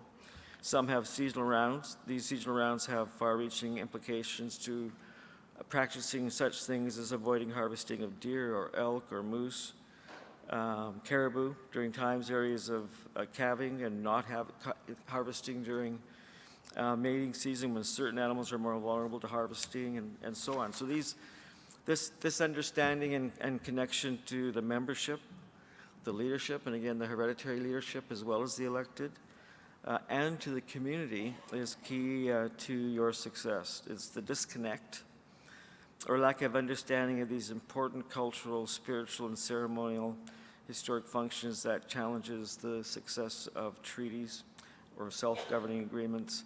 It needs to be finally woven into the language, spirit, and intent of the treaty and acknowledged by all parties to the treaty. When they say it's your agreement, you say right back, it's our agreement, because you're a signatory to this agreement as much as we are. Partners. When there is compromise, it should be acknowledged and noted, because that's the truth of treaty making. Bertha touched on something a little bit earlier about the collaboration. These days are over. Nobody's listening anymore. Because even I get tired of it and I close it off. It's building those relationships with understanding who you're working with, understanding the guy from Canada, the guy from the territory, the guy from the province. They have a position, you have a position, the territory has a position. It's understanding the positioning and what is going on. And so that those days of not having those fist-pounding moments, well, you still have them. But when you do, it stings a bit more because you've built that relationship. You've begun to work together. You've begun to collaborate on the success of what you're doing. Communications throughout negotiations is critical. Treaty negotiations take years and sometimes decades. It's challenging to maintain engagement amongst the parties and the membership, but you need to consider how to manage and maintain those communications and engagement during a particularly long process. You guys probably haven't had that long process. It was 25 years. There are still other nations that Comox, for example, has been in negotiation 1996. Another one since 1994. New Channel Tribal Council gave up, right? So, so the communication is not just about the partner that's sitting in front of you, potentially, but it's amongst the members, the people that you are working on behalf of. Strategic communication and engagement without burnout is an important objective. When I was home this weekend, and I included the Friday evening and the Saturday, for me that was 7 days within the past 7 weeks that I've been actually in my own bed. So a burnout for sure. External communication and education to the general public is important because the messaging out there is, as you know, that the modern treaties got all of this money, the negotiating groups are still working on it, and look what the Métis got, right? That messaging needs to tie all of those misconceptions, the fake news, as a dumbhead calls it, that this is the stuff that we need to, you know, because that news is what has divided us as Indigenous peoples over the past 2 centuries, right? You know, one time it's this, one time it's that, but that communication is important to get the message out. We, and I'll give you a most recent example. I was to make a presentation a couple of weeks ago to the negotiating groups in BC with the Leadership Council, which is the summit, the regional AFN, and the BC Union of BC Indian Chiefs. And I ended up being called away to another meeting. So it was left to someone who just said, yeah, we got a green book. They got a green book. And they got a governance annex to it, but they haven't got much more than that. Well, the message, that's the wrong message to give out to negotiating groups and to other people. The message is, for Cayuga alone, in that governance package, and there was actually 3 annexes in that, in our new financial fiscal agreements, but it was the governance annex, and Cayuga went from $600,000 a year to $3.2 million for governance. That's not nothing. Interim lands and resources went from $90,000 to $670,000. Infrastructure and housing went to $1 million from $10,000. So there's still a lot to work on in terms of that Green Book, because it's that collaboration and that partnership with Canada. And then the next step, of course, is that partnership with the provinces and the territories. In BC, there are 8 modern treaties. We formed an alliance. It's almost like the provincial arm of the Land Claim Agreement Coalition that Bertha mentioned. With the provincial alliance that BC has, BC has now invited us to talk about having talks around that fiscal policy and that collaboration. So we're doing that. BC's also asked the modern treaties to actually look at treaty transformation. So those partnerships, you need to work on them. They're there. There's going to be tough times. You might not like the person sitting across from you, but you have to get along at least to sort through the issues.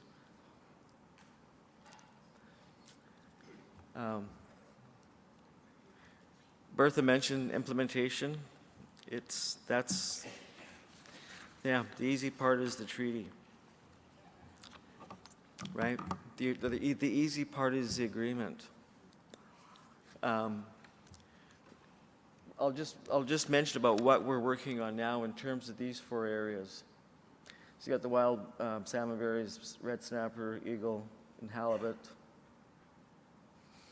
So, you know, each of the Mantle First Nations dedicates a significant amount of time and engagements with the federal and provincial governments. Consultations can take place through a variety of means, but the province has obligations, the territories have obligations to consult with us, especially when it's under the reasonable opportunities side agreements. The federal government regularly consults through numerous channels and issues within its jurisdiction, which may impact mental health rights. Each of the nations faces an enormous amount of work to do in order to engage with the provincial government under the ROA and various other tables. And so all of these tables, IHAs, side agreements, fisheries management. The Mantle Fisheries invest a significant amount of time and money each year in fisheries management activities. Each of the nations runs a food fish program, which requires processing, freezing, storage, documentation. Staff are required to carry out all of these programs. Some of the nations participate in hatcheries and conduct various enhancement activities such as catch monitoring, counting fish. And then there's, again, the numerous meetings with Canada. You got your own fisheries committees, you got your joint fisheries committees. Wildlife management. The nations conduct ongoing monitoring of wildlife in their territories. You know, so there are numerous activities. Enforcement is one, so you've got to be able to have people monitoring wildlife and fisheries activities. You might have forest and water management. Nations are required to undertake flow and consumption monitoring and sampling of streams and rivers. In terms of forest management, the activity on their lands and the responsibilities to contribute to costs of forest management. And that requires staff and resources. You've got emergency preparedness and spill response in BC. 2 years ago, the forest fires ripped through parts of BC where whole nations had lost a great deal of their land, and some people lost their lives. You've got land use planning. You got a landscape land registrar, so you've got all of those areas. Plus you've got equipment needs. So there's a lot of things to consider when you're looking at implementing these treaties. And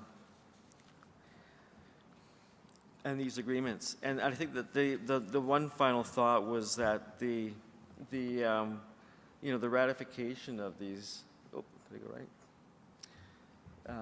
Is the great unknown and challenges the confidence of moving forward. For those who negotiate these agreements, these self-governing agreements, then you got to bring it to the membership.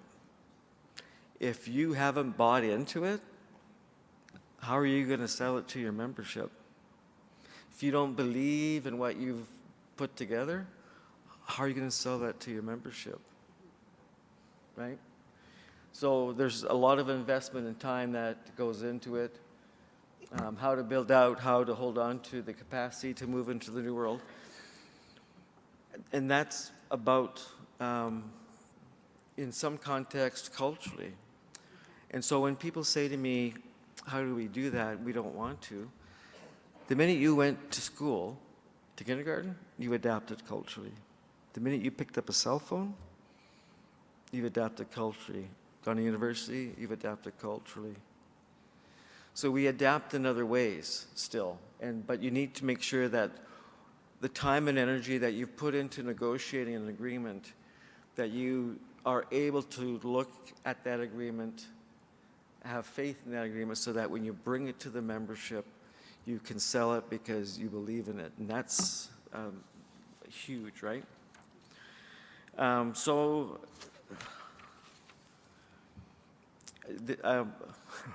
We got this invite like 3 days ago, 4 days ago.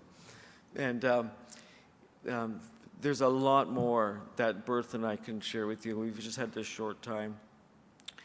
But one of the things that we found out in that is it's imperative to, like, in ensuring that those harmony of treaty negotiations with band councils or leadership, and especially hereditary leadership, is to ensure that when you take it to the membership, that the ratification is successful.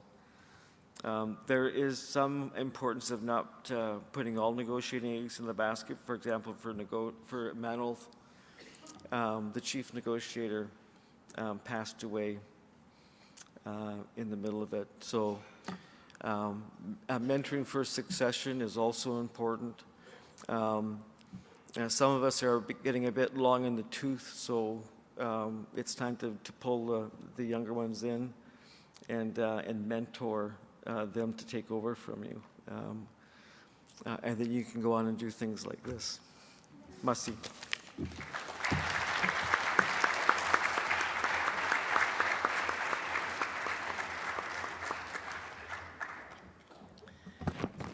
I've been advised by the co-chair that in the interest of time, we are not going to be taking questions, unfortunately.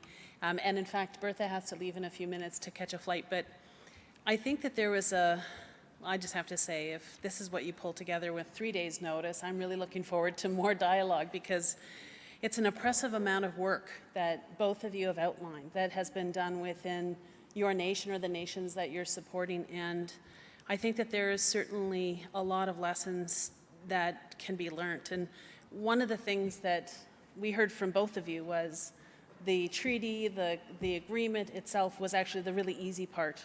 And it's the implementation of it where the real work begins. And I know we've certainly been talking about that we've achieved so much and we're celebrating that, but also recognizing that there's a lot more work to do. But it's in conversations like the ones that we're having now and conversations with you and others that have had the experiences that you've had that I think we'll be able to really inform that work and get that done in a really efficient way. There were a few things that I just wanted to flag that I heard. One of the things, Bertha, that you were talking about was the structure. The structure that you had was really key to your success and how important it is to build up capacity as early as possible. And I think that's one of the things that we really need to be talking about and thinking about, is building that capacity internally to move this work forward. I think that I was really struck too with the focus of the work in Klitscho around continuing on that internal structure, the passing on of knowledge, the Klitscho way of life, the learning on the land and on the water, and how important that is, because that's a grounds. That's essentially why we're doing this work in the first place. But also the importance of relationships with the treaty partners, but also with other Indigenous partners. And I really appreciate the fact that you've both come to talk with us today, and these are relationships that we want to continue to build and grow, so I wanted to acknowledge that. Also, one of the things that really struck me, Bertha, you were talking about governance, and really that shifting the mindset from what we've built and how we've had to survive to get to where we are today to truly thinking like a government, and how that is a culture shift, that's a mind shift that we are all going to have to undertake, and also the importance of that fiscal agreement, fiscal relationships. And if we don't get that right, then we really are dead in the water in terms of being able to move forward.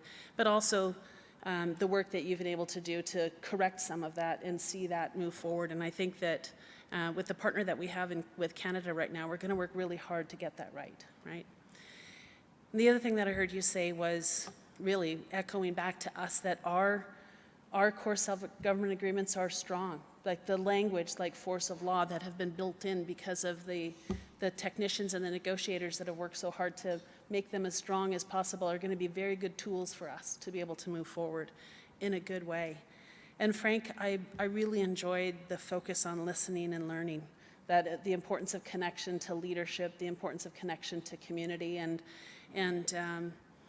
also that notion of, these 26 years, that's a long time to be focused on work. And I can see the importance of really engaging citizens, but also at what point do people become exhausted or perhaps lose faith? And I think that you'd referenced as well one of the nations that just gave up on the treaty process altogether, right? But the importance of those relationships and just even in the framing of it, this notion of constantly saying it's not your agreement, it's our agreement, and making sure that all the treaty partners recognize, and that's important, right? Because that's the recognition of a responsibility. That's a recognition of the relationship. And I think that understanding those positions, understanding this notion, actually when you said that we won't always appreciate the people sitting on the opposite side of the table, you have to understand there's positions. I leaned over to Lee and said, you never have to go.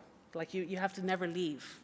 Because we've actually had the benefit, I think all three of our governments have had the benefit of a really strong negotiating team from Canada that has been very, very strong, but also very, very respectful, and they're listening. And I think that that's a good reminder for us that we're all people, right?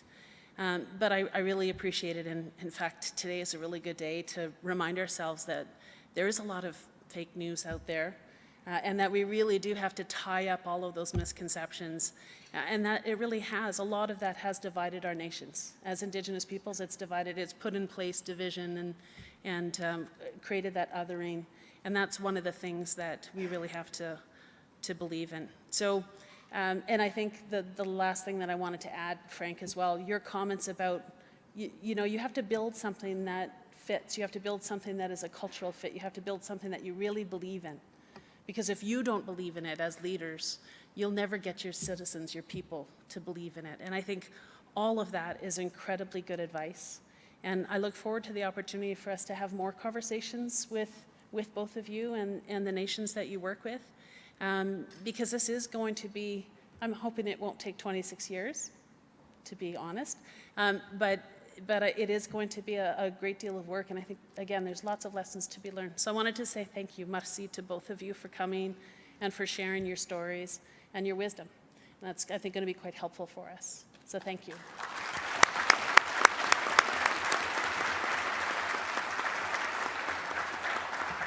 And can I just add, for our friends from Canada that are here, and in fact all of the representatives of Canada that are with us today and or that might be watching from their offices, I wanted to say thank you. And I mentioned before, we are truly appreciative for the commitment that this government has shown and the commitment that we've seen from the public service in moving this forward, and also the willingness to have an open mind and take a fresh approach, I think has been very successful. And in fact, I think that our 3 core self-government agreements are the shining example of success for this government when it comes to reconciliation with Indigenous peoples in Canada. So thank you for your work, and we look forward to much more good, continuing, collaborative and respectful dialogue to be able to move these agreements forward so that we can come to the point where we say, these are our treaties. So thank you. Merci.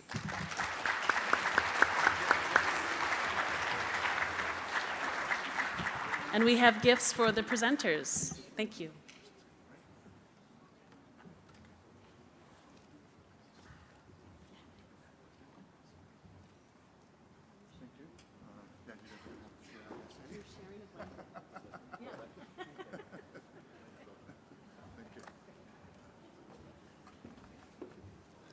All right, we are a little bit behind, but so let's take just a 10-minute break. Just get a coffee, run to the washroom, whatever you need to do, and then come right back, please. We're going to move the show along. Thank you.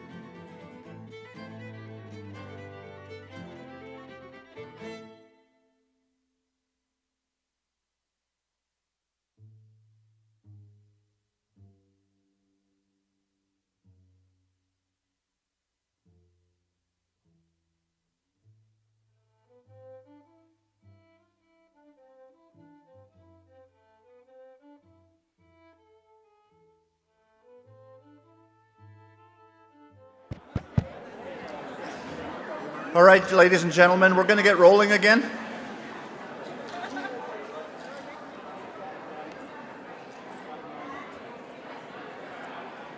If I can ask El President, Le Chief McCallum, to come chair, please.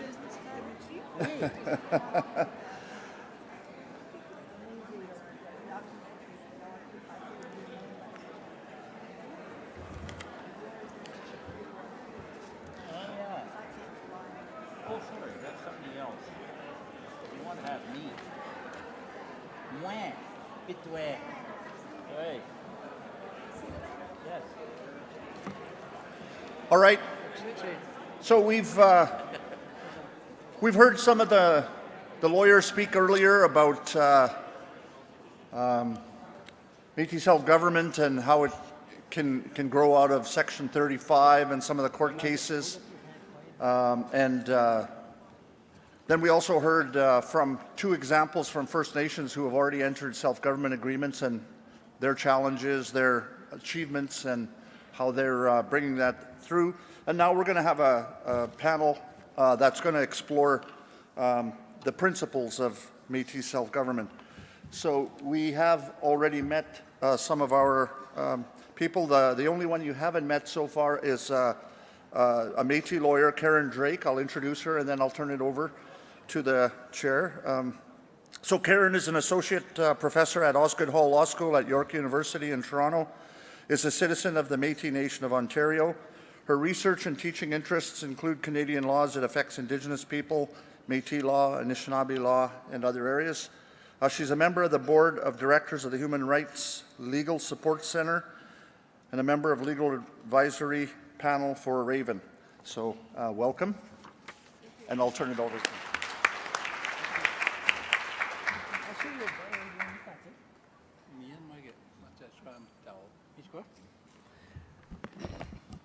Anyway, good afternoon, everyone.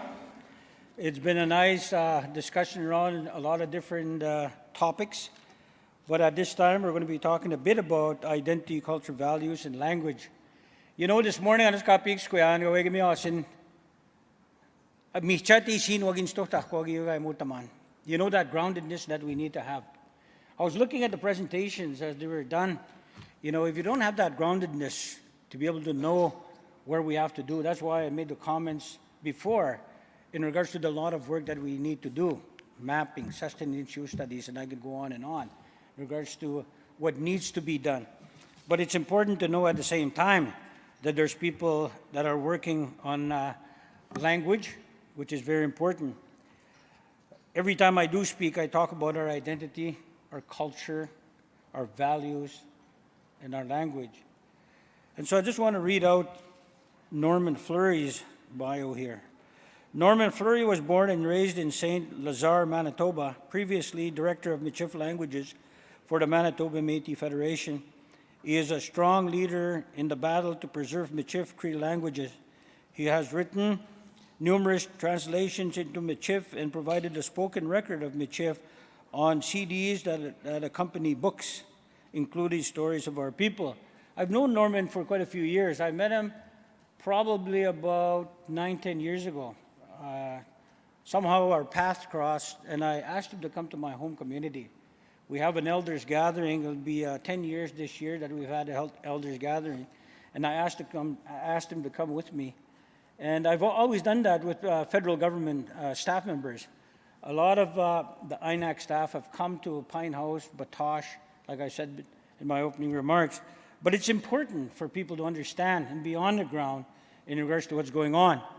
You know, we can have a lot of questions in regards to the presentations that are made, but it's what's actually happening on the ground that is so important in order for us to get the taste of what it takes to be able to qualify land claims, language, identity, culture.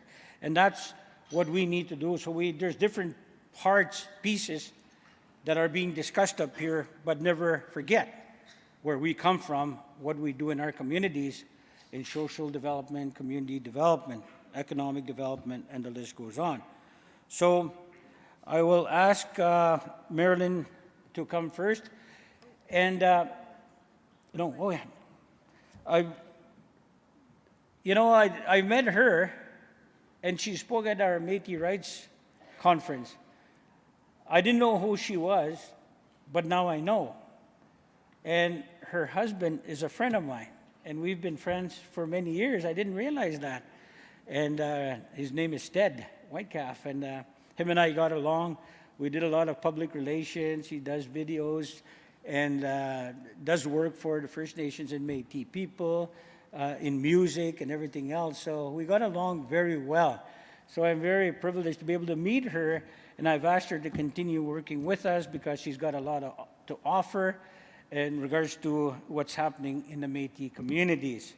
But with that, I'll call up Karen Drake to be able to come and speak to us a bit. Thank you. Thank you. Well, anybody got a coin?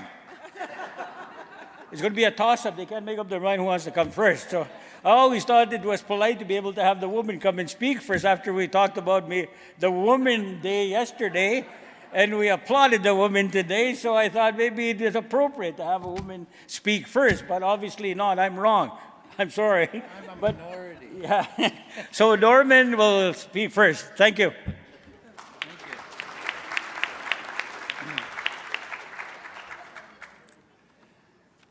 Again, good afternoon. It's very, very sensitive topic when you come to talk about things like your identity, your culture, values, and going back many, many years, I go back to stories of my mushum and kokum, where I first was born and raised in St. Lazare, Manitoba, and we were people that moved away from the Red River after the first resistance.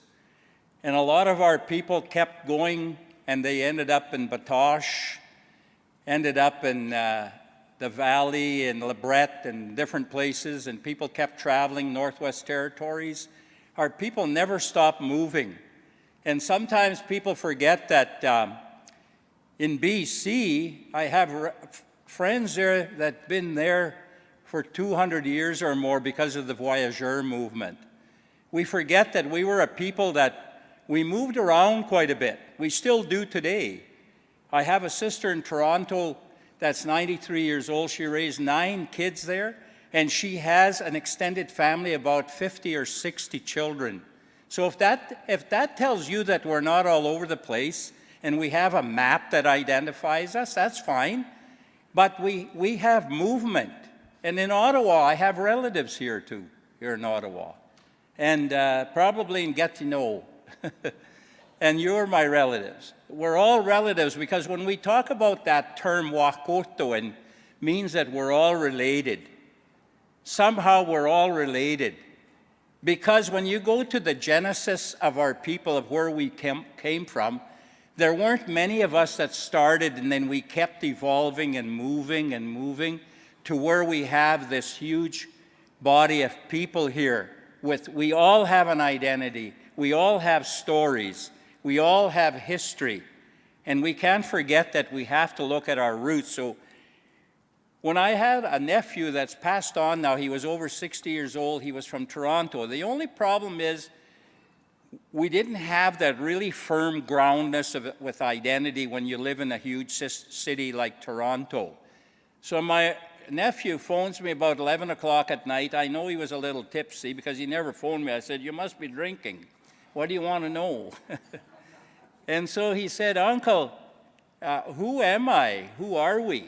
His dad is of Scottish ancestry. His mother's a Michif. So when those kids start asking those questions about who am I, who are we have work to do. We have to answer that part because our children, as we've evolved, where I was very, very fortunate where I was born and raised in St. Lazare, Manitoba, nobody ever asked who am I, or who are we. We knew. If you ever said to those old people, "How am I Métis?" they'd say, "What are you talking about?" If you didn't know who you were, you had a problem. But it's different today because we've been moving around so much. And then there's the assimilation process. There's people that I know that were ashamed to say they were Métis. Today, it's the same thing because they don't have that same groundness. Even to join the Métis government movement, some people are afraid to do that because they've been shunned or they don't know how to come into the picture. So it's sad, but it's our responsibility for us that's been involved for a long, long time that we invite our family, we invite our relatives. We have a big responsibility to make this government stronger because we do have a strong government. Because I've came as a youth in 1967 when we first started the Manitoba Métis Federation. I was a youth. Now I'm 71 years old soon. I'm still here. So there must be something good about it to be a Métis in this big world that we're living in. So we're all teachers. We're all teaching. But my Moshom and Kokum, they were born in 1879 and 1880. And they were the people of the resistance movement. They had been part of the pemmican trade. They were with the buffalo. They were the buffalo people. They had grown up in very bona fide traditional communities with language. They had culture. They had their stories. They had their legends. They had their mythology. The uniqueness of who we are and what gives us that identity, that big identity piece. And as people that have an identity and a distinction, that's what our people are looking for today, is that distinction. Because now we're identifying who we are not as only as government people, but we're in the inclusion of who we are when it comes to language and culture. So what is the importance of government as we move forward, and what makes our government strong?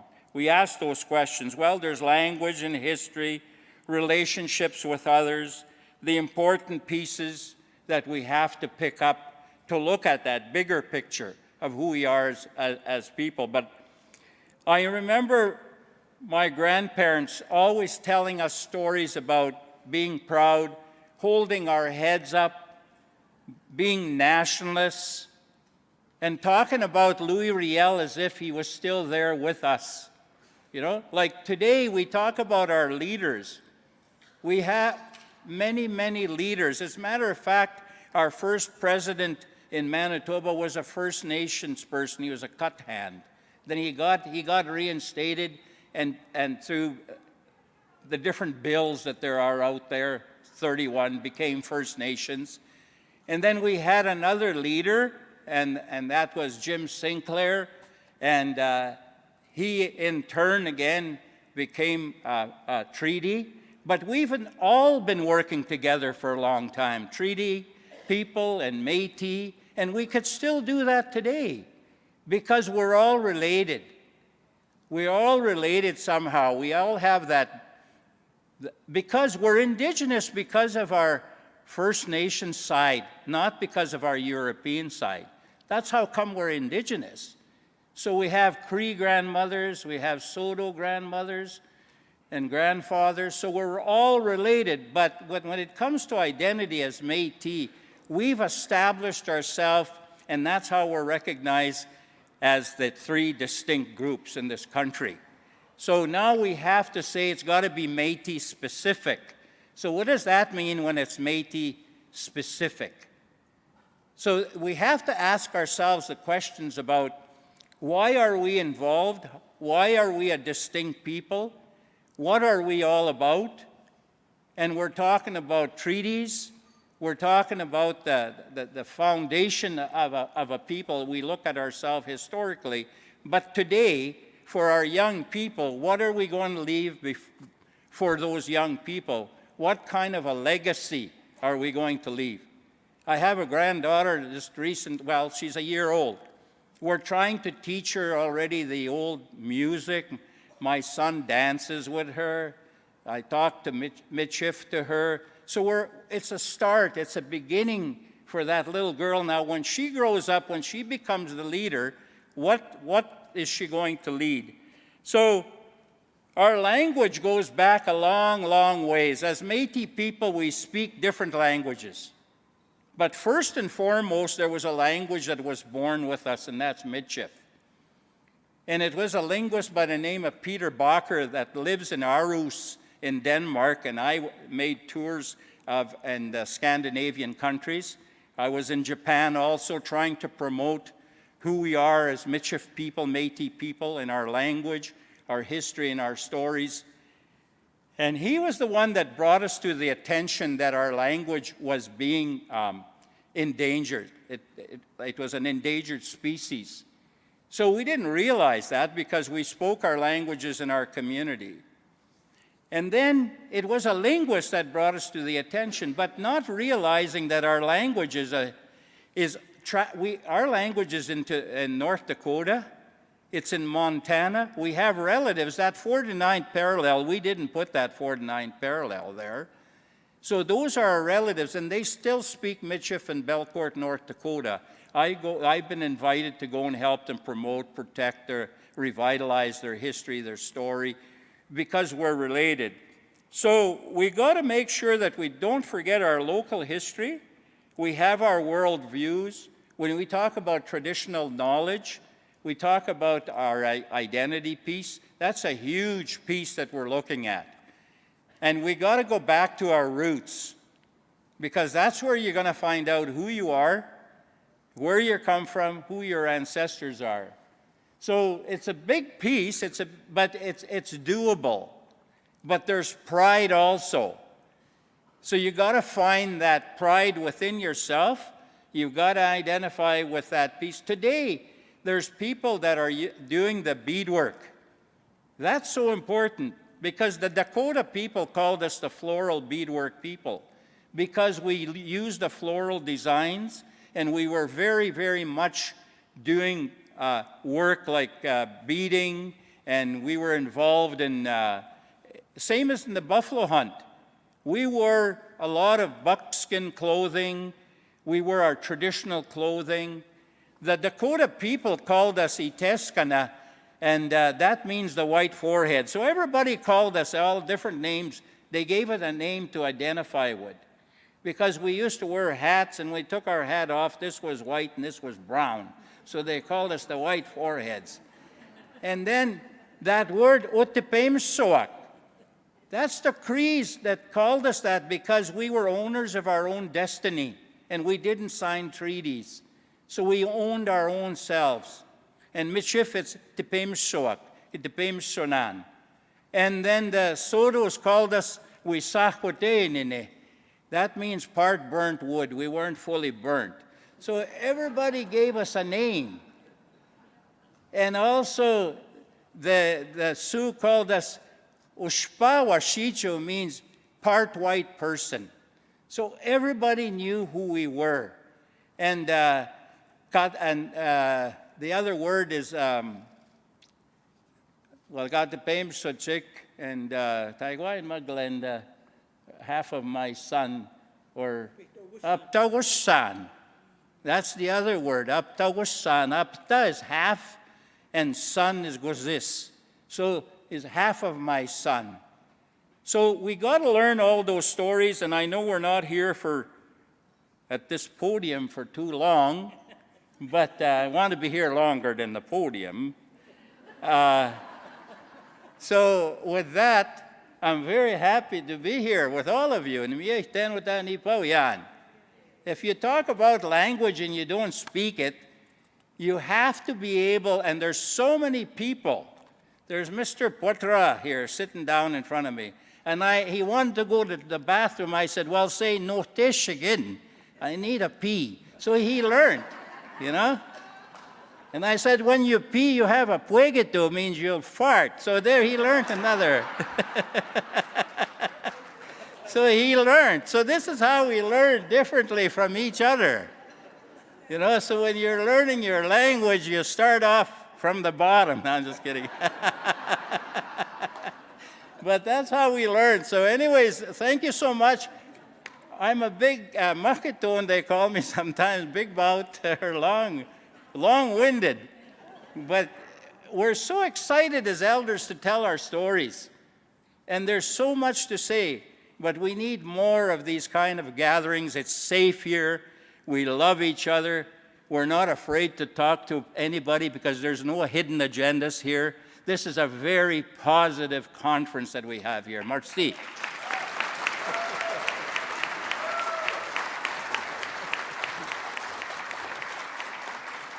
As you was remembering all the names that we were called, we used to wear hats. As he was looking at me, I was thinking, like Glenn, he should have said. I still have the forehead though right here, see? But anyway, thank you, Norman. It's really interesting to be able to hear you. But more importantly, in regards to what is the basis of our identity, culture, and values, to being grounded in our the history-based knowledge, especially in regards to our elders. Putap tutak ko.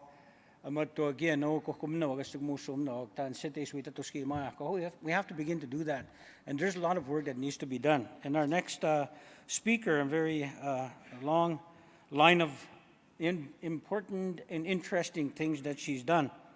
Her research and teaching interest, that has to do with a lot of times our culture, where we come from, and how we go about bringing it out in regards to the land issue and everything that's attached to land.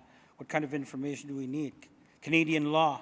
We just talked about a couple of lawyers speaking to us today about Canadian law, the effect that affects our Indigenous people, and human rights, legal support centers. So she's done quite a bit, worked with the Ontario Commission on Rights and Self-Government. So very interested in hearing her and what she has to say. And so she got a lot of history. And so let's welcome Karen Drake, ladies and gentlemen. Thank you.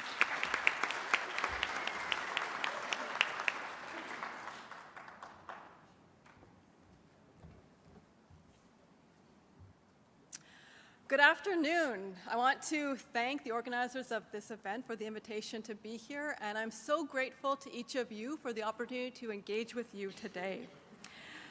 This is such an exciting time to be Métis. But as Frank Dragon and President Froese said in the panel before us, really the work is just beginning. Now we have the opportunity to fully realize our right of self-determination. Now, of course, there's an important sense in which we have always been self-governing. But because of the restrictions of Canadian laws and of court decisions, we haven't fully implemented our self-government. And now is our opportunity to do that. And so this raises the question, what will that look like? Right? So my taking off point starts from where Jason Madden's comment ended with his presentation.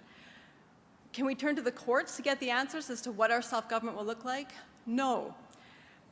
So my take-home point, my main message that I want to impart to you is that when it comes to drafting our Constitution, drafting our governance procedures and our laws, first we need to be grounded in our worldviews and our constitutional values.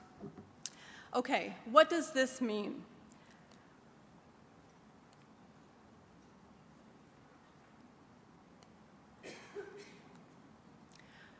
To explain this, I want to draw on a tree model of legality. And here I'm pulling from the work of Aaron Mills, who is the Canada Research Chair in Indigenous Philosophy and Constitutionalism at McGill's Faculty of Law.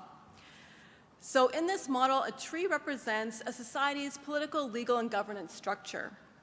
And we can apply this model to all governance systems, not just Indigenous ones, but to non-Indigenous Western governance systems as well. Now, in order to implement our own governance, we need to come up with law.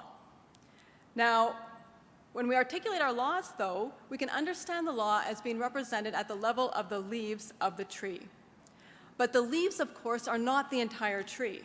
And similarly, whatever laws that we articulate don't encompass our society's entire political, legal, and governance structure. To fully understand the laws, we have to understand the levels below. We have to start at the roots, just as Norm mentioned. We have to start with our worldview. So our worldview refers to the kinds of things that Norm was talking about, our most basic assumptions and beliefs about reality. These are beliefs that are so fundamental that they normally go unquestioned and unexamined until we are confronted with a fundamentally different worldview. So our worldview answers questions like, what is a person, fundamentally? What is freedom? What is truth? What is knowledge? And of course, language encompasses the answers to these questions.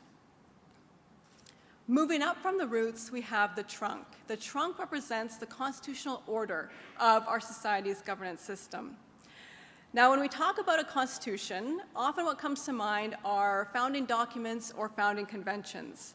Now, these represent one particular kind of constitutional order. But we can think of the term constitutional order more broadly to refer to the way a society constitutes itself as a political community. In other words, what are the foundational values and norms that rise up from our worldview?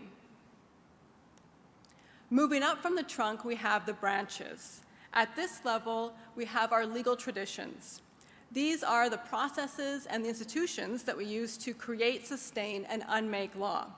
So in a Western system, for example, the institutions that we use are legislatures, courts, tribunals, and law schools in order to make and unmake law. Okay, now the key to this model is that each of these four levels, each one shapes and constrains the one above it, but it doesn't definitively determine the one above it. So for example, if we have the roots of a birch tree, birch roots can only ever produce a birch trunk. Birch roots are never going to produce, for instance, a pine trunk. And yet there's still a great amount of variation among birch trunks, right? No two trunks of birch trees are completely identical. Okay, so why is it so important for us to start at the level of the roots and the trunk? Well, I have two reasons for us. The first is that this model explains how it is that a society can adapt, change, evolve, and grow while still staying true to itself. The way this works is that as you move up the tree, the higher you go, the more variability there is and the more scope there is for change, whereas the lower levels are more constant. So the values and the norms at the level of the roots essentially don't change. But there's scope for some variation within the trunk, there's scope for more change and variation within the branches, and there's room for even more change and variation at the level of the leaves. So society can stay true to itself by consistently maintaining its values at the level of the roots, but the specific ways that it manifests and instantiates its laws at the level of the leaves will change over time. So for example, when we're thinking about what kinds of laws are we going to implement, and we look back and we see one of the most common examples of Métis laws are the laws of the Métis buffalo hunt. Well, we don't need to reject those out of hand and say they're obsolete because we're not hunting buffalo anymore, right? Instead, we can look to those laws and distill from them what is the worldview, what are the constitutional values reflected in those laws, and then think about the modern way to reinterpret those. Now, the second reason that we need to focus on the roots and the trunk is to avoid constitutional capture. Okay, what does this mean, constitutional capture? Well, my image was just of one tree, but imagine two trees standing side by side. One of them is a birch tree, the other one is a pine tree. The birch tree represents a Métis governance system. The pine tree represents a Western Canadian colonial governance system. If you try to take a birch leaf from the birch tree, paste it onto the pine tree, it's not going to work, right? It's not going to grow. Similarly, if you take Métis laws and try to apply them using the logic, the procedures, the institutions of a Western colonial system, it also is not going to work. They're not going to grow. Instead, all you will get is a distorted version of those Métis laws. And Mills calls this constitutional capture. Other scholars have used many other terms for it. Gordon Christie, for instance, calls this the colonial snare.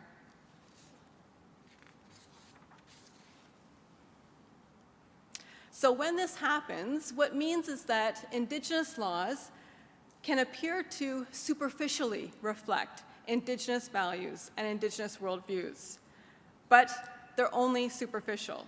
So just to give one example, in some sentencing circles, not all, but in some that I've seen, what happens is we have everyone sitting in a circle, and superficially it looks like an Indigenous process. However, at the end of the day, it's still the judge that has the final authority to decide and impose the sentence, as opposed to the community as a whole, as opposed to the sentence emerging from the circle, from the community as a whole. And the sentence is still imposed through the coercive force of the state, as opposed to the accused person voluntarily internalizing what the community has been saying. Right? So superficially, it looks like an Indigenous process, but it's still instantiating the values and norms of a Western colonial system. This is not decolonization, right? This is not self-determination. Instead, to have these kinds of colonial values infiltrating our governance procedures and our laws is actually the perfection of colonialism. And so to truly own ourselves, we need to ensure that our governance procedures, our constitution, our laws are upholding Métis worldviews, not colonial ones. Okay, so what are these worldviews? Well, Norm has already talked about Wokotowin as one.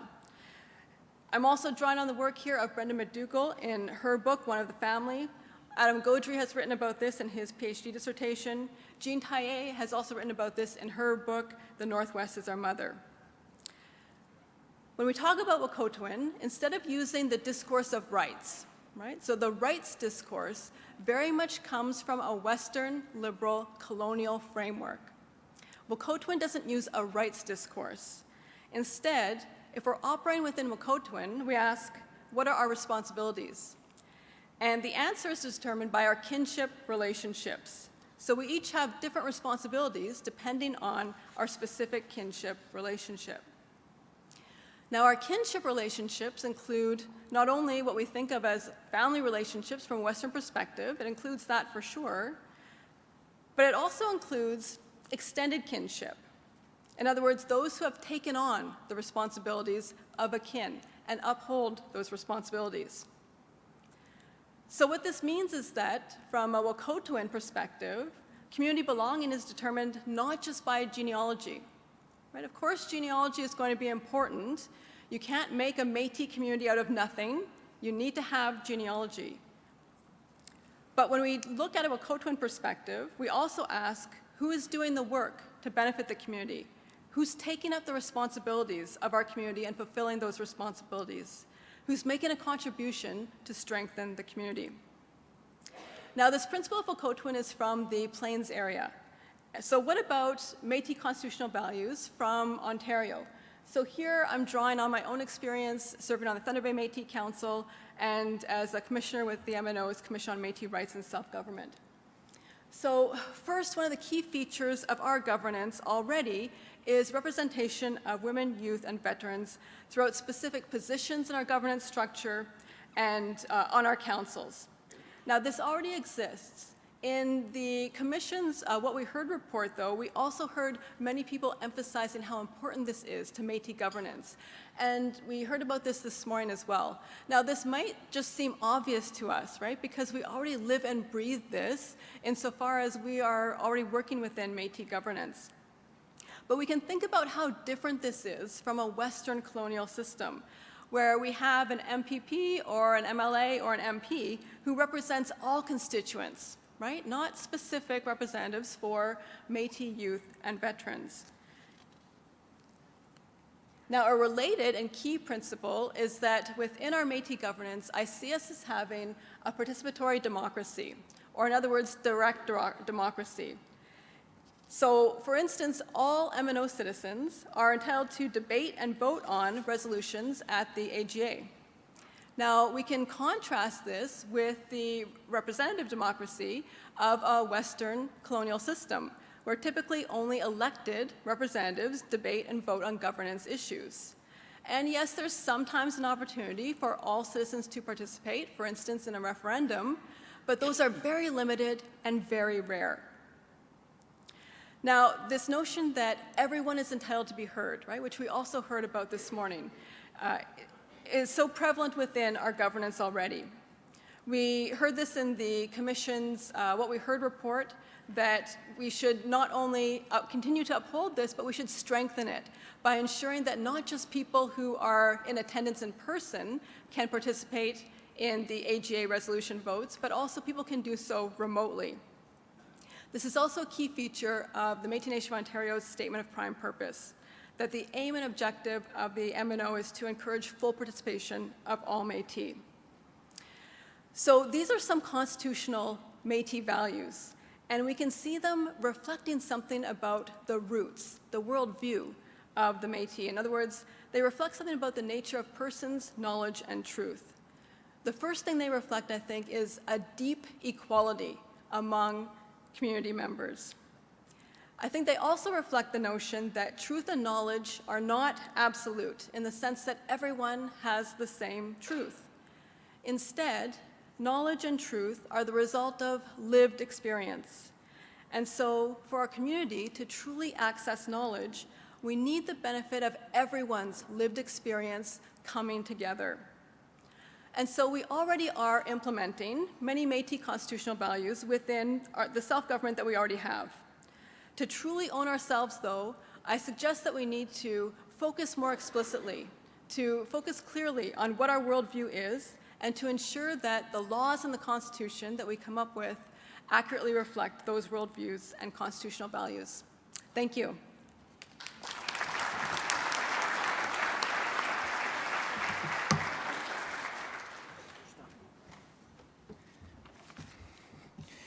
Thank you. Let's give her another hand of applause, please.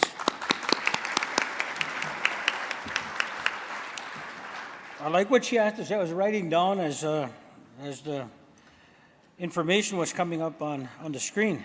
The roots, to stay true to itself, based on our identity, culture, values, and language. Bennett always says, just do it. Why aren't you doing it? Because it's based on your uniqueness and distinctiveness. And that's what we have to do that as we move forward. We have to begin writing up constitutions in regards to the best interests of our people, where accountability, transparency, and democracy is happening.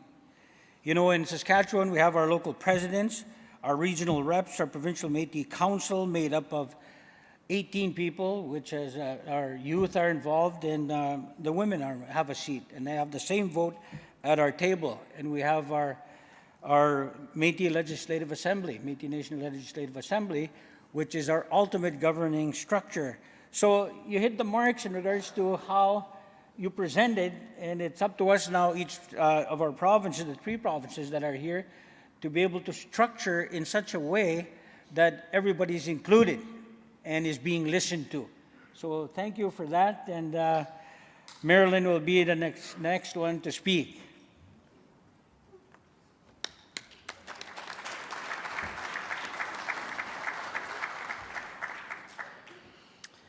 So I have some homework. Is Shirley McLennan in the room? Shirley, are you in here? Yes, she's right here. When I introduced her this morning, I called her Shirley McClellan. And it's not a good thing to say somebody's name inappropriately. Your name matters to you. So I want to recognize that I said that wrong, and I want to introduce you properly. I work with a lot of old people. It's the most important work that I do. And one of my old ladies that teaches me says, if you can say your name, you can wake up your spirit. And if you don't say your name properly, you're not going to wake up your spirit. So I felt terrible for doing that this morning. And when you're getting tired, when you've been eating large slices of banana loaf and you're really getting pooped and you want to wake yourself up, you just say your name out loud, Marilyn Putra, wake up. And she'll wake up with you. And then you're supposed to say your name when you leave the room and take her home with you at the end of the day as well, so your spirit goes with you. I also want to say, we have a lot of people from the federal government here. Those are brave people. Those are brave people. I've been working on self-government negotiations my entire career, and Yvonne Boyer outed me this morning and said that's over 25 years. And There was a time when the federal representatives they were drawing straws at the office. You go, no, you go. No, they're really not going to be happy if we go. And so I think they figured out you show up in numbers, you're safer. Good idea. That was just really great to have that kind of conversation, because we have to move forward together. And I just don't want us to walk past that and not notice. So what have I been hearing?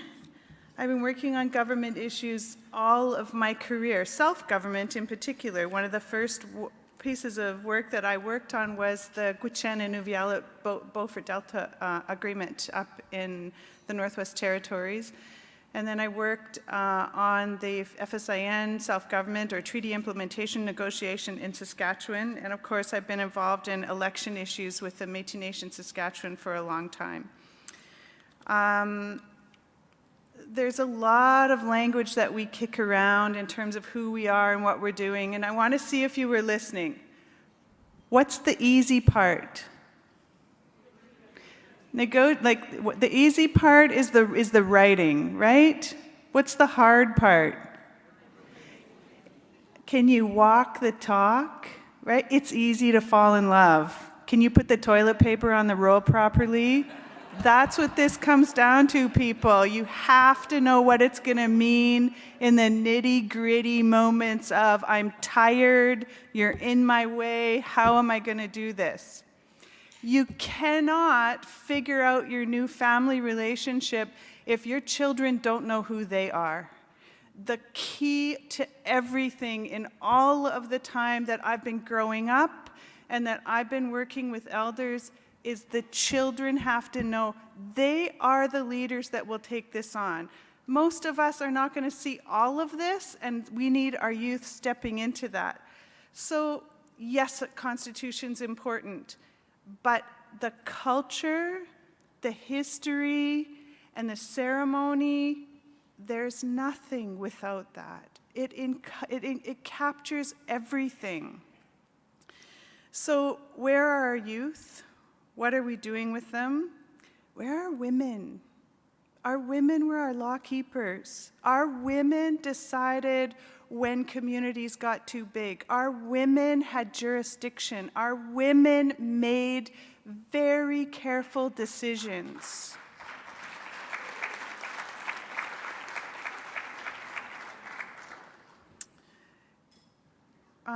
The woman that was speaking here from the north, she has a title. She's the law's guardian. Oh my God, I want that job. Does that sound great? The law's guardian.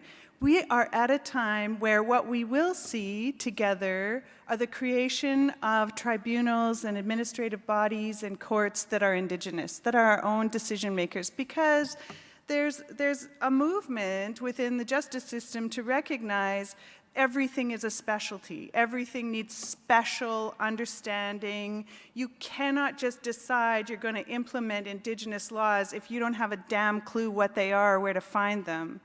One of the women that I work with says, we're worried always, we're losing our laws, we're losing our laws. Our laws were never ours to keep, they are in the land. The laws are in the land and they're safe there, and we find them there. I'm not sure how you teach that to somebody who would never have grown up understanding water is my grandmother. There's a very specific cultural context for that. I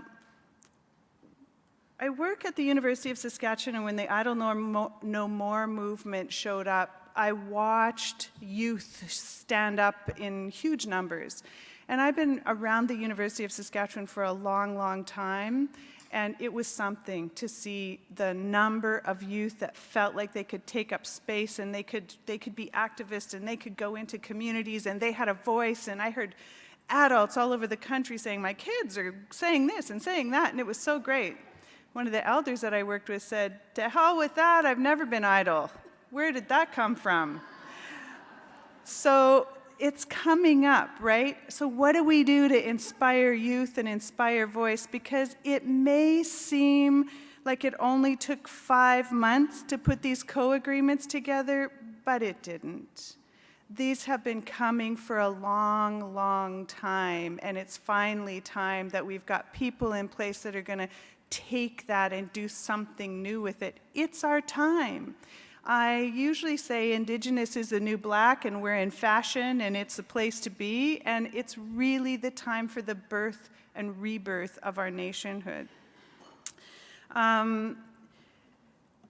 The relationship component I want to touch on that Karen mentioned, you know, kinship is really crucial, and sometimes when I teach law and I teach Indigenous law, I talk about that kinship model.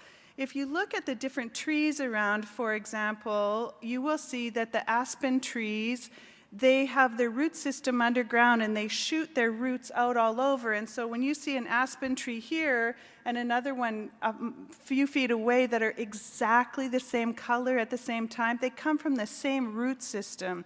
The trees are our teachers. And so what does that kinship model look like when you look at us? When you look back at the original negotiation of treaties and we call each other, oh, that's my cousin, and I hear my husband and his friends teasing each other constantly about the Great White Mother, and there'll be nobody going on a ship to visit the Great White Mother right now unless you've washed your hands. And so why? Why do we use the language of kinship? There's a very obvious, great reason for that. If I say that Margaret Froh is my sister, I know exactly what that relationship looks like. I know that she's my younger sister. I know what that relationship looks like. If I say that Audrey Patra is my sister, I know what that relationship looks like. If I say Norman is my uncle, I know what that relationship looks like, and so does Norman. If I tell you I have a relationship with Joe, what's your relationship with Joe? Is that your father? Is it your neighbor? Is it your colleague? And what's that relationship look like? The kinship model held some structure together in what that relationship would look like. And so there's a discussion around when we adopt each other as family. And in our traditions, customary adoption was about, I now have a responsibility for you, and you can rely on me, and I can rely on you. The kinship model is crucial for us moving forward. You heard some great insight about what's happening with the Glitcho and the, I wanted to write this down and say it properly. KCFN, hey. And so you can imagine when we're looking at the numbered treaties and you're moving across the country, had they had cell phones, it would have been, don't fall for this. This and this is going on.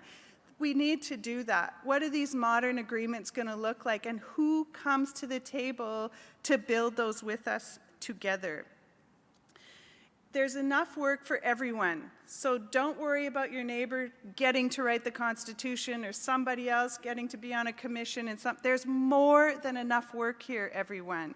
We need to be building capacity for nationhood and citizens. That means who's getting our youth ready to take this leadership on. We need to reinstitute societies, traditional societies. Where are our historians? Where are our language keepers? Where are our culture keepers, ceremonial keepers? Where's our artists? Where's our artistic practice?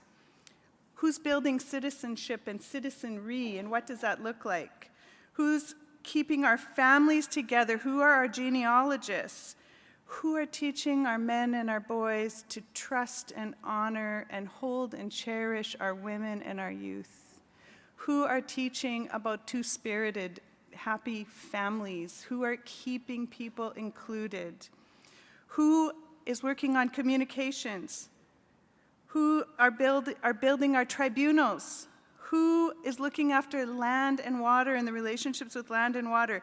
Who is looking after hunting, fishing, trapping? You know, gathering kind of gets left off of the harvesting discussions, and having worked for the federal and provincial government, that's a glaring mistake. The gathering is crucial, okay? And we often say, no, we can't talk about mushrooms, we're talking about forestry, but we really have to put gathering back in. Those are our medicines. This experience with this virus should be teaching us that. We have to look at mapping. We have to look at the United Nations Declaration. If we're a nation of Indigenous people and we know that we have people across the globe that have thought about what this should look like, let's learn from the best. So I'm just going to end off by saying, how do you pick who's at the table? You need to pick from people that are as diverse as you can possibly get. There's so much research now that says the more diverse, the better. You don't get a bunch of lawyers in a room, sorry to all of my sisters and brothers in the room, but we are not the answer. You need elders, you need technicians, you need cartographers, you need medicine pickers, you need people who have worked on the trap line, you need our brothers and sisters who have worked on this from another perspective. We should have all kinds of teachers, and it's not just politicians or lawyers sitting in a room putting together what the rest of our nation looks like. And the final thing I'll say is, we do come from a history of government checking the box. Yeah, we got a treaty there, we got a treaty there, we got a self-government agreement here. Those days are gone. This is a relationship that will go on. And so the thing I heard this morning that made my heart sing was, we are going to annually renew this. We are going to annually, every winter we're going to tell our kids who they are. Every winter we're going to remind each other where we come from and why, and the work that went into these agreements. That's how you build a nation. Thanks.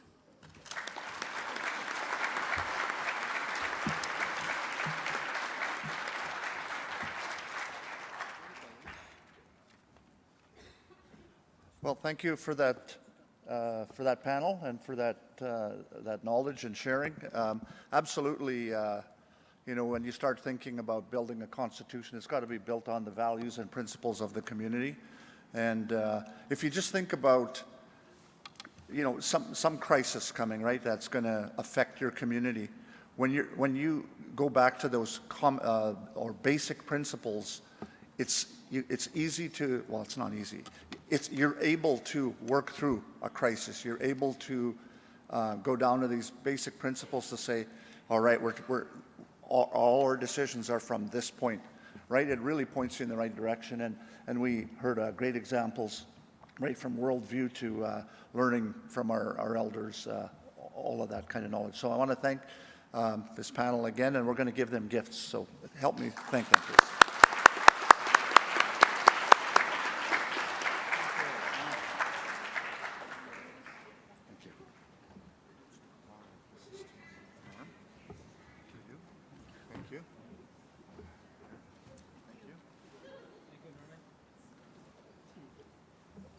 All right, we're not going to take a break. I mean, you can get up and go when you need to, but we're going to continue on. We are a little bit behind, so I'm going to invite the youth panel to come on up, please.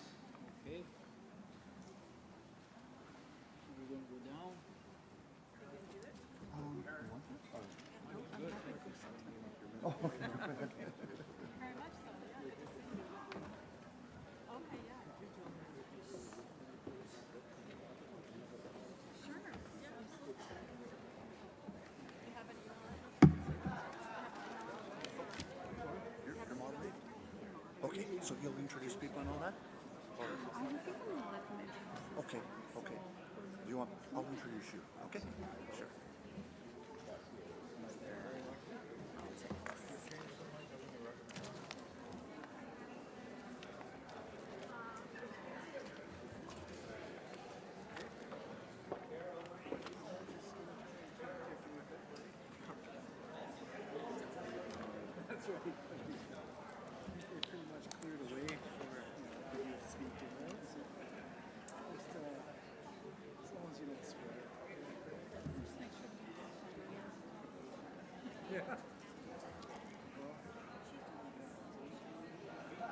So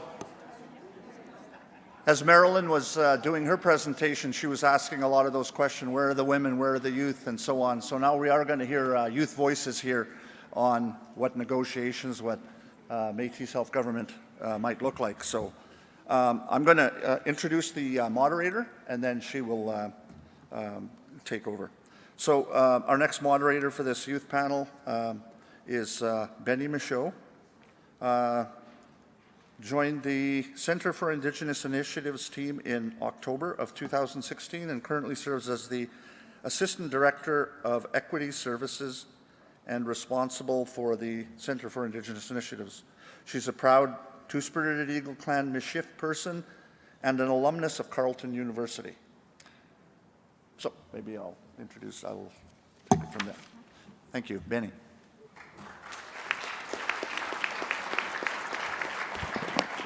Tanshe.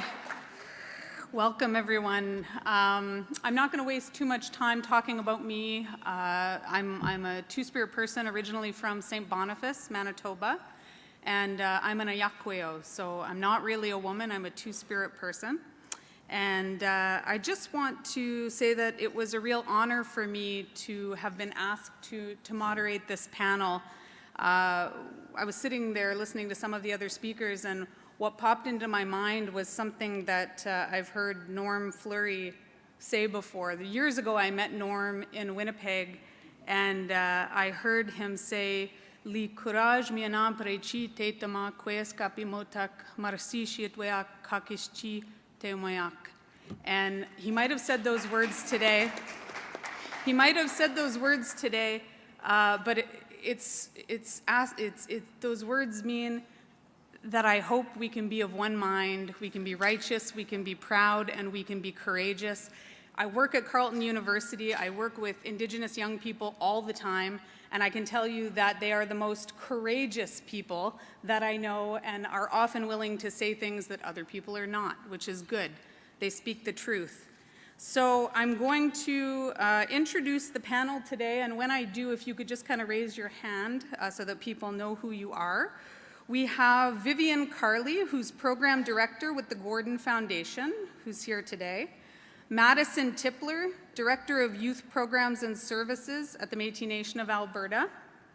Cody Desmarais, Youth Representative with the Métis Nation of Saskatchewan.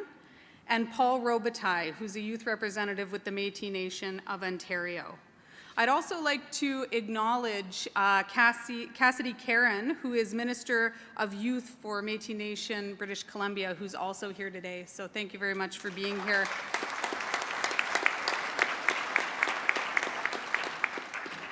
I know that we're running a little bit behind time, so I'm going to jump into our panel, and I would ask maybe we could go through and you could each introduce yourselves and tell us a little bit about the work that you've done with youth in your communities and what self-government looks like to you.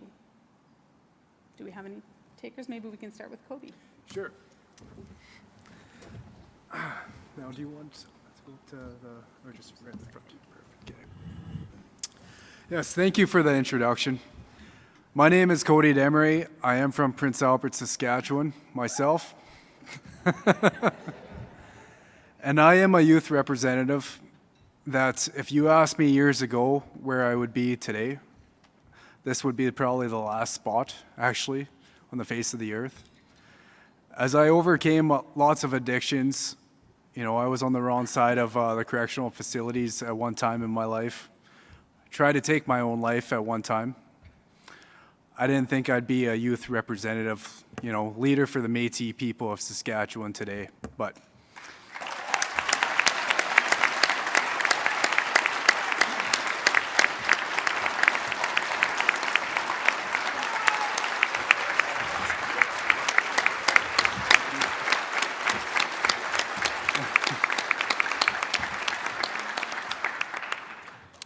thank you very much. That was not expected. But I just want to say I'm very proud to be Métis, and I think that was where I was lost quite a bit when I was growing up. I didn't know where to belong. And the Métis government that is coming, the Métis nation that is coming now, has accepted me, and not only accepted me, but, appointed me a leadership role that I'm very proud to move forth with. And I'm very excited for this nation to keep going forward.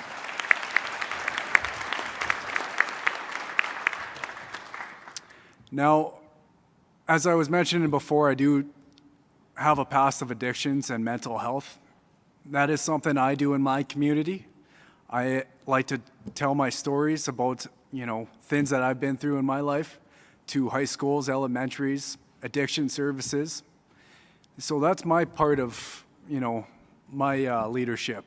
I like to storytell, which is one of the most, original things about the Aboriginal ancestry, is healing, teaching through storytelling. But thank you very much.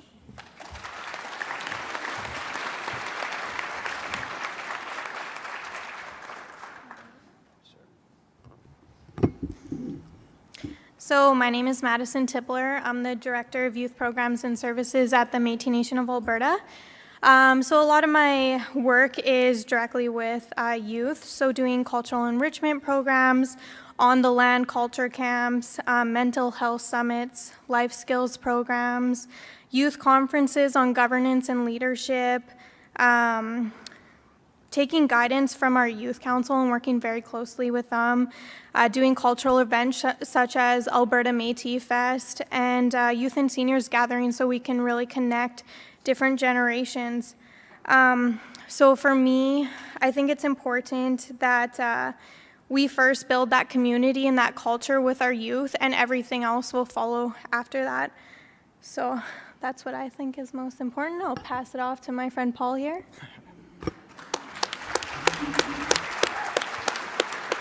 Well, thank you, Madison.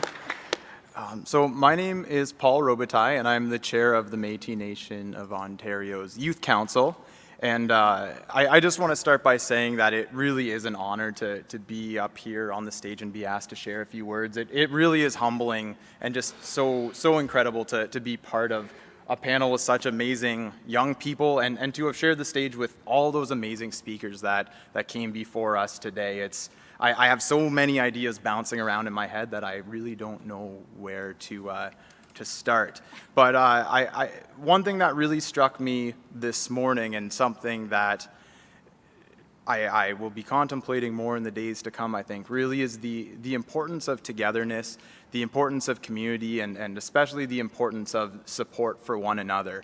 And the example that comes to mind, and something that I really relate to and feel so fortunate about, is that when it comes to events like this and all sorts of other things, I'm in the position to be much like, I guess, the First Lady of the Métis Nation Saskatchewan, as well as, I guess, the other half. I was going to say the better half, but I'm not quite sure. But that I do get to go to a lot of these things with my own partner, Cassidy, who was introduced earlier. And really, I can relate to those words because in her passion for what she does for the nation, that's where I draw a lot of mine. From her strength in some very challenging times that have been sort of mentioned throughout the day, that's where I often find mine as well. And I think it's together that we are stronger. And it really is such a real privilege that we have that. And that, I guess, despite the fact that I think she sometimes still thinks I'm some sort of M&O sleeper cell that was sent to British Columbia. I keep telling her we're not smart enough for that, but I think she sometimes still believes that. I guess I might speak a little bit more now, but it will exhaust most of what I have to say. But really, for me, self-government and the hallmark or the sign that we have been successful is if at a very structural level, every single one of our Métis citizens has a real opportunity to participate and contribute to our government and to our nation to the fullest possible extent based on his or her or their own interests and capacity.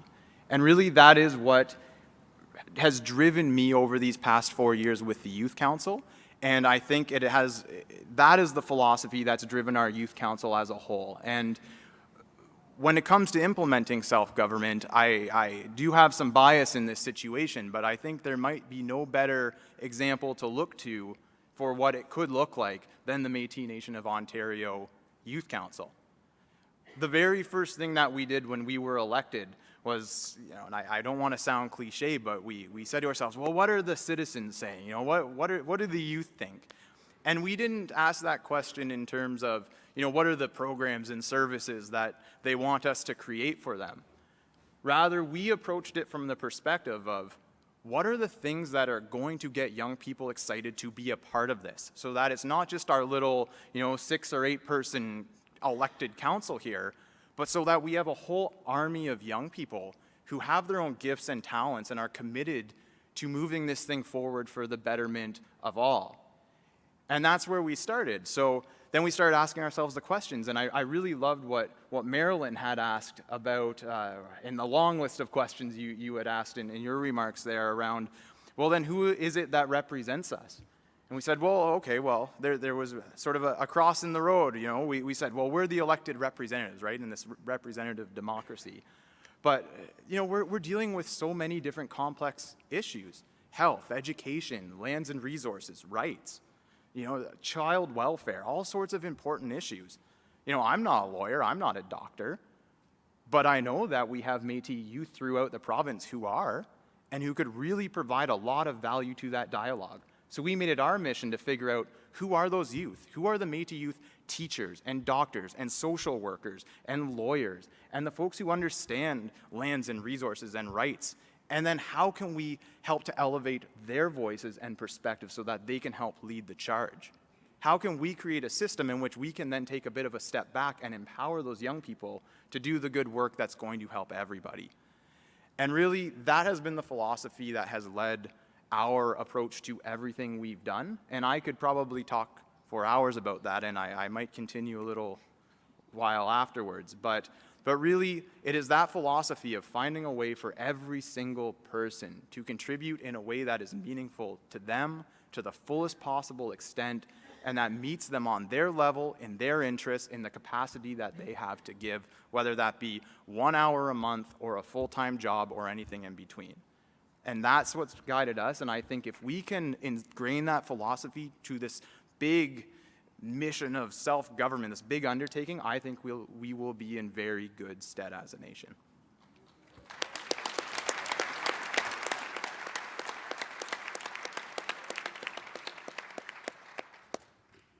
Okay, that's pretty hard to go after that one. So my name is Vivian Carley. I'm really humble and honored to be here today. I am, as you can see, probably not a youth, or I'm quite youthful, so there we go.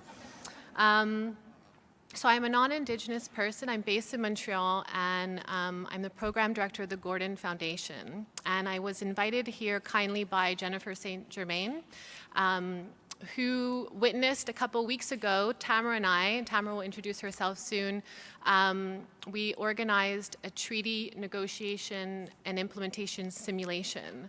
So I was invited here today to share a little bit about this exciting initiative that we're starting to run with several of the modern treaty holders. And people like Frank Dragon here, who you heard from just earlier, was one of our negotiators. So I don't know if I could take just a little bit of time to talk about that, yeah? Oh, okay. How do I do the slide? Do I have to go through? Okay. Just hit the green button. The green button, okay. So I don't want to take up too much time because we want to hear from the youth, but they told me to prepare a presentation. So there you go. So the work that we're doing is around preserving knowledge on treaties for those that have spent their lives negotiating and implementing treaties, but it's also about engaging the next generation, like these guys here and others in the room who are going to be leaders or are already leaders in their own right, to get involved and get excited about their land claims and self-government agreement and get involved in negotiation and implementation. So just a quick, why is the Gordon Foundation involved in this? So we've been around for a number of years. We're based in Toronto, but we've been working mainly always on education. And I'm responsible for our Northern program, which we work across the North, and it's all about ensuring that emerging leaders have the skills for policy development, leadership, and governance. And the treaty simulation came out of basically a couple of former negotiators, Bertha's husband, John Bizot, Dave Joe from the Yukon, and others from the NWT who are former negotiators, who are long-term partners of ours at the foundation, came up to us and said, like we keep hearing today, we need to ensure our young people are involved in this work. They're the future. There's a lack of interest. I don't know if anyone of you have seen your agreement or have seen land claims or self-government agreement. They're not the most exciting documents, maybe except for people like Jason and Tom. But for most of us, they're quite difficult to understand. And how do you get a young person excited about their agreement, but also get them involved in it, and maybe to understand that it influences their day-to-day lives, because most of them don't understand that in some way. So they said, we got to do something. So Gordon Foundation, you guys have got some resources. You've got the network across the North and some parts of Canada. Can we figure out what to do? And so we went through a long process of talking to tons of people involved in treaties throughout many years to figure out what would be the best way to engage young people. And this idea of a simulation came up. How do you get young people? You give them the space to figure it out with the help of some experts. So you put them in a room for 3 days with a bunch of experts, 2 to 3 days, and they have to negotiate an agreement, and they've got to implement it. So essentially, that's what we've been doing. So we ran last year our first national simulation. This was in Ottawa. We had 17 youth from BC, Nunavut, Northwest Territories, the Yukon, and Quebec. And we had a few of experts who came, who are former negotiators. And then we had one in the Yukon. It was such a big success, I'll talk a little bit about that, which was a regional simulation. And then we had just where Tamara is going to talk about our second national one, which was enormous. It was 40 youth from BC, Quebec, and the 3 territories.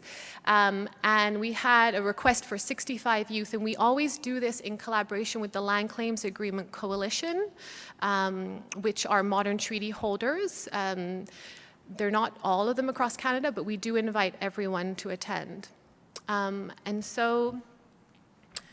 And I'm just going to talk a little bit about what is a treaty simulation. So it basically, we spend 2.5 days with the youth. The first, they come together, we have an elder to open the room.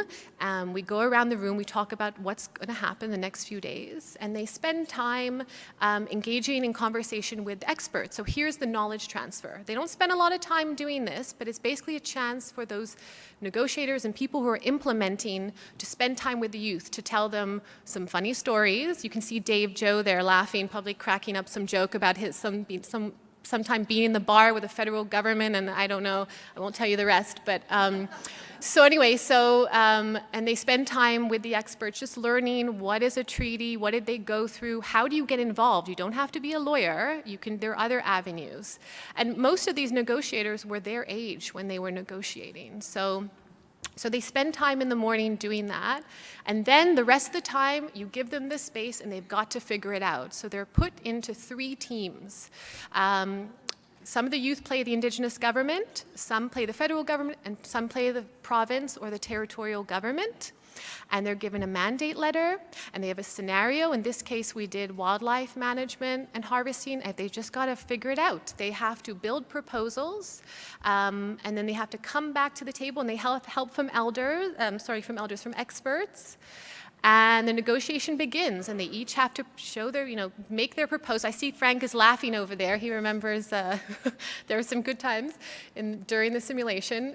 Heated debates, so they have to learn what it's like to be on the other government side. So Frank and Bertha spoke so much about this collaboration, the importance of working and understanding the other parties, because you're going to be building a relationship with them, a long-term relationship. What is it like to be in their shoes? And then they have to come to an agreement, and then they present to the larger group, and then we go into the implementation. So they have to implement what was agreed upon, and they switch sides. So if they were the Indigenous government, they have to go play now the feds or the territory or province. I'm going to have Tamara talk a little bit about her experience and introduce yourself about the experience. Sure. Hi, everyone. Thank you so much for having me. The Gordon Foundation kindly invited me to be here. My name is Tamara Takpani, and I am an urban Inuk. So my family does come from the Nunavut territory, but I've grown up in Ottawa pretty much my whole life. I went to a school called Nunavut Sivaniksivut, where we do learn about our Nunavut Land Claim Agreement in great detail and learn how to implement it. So when I was invited to do the simulation a few weeks back, I was really excited to go. I wasn't expecting like the tough negotiation part, because let me explain it from my perspective. A whole bunch of youth just came together, and you meet each other in the beginning, you're super friendly with each other, and then you're put into groups, like she expressed the 3 different governments, and then you're like, I don't like you anymore. But you understand, because you take breaks and you're caucusing and you get to talk with your peers, and you kind of really understand where, for example, the federal government is coming from, or where the province or territory is coming from. And as an Indigenous person yourself, we were all Indigenous participants. We all understood how our ancestors, and even those who are still living today, fought really hard for what we needed. For example, my land claim agreement was negotiated from the 70s to the 90s and was signed in 1993. And I feel so much comfort knowing how hard my leaders have pushed to keep our language alive, to keep our culture and our hunting rights.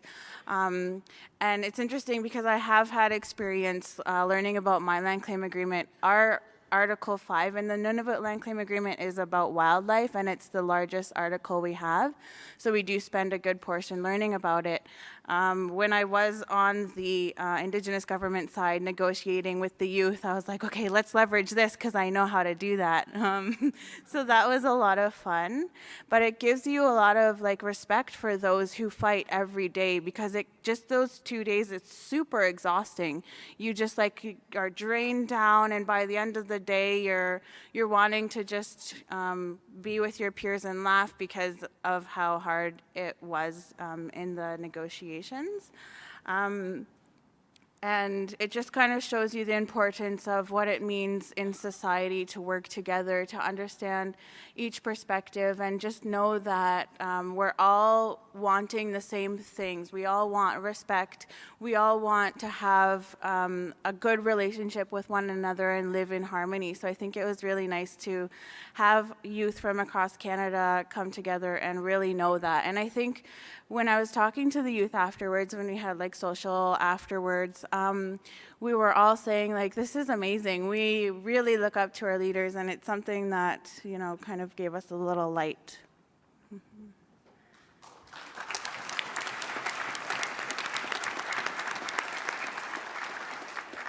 Thank you very much for sharing that with us. One of the things that we've been learning a lot about today is just how much work goes into creating these agreements, and how the real work starts in the implementation. And I wanted to go back for a moment to my initial question, which was, what does self-government for Métis people look like to you moving forward? What are some of the priorities that need to be considered that pertain to youth in particular in this process? So, I get a little excited when I do public speaking a little bit. I may have forgot that part off the bat. Unfortunately. Maybe if you hit the... Hello? Nope. Can we get mics on the... Switch spots. Okay.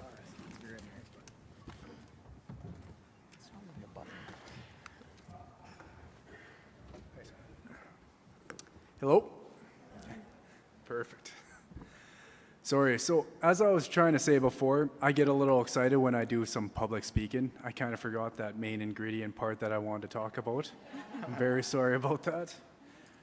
But the self-governance movement that is in forward motion right now, I believe there is a lot of youth out there across Canada that have problems with addictions, mental health, especially in the northern communities. You hear about it all the time, that there is youth, harming themselves or attempting to harm themselves.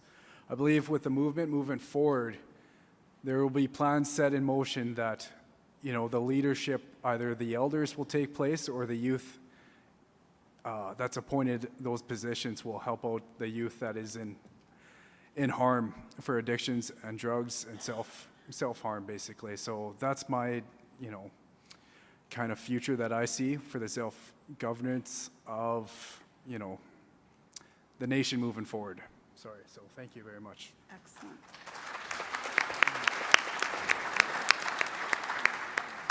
Wonderful. So definitely supports for mental health and supports for folks who are struggling with addiction. Very important. Maybe now I could ask you, what does the road ahead look like in terms of how this process is unfolding? How can Métis governments ensure that diverse youth voices are part of these important conversations? Paul, you talked a little bit about this, but maybe some others could offer their thoughts around how do we ensure that the youth who are being engaged represent a diverse group? So maybe I'll talk just a little bit about like the history and youth being involved in the Métis Nation.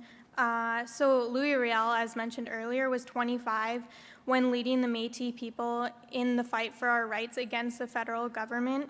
Cuthbert Grant was approximately 23 years old during the Battle of the Seven Oaks.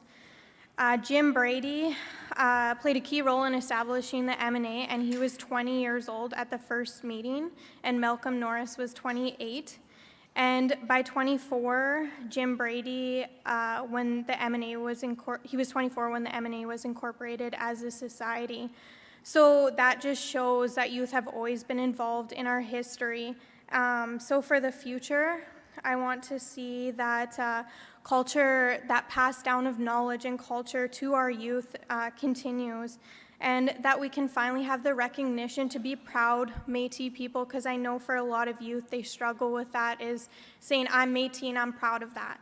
And just having youth involved in all levels of government, so that could be local, provincial, regional, and youth in positions in all of those governments. And also to realize that there is lawyers, politicians, doctors that are all Métis youth, and we need those people in our communities.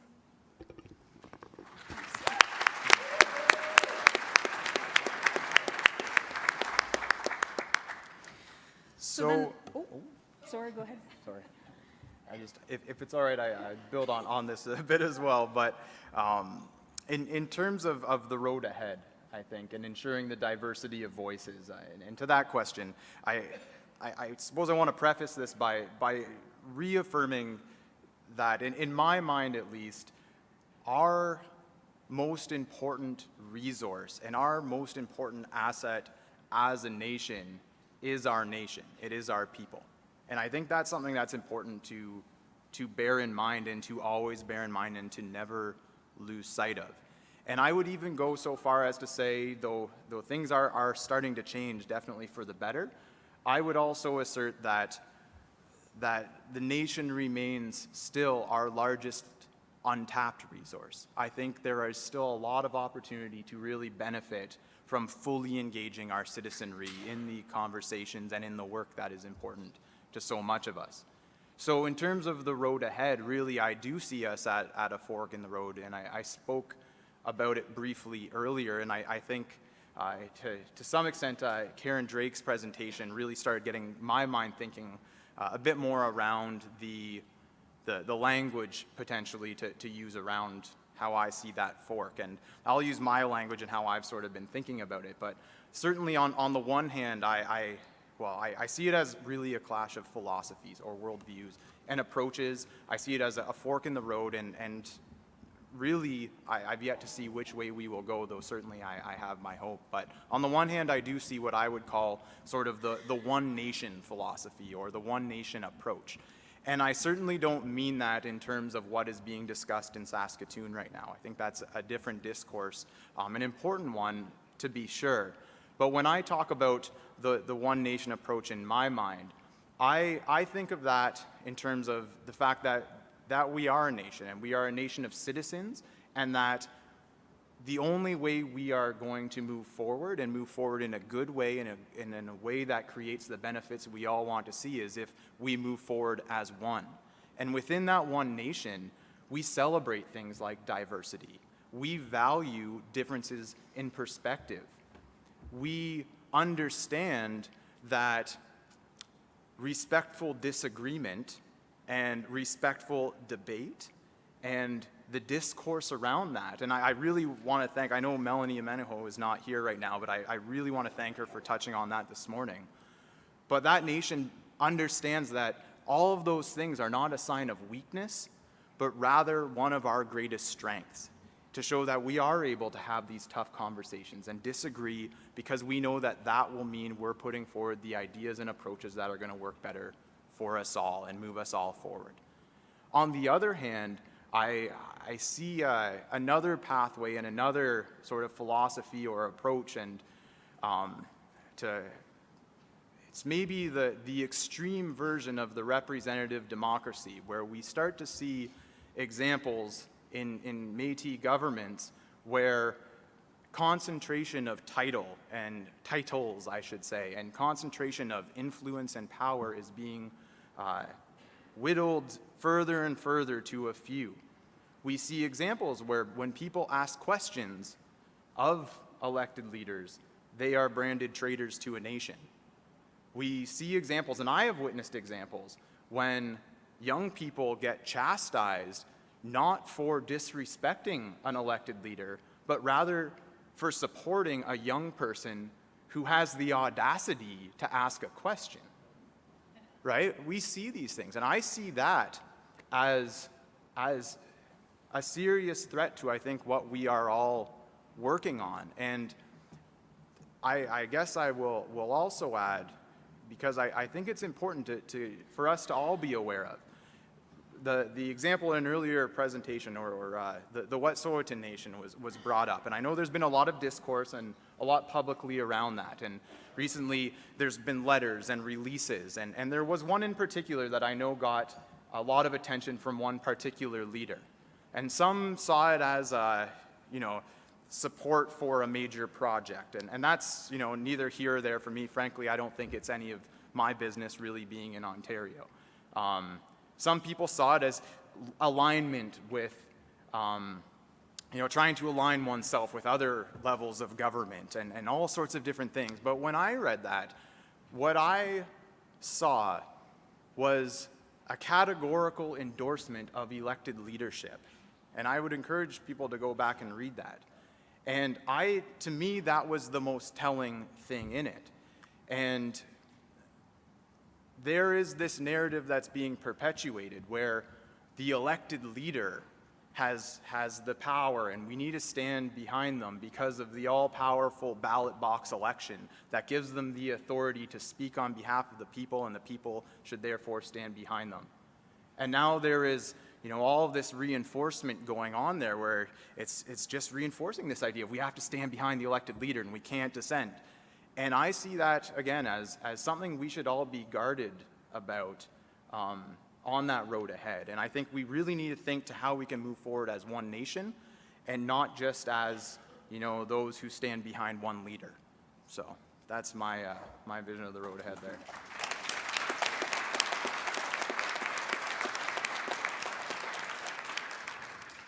So you talked a little bit, Paul, about the importance of creating spaces where youth can be courageous and continue to bring forward priorities that are important to them. How do Métis governments, and I'm going to open this up to the full group, how do Métis governments create spaces where youth can continue to be courageous and continue to bring those voices forward? I take that one? Yeah. Yep. Perfect. Oh, there we go. Perfect. Awesome. So I would just like to touch on a little background about where I'm at personally. I started a small business with that is meant to inspire and motivate young people, old people, middle-aged people through the messages behind clothing. Now, I'm a young Métis man that I just, 2 days ago, I got announced for the Young Entrepreneur of the Year, and it's something I'm very excited about. But I know a lot of people say that clothing is saturated and all this, but I've had many Métis young adults come up to me that, you know, just sharing your story through messages of clothing or personal storytelling is one way that we can do some healing. I know that for a fact. And to let creativity flow is that you got to heal from your trauma. And I know there's a lot of youth out there, even older people that are, you know, still dealing with trauma themselves. So I think by dealing with your trauma, by either sharing with somebody or just trying to help somebody else out, I think, you know, room for creativity will be coming in, you know, the state of flow after that. Thank you very much. Thank you very much.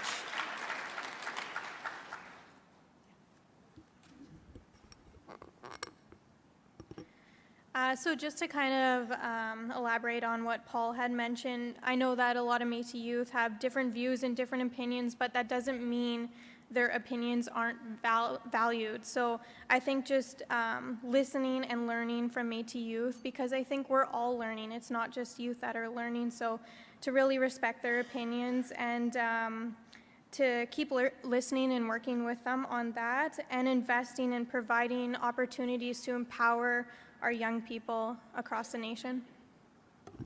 Excellent. Thank you very much. So I'll end with one more question, and then maybe we can open it up. And if there's questions from the audience, you can fill people in. So what makes you hopeful about the way in which we're moving forward when it comes to self-government? What things are, you content with? Does that make sense? There's got to be something. What makes you hopeful about the future? Just really quick here. Mic again, hey. You want to switch really quick? Sorry, buddy.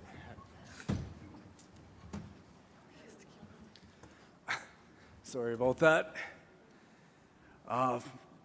One step I think that we need to be very hopeful for and be grateful for is when you take a look at a room like this, or even a room like last weekend for the Métis rights of Saskatchewan, sorry about that, that you see an entire room full of Métis people that are coming together, moving forward together. I think that is one big thing that we need to be, you know, very happy about. You see people across the nation, across Canada, coming together in a room, collectively thinking of how to move forward. I think that's something we should be very proud of and hopeful for to continue on.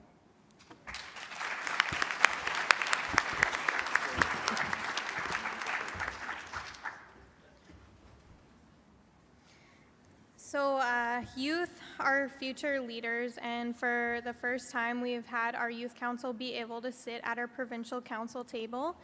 They do not quite yet have a vote, but that is soon to come. And I just want to acknowledge Shoni, who's our Region 6 youth rep on our youth council.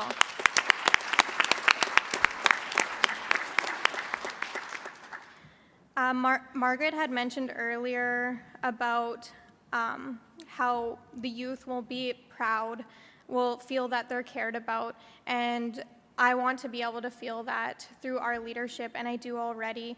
So I just want to thank our leadership for all the work that they've put into this agreement. And I just want you to know that we are proud of where we have come right now, and that our youth will be able to bring this Métis self-government forward. Thank you.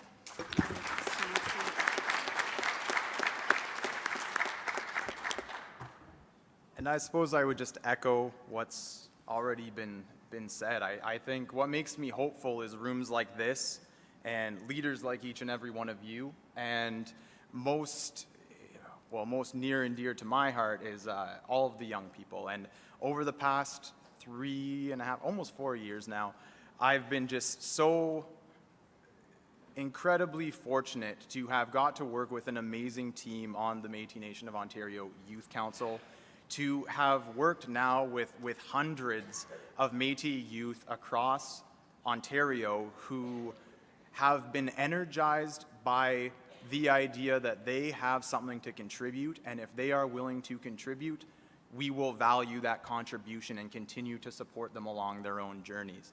And that keeps me, that keeps me incredibly hopeful, and I will take that one step farther to say it's not just the youth in Ontario, but right across the Métis homeland that make me hopeful. But it doesn't matter what is happening, you know, in the news or Twitter, Facebook, or wherever things happen these days. Our little group of young people across the homeland, we are good friends. We keep in touch with one another. We are working together. We are sharing ideas.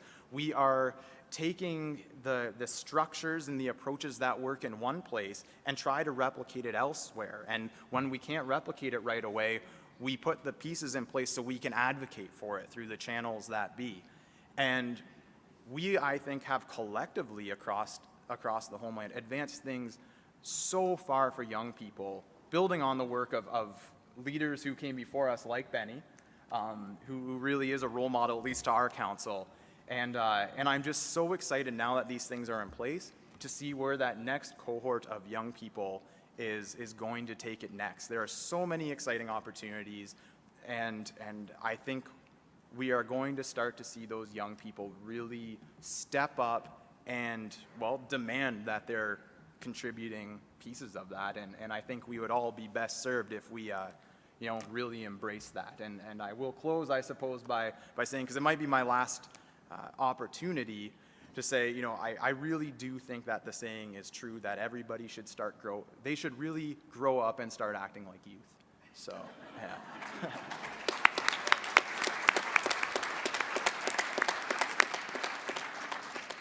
So long ago, I was on the Métis Nation of Ontario Youth Council, and when I see the momentum that has been built even in the last 10 years, there's this community of young people that are connected, that support one another, and they have come together and have transcended political conflict and political tensions and have been working so hard to bring us all together. And it's been brilliant hearing from each of you. I thank you so much for being here on this panel. Can we get a hand for our young people?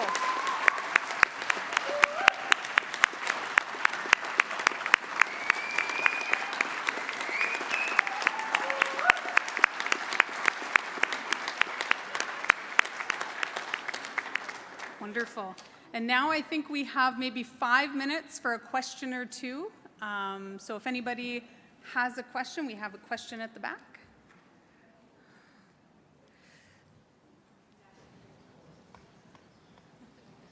Hello? Can we get the microphones turned on? Good afternoon. Mark Friesen with Métis Nation Saskatchewan. I just want to thank the panel.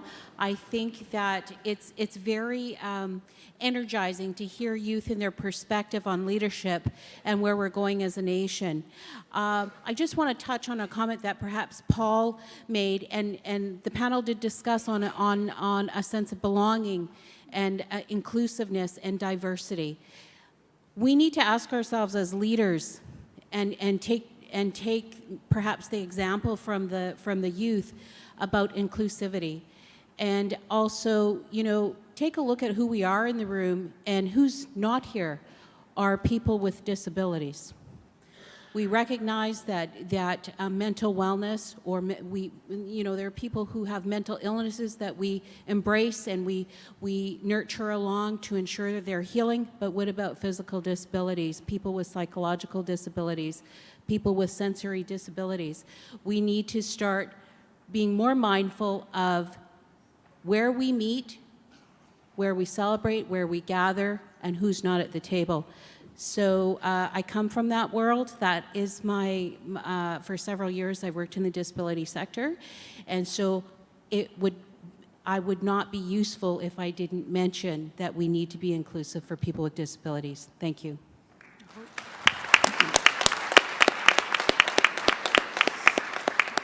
So the gentleman in the vest. Jim Tolles, Credit River Métis Council Senator. I don't have a question. I just want to thank you and let you know that we're very proud of you and our youth. Thank you.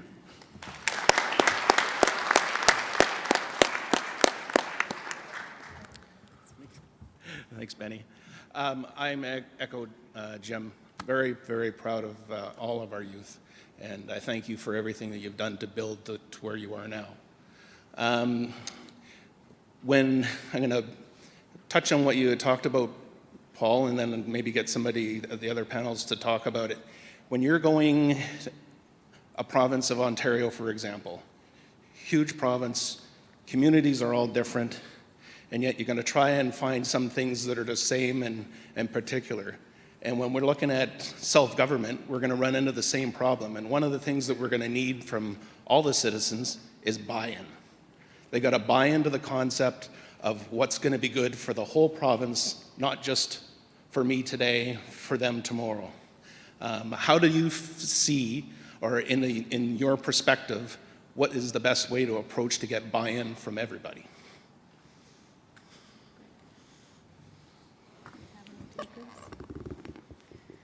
So I think just accessibility when you're talking about knowledge and explaining this agreement, kind of relevant but not at the same time. So in my field of work, we have regional youth coordinators working in each of the 6 different regions in Alberta, and that is to make our programs and services more accessible to everybody and to have them actually working in the community. So that's one way that we accomplish that, is to reach everybody through the rural and urban communities and across the province. Great, thank you. Joe? Good afternoon. My name is Joe Poitras. I was really fascinated with what Paul had to say, because in large part, I share your view, maybe for different reasons than you have, but I do share your view. We do have both democracies within MNO. One is a representative democracy, which is very, almost totally in control. The other is we do have town hall meetings, and that's our attempt to move into a true democracy. My question is this. You appear to be a great supporter of what I call a true democracy. Can you tell us how we might be able to improve us becoming more active in our true democracy?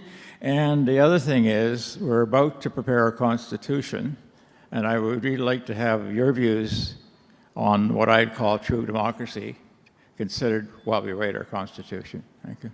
Thank you. Okay. So I'll touch on that, and I think it might actually speak to the question that Brian had asked earlier. So to get people interested in sort of this participatory democracy and this really community-centric approach that our youth council has taken, as I mentioned, we really started with that question of what is going to get you excited to be involved as a Métis youth. And what we did is really the first 1.5, 2 years or so of our term, it was all just about those opportunities for dialogue. So at each of our annual general assemblies, we would have a youth forum. Whenever, I think it's generally Joanne Meyer would find the bit of funding to bring people together for a day to meet with some sort of proponent, she was a really great advocate for saying, all right, we'll meet with you on Saturday. By the way, you're paying for Sunday as well, and we're just going to talk about what we want. So she was really amazing at carving out that type of space where we could get young people together and continue to have those conversations. And from that point on, it was a matter of finding, well, what are those common factors? And then how can we put those structures or frameworks in place that then give those young people a way to move forward on those issues that they've told us they care about in a way that in a way that makes sense to them. And being a broad, geographically dispersed community, to Brian's point, we said, okay, well, you know, community-based things in, like on the ground in your physical sort of geography, that is one way to do it. So what we did as a youth council, we said, okay, let's take these fundraising dollars that we have generated through the sale of our MNOYC bead kits. They're $20. Talk to me if you would like to buy one.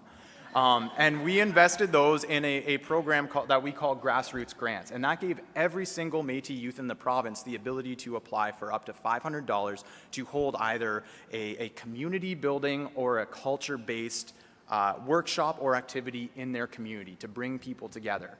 Again, about empowering ideas and allowing them to make a difference. So that was like really the geographically specific base.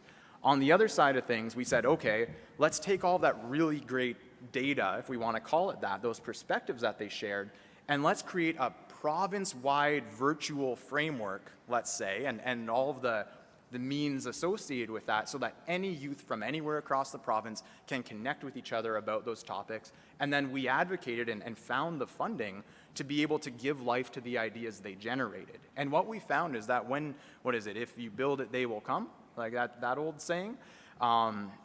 Really, we put this framework out there, and young people from across the province who have no interest in politics as we see it, who haven't been involved before, now see themselves reflected, and they step up, they generate ideas, they come up with initiatives, and then we help to give them the resourcing to bring those initiatives to life. And if you want to come talk to me after, I can tell you a bunch about so many cool projects that people have come up with that are now being implemented. This was one of them. To be a nation, we need symbols, right? We need things that represent us, that connect us, that bring us together and bind us. This was one of them. We had those conversations. We said, as young people, what is important to you? They had 5 different areas: environment, language and culture, health and well-being, education, and nation building. So we said, well, if we're starting to think about how we represent that, you know, let's talk about the colors that you associate with those things. So then the youth worked together to come up with these colors. And then from there, you know, we worked through the community to say, well, then how do we put this together in a sash? So this is a sash created by Métis youth for Métis youth in Ontario that tells our story and the things that are important to us. And at this year's assembly, every single youth who was there got one of these. We have an amazing little crest that, again, a similar story. What are the things that are important? Using our floral tradition. How do we represent that? And then we were so fortunate, we still are, to work with a truly amazing artist by the name of Dylan Miner, who's a Métis artist, and he works with our young people to bring those ideas to life. So it's through those types of initiatives where we value those ideas, we bring them to life, we show young people that they are being listened to and are creating those opportunities. That gets them involved in these other conversations. And I think that's how we can really strengthen that democracy, especially over these vast, vast territories that we deal with in the Métis Nation. So. Thank you. So in the interest of time, I'll acknowledge the man in the walleye shirt. Does it say walleye? It's a good walleye. It's a good shirt. And then we'll give Mitch the final word. I'm not going to talk about that red squirrel again.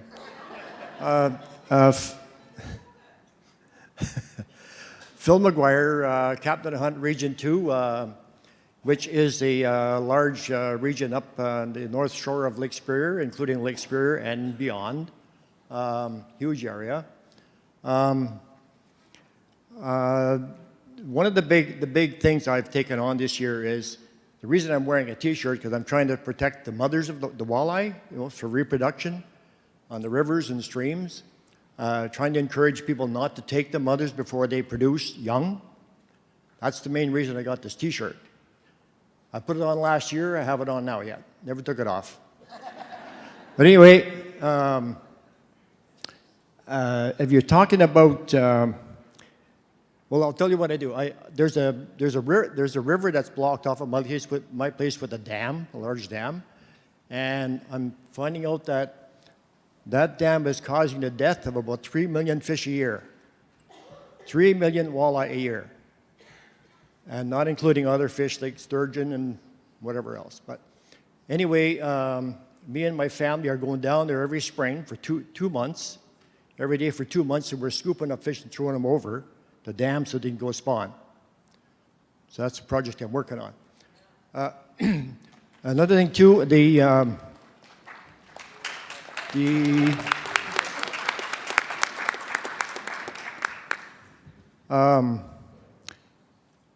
I've noticed families going down to the river in the springtime during the spawn. They got small kids, big kids, and they're scooping up fish and taking them home. Those people don't realize what they're doing. They have to be educated. And as you youth up here should mention to your other youth friends that you have to encourage production of everything. Do not disturb birth. There's something else I was going to talk about too. Oh, I got a little wee story to tell you. So everybody knows what I do down there. If you want to come and see me save the fish, just come on up there and save the fish. But anyway, I was at the casino last night, believe it or not. I got there about 5 after 8. I took a $20 bill out of my pocket. I put it in the machine. Of course, it took the machine about 15 minutes to get rid of it, right? It was gone. So I'm thinking, well, it was International Women's Day, Ladies' Day yesterday, right? So I'm thinking, well, maybe I should have kept $10 and bought a lady a drink here along in the casino. And the other $10 could go, I was thinking, if it was into a Metis casino. Are you asking if there's interest in starting a Metis casino? Yes. What? Is that the question? That's just information. Oh, and another thing too, you people sound like you're well educated. Very good.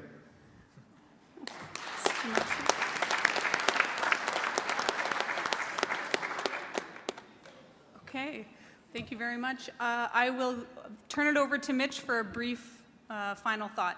So I think, actually, I think Sherry was in line 2 behind Phil, and I don't know if you could see her there. So maybe if Sherry wants to come up and be the last word after me, just because I don't think you could see her from up there, Benny. But my name is Mitch. For 56 more days, I'm the president of the MNOYC.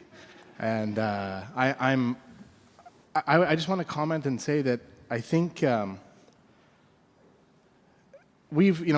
and I, we were in the trenches for a long time together. I know Ginny's here, Mark Newman before us, and others.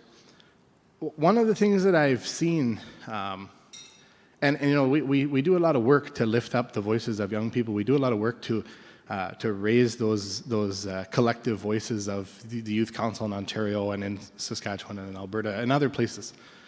And one of the things that I think is also a key to success is that we've organized. Somebody was quoting Jim Brady this morning talking about organizing. That's what we as young people did. We organized, right? I remember, Ginny and Benny and others will remember, that assembly in 2008 when there was one youth at that assembly in 2008. And, every year since then there's over 100 of us, right? Because we organized, we got ourselves organized, we brought ourselves together. But the other thing that I think is incredibly important is that we have been lucky, and in my time starting out as a real young youth, and now I'm an old youth, and I'm still not as old as I look. But one of the things that I've seen from the time President Belcourt, President Lipinski, and President Fro, we've always had a willing partner at the PCMNO, and it's not just those presidents, but the PCMNO as a whole. And I have also seen that in Alberta. I've seen that in Saskatchewan, that there is a genuine effort. We don't always get it right, and we don't always see eye to eye, but there is a genuine effort, and there's a genuine commitment to seeing young people involved, right? There is it's not just lip service and, stacking the BS. It's actually, an actual understanding that young people are not just the future, but they are here now, and they are a part of our governments. And I think that's incredibly important, because we've also seen out there Métis governments and other governments, but particularly Métis governments, where youth are to be seen and not heard. You're to be there jigging and smiling and putting your sash, and that's it. You don't have opinions, right? We've seen that out there, right?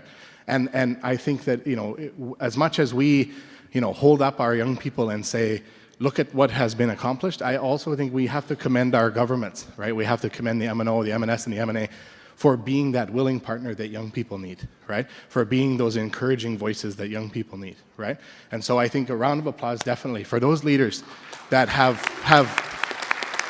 you know, not just lip service, hey, young people, good for you, now sit down, right? It's good for you, now stand up, right? And that's got to be the attitude that we have. And so, so I think that's important, and I think, you know, as we go forward, we can't lose sight of that, right? Because these are those things that if we take them for granted, we could lose them, right? And so I think we have to remember that going forward. So I'll leave it there.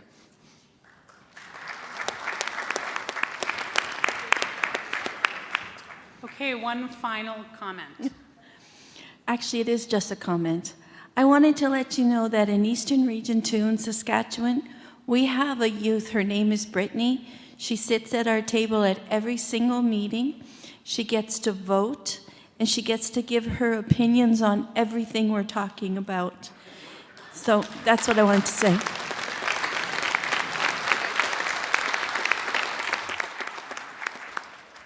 Great. Well, thank you very much, everybody, and thank you to all the panelists.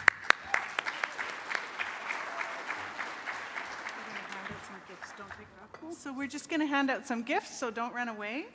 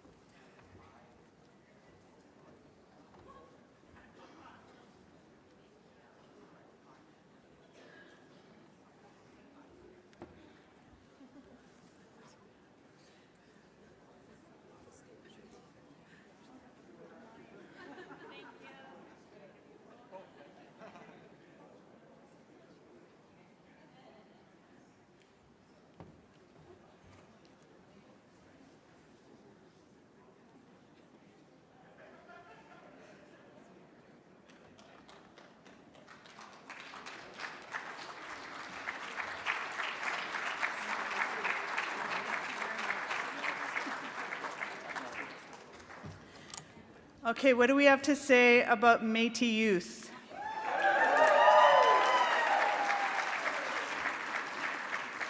Here's what I want to say about Métis youth. Things are going great. They can only get better. We're doing all right. We get good grades. Future's so bright. We gotta wear shades.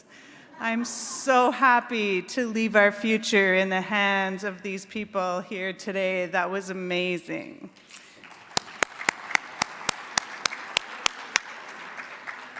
So they actually wanted us out of here 10 minutes ago because they got to switch the room around and get it ready, and we're going to have a party, and now that's great. So we're going to go right across the hall, and there's going to be some fiddle music by Alicia Bloor across the hall, and then I think we come back in here. Is that correct? Where's the woman that knows everything? That's correct, that's correct. So go take a break, stretch your legs, get ready to jig and listen to some tunes.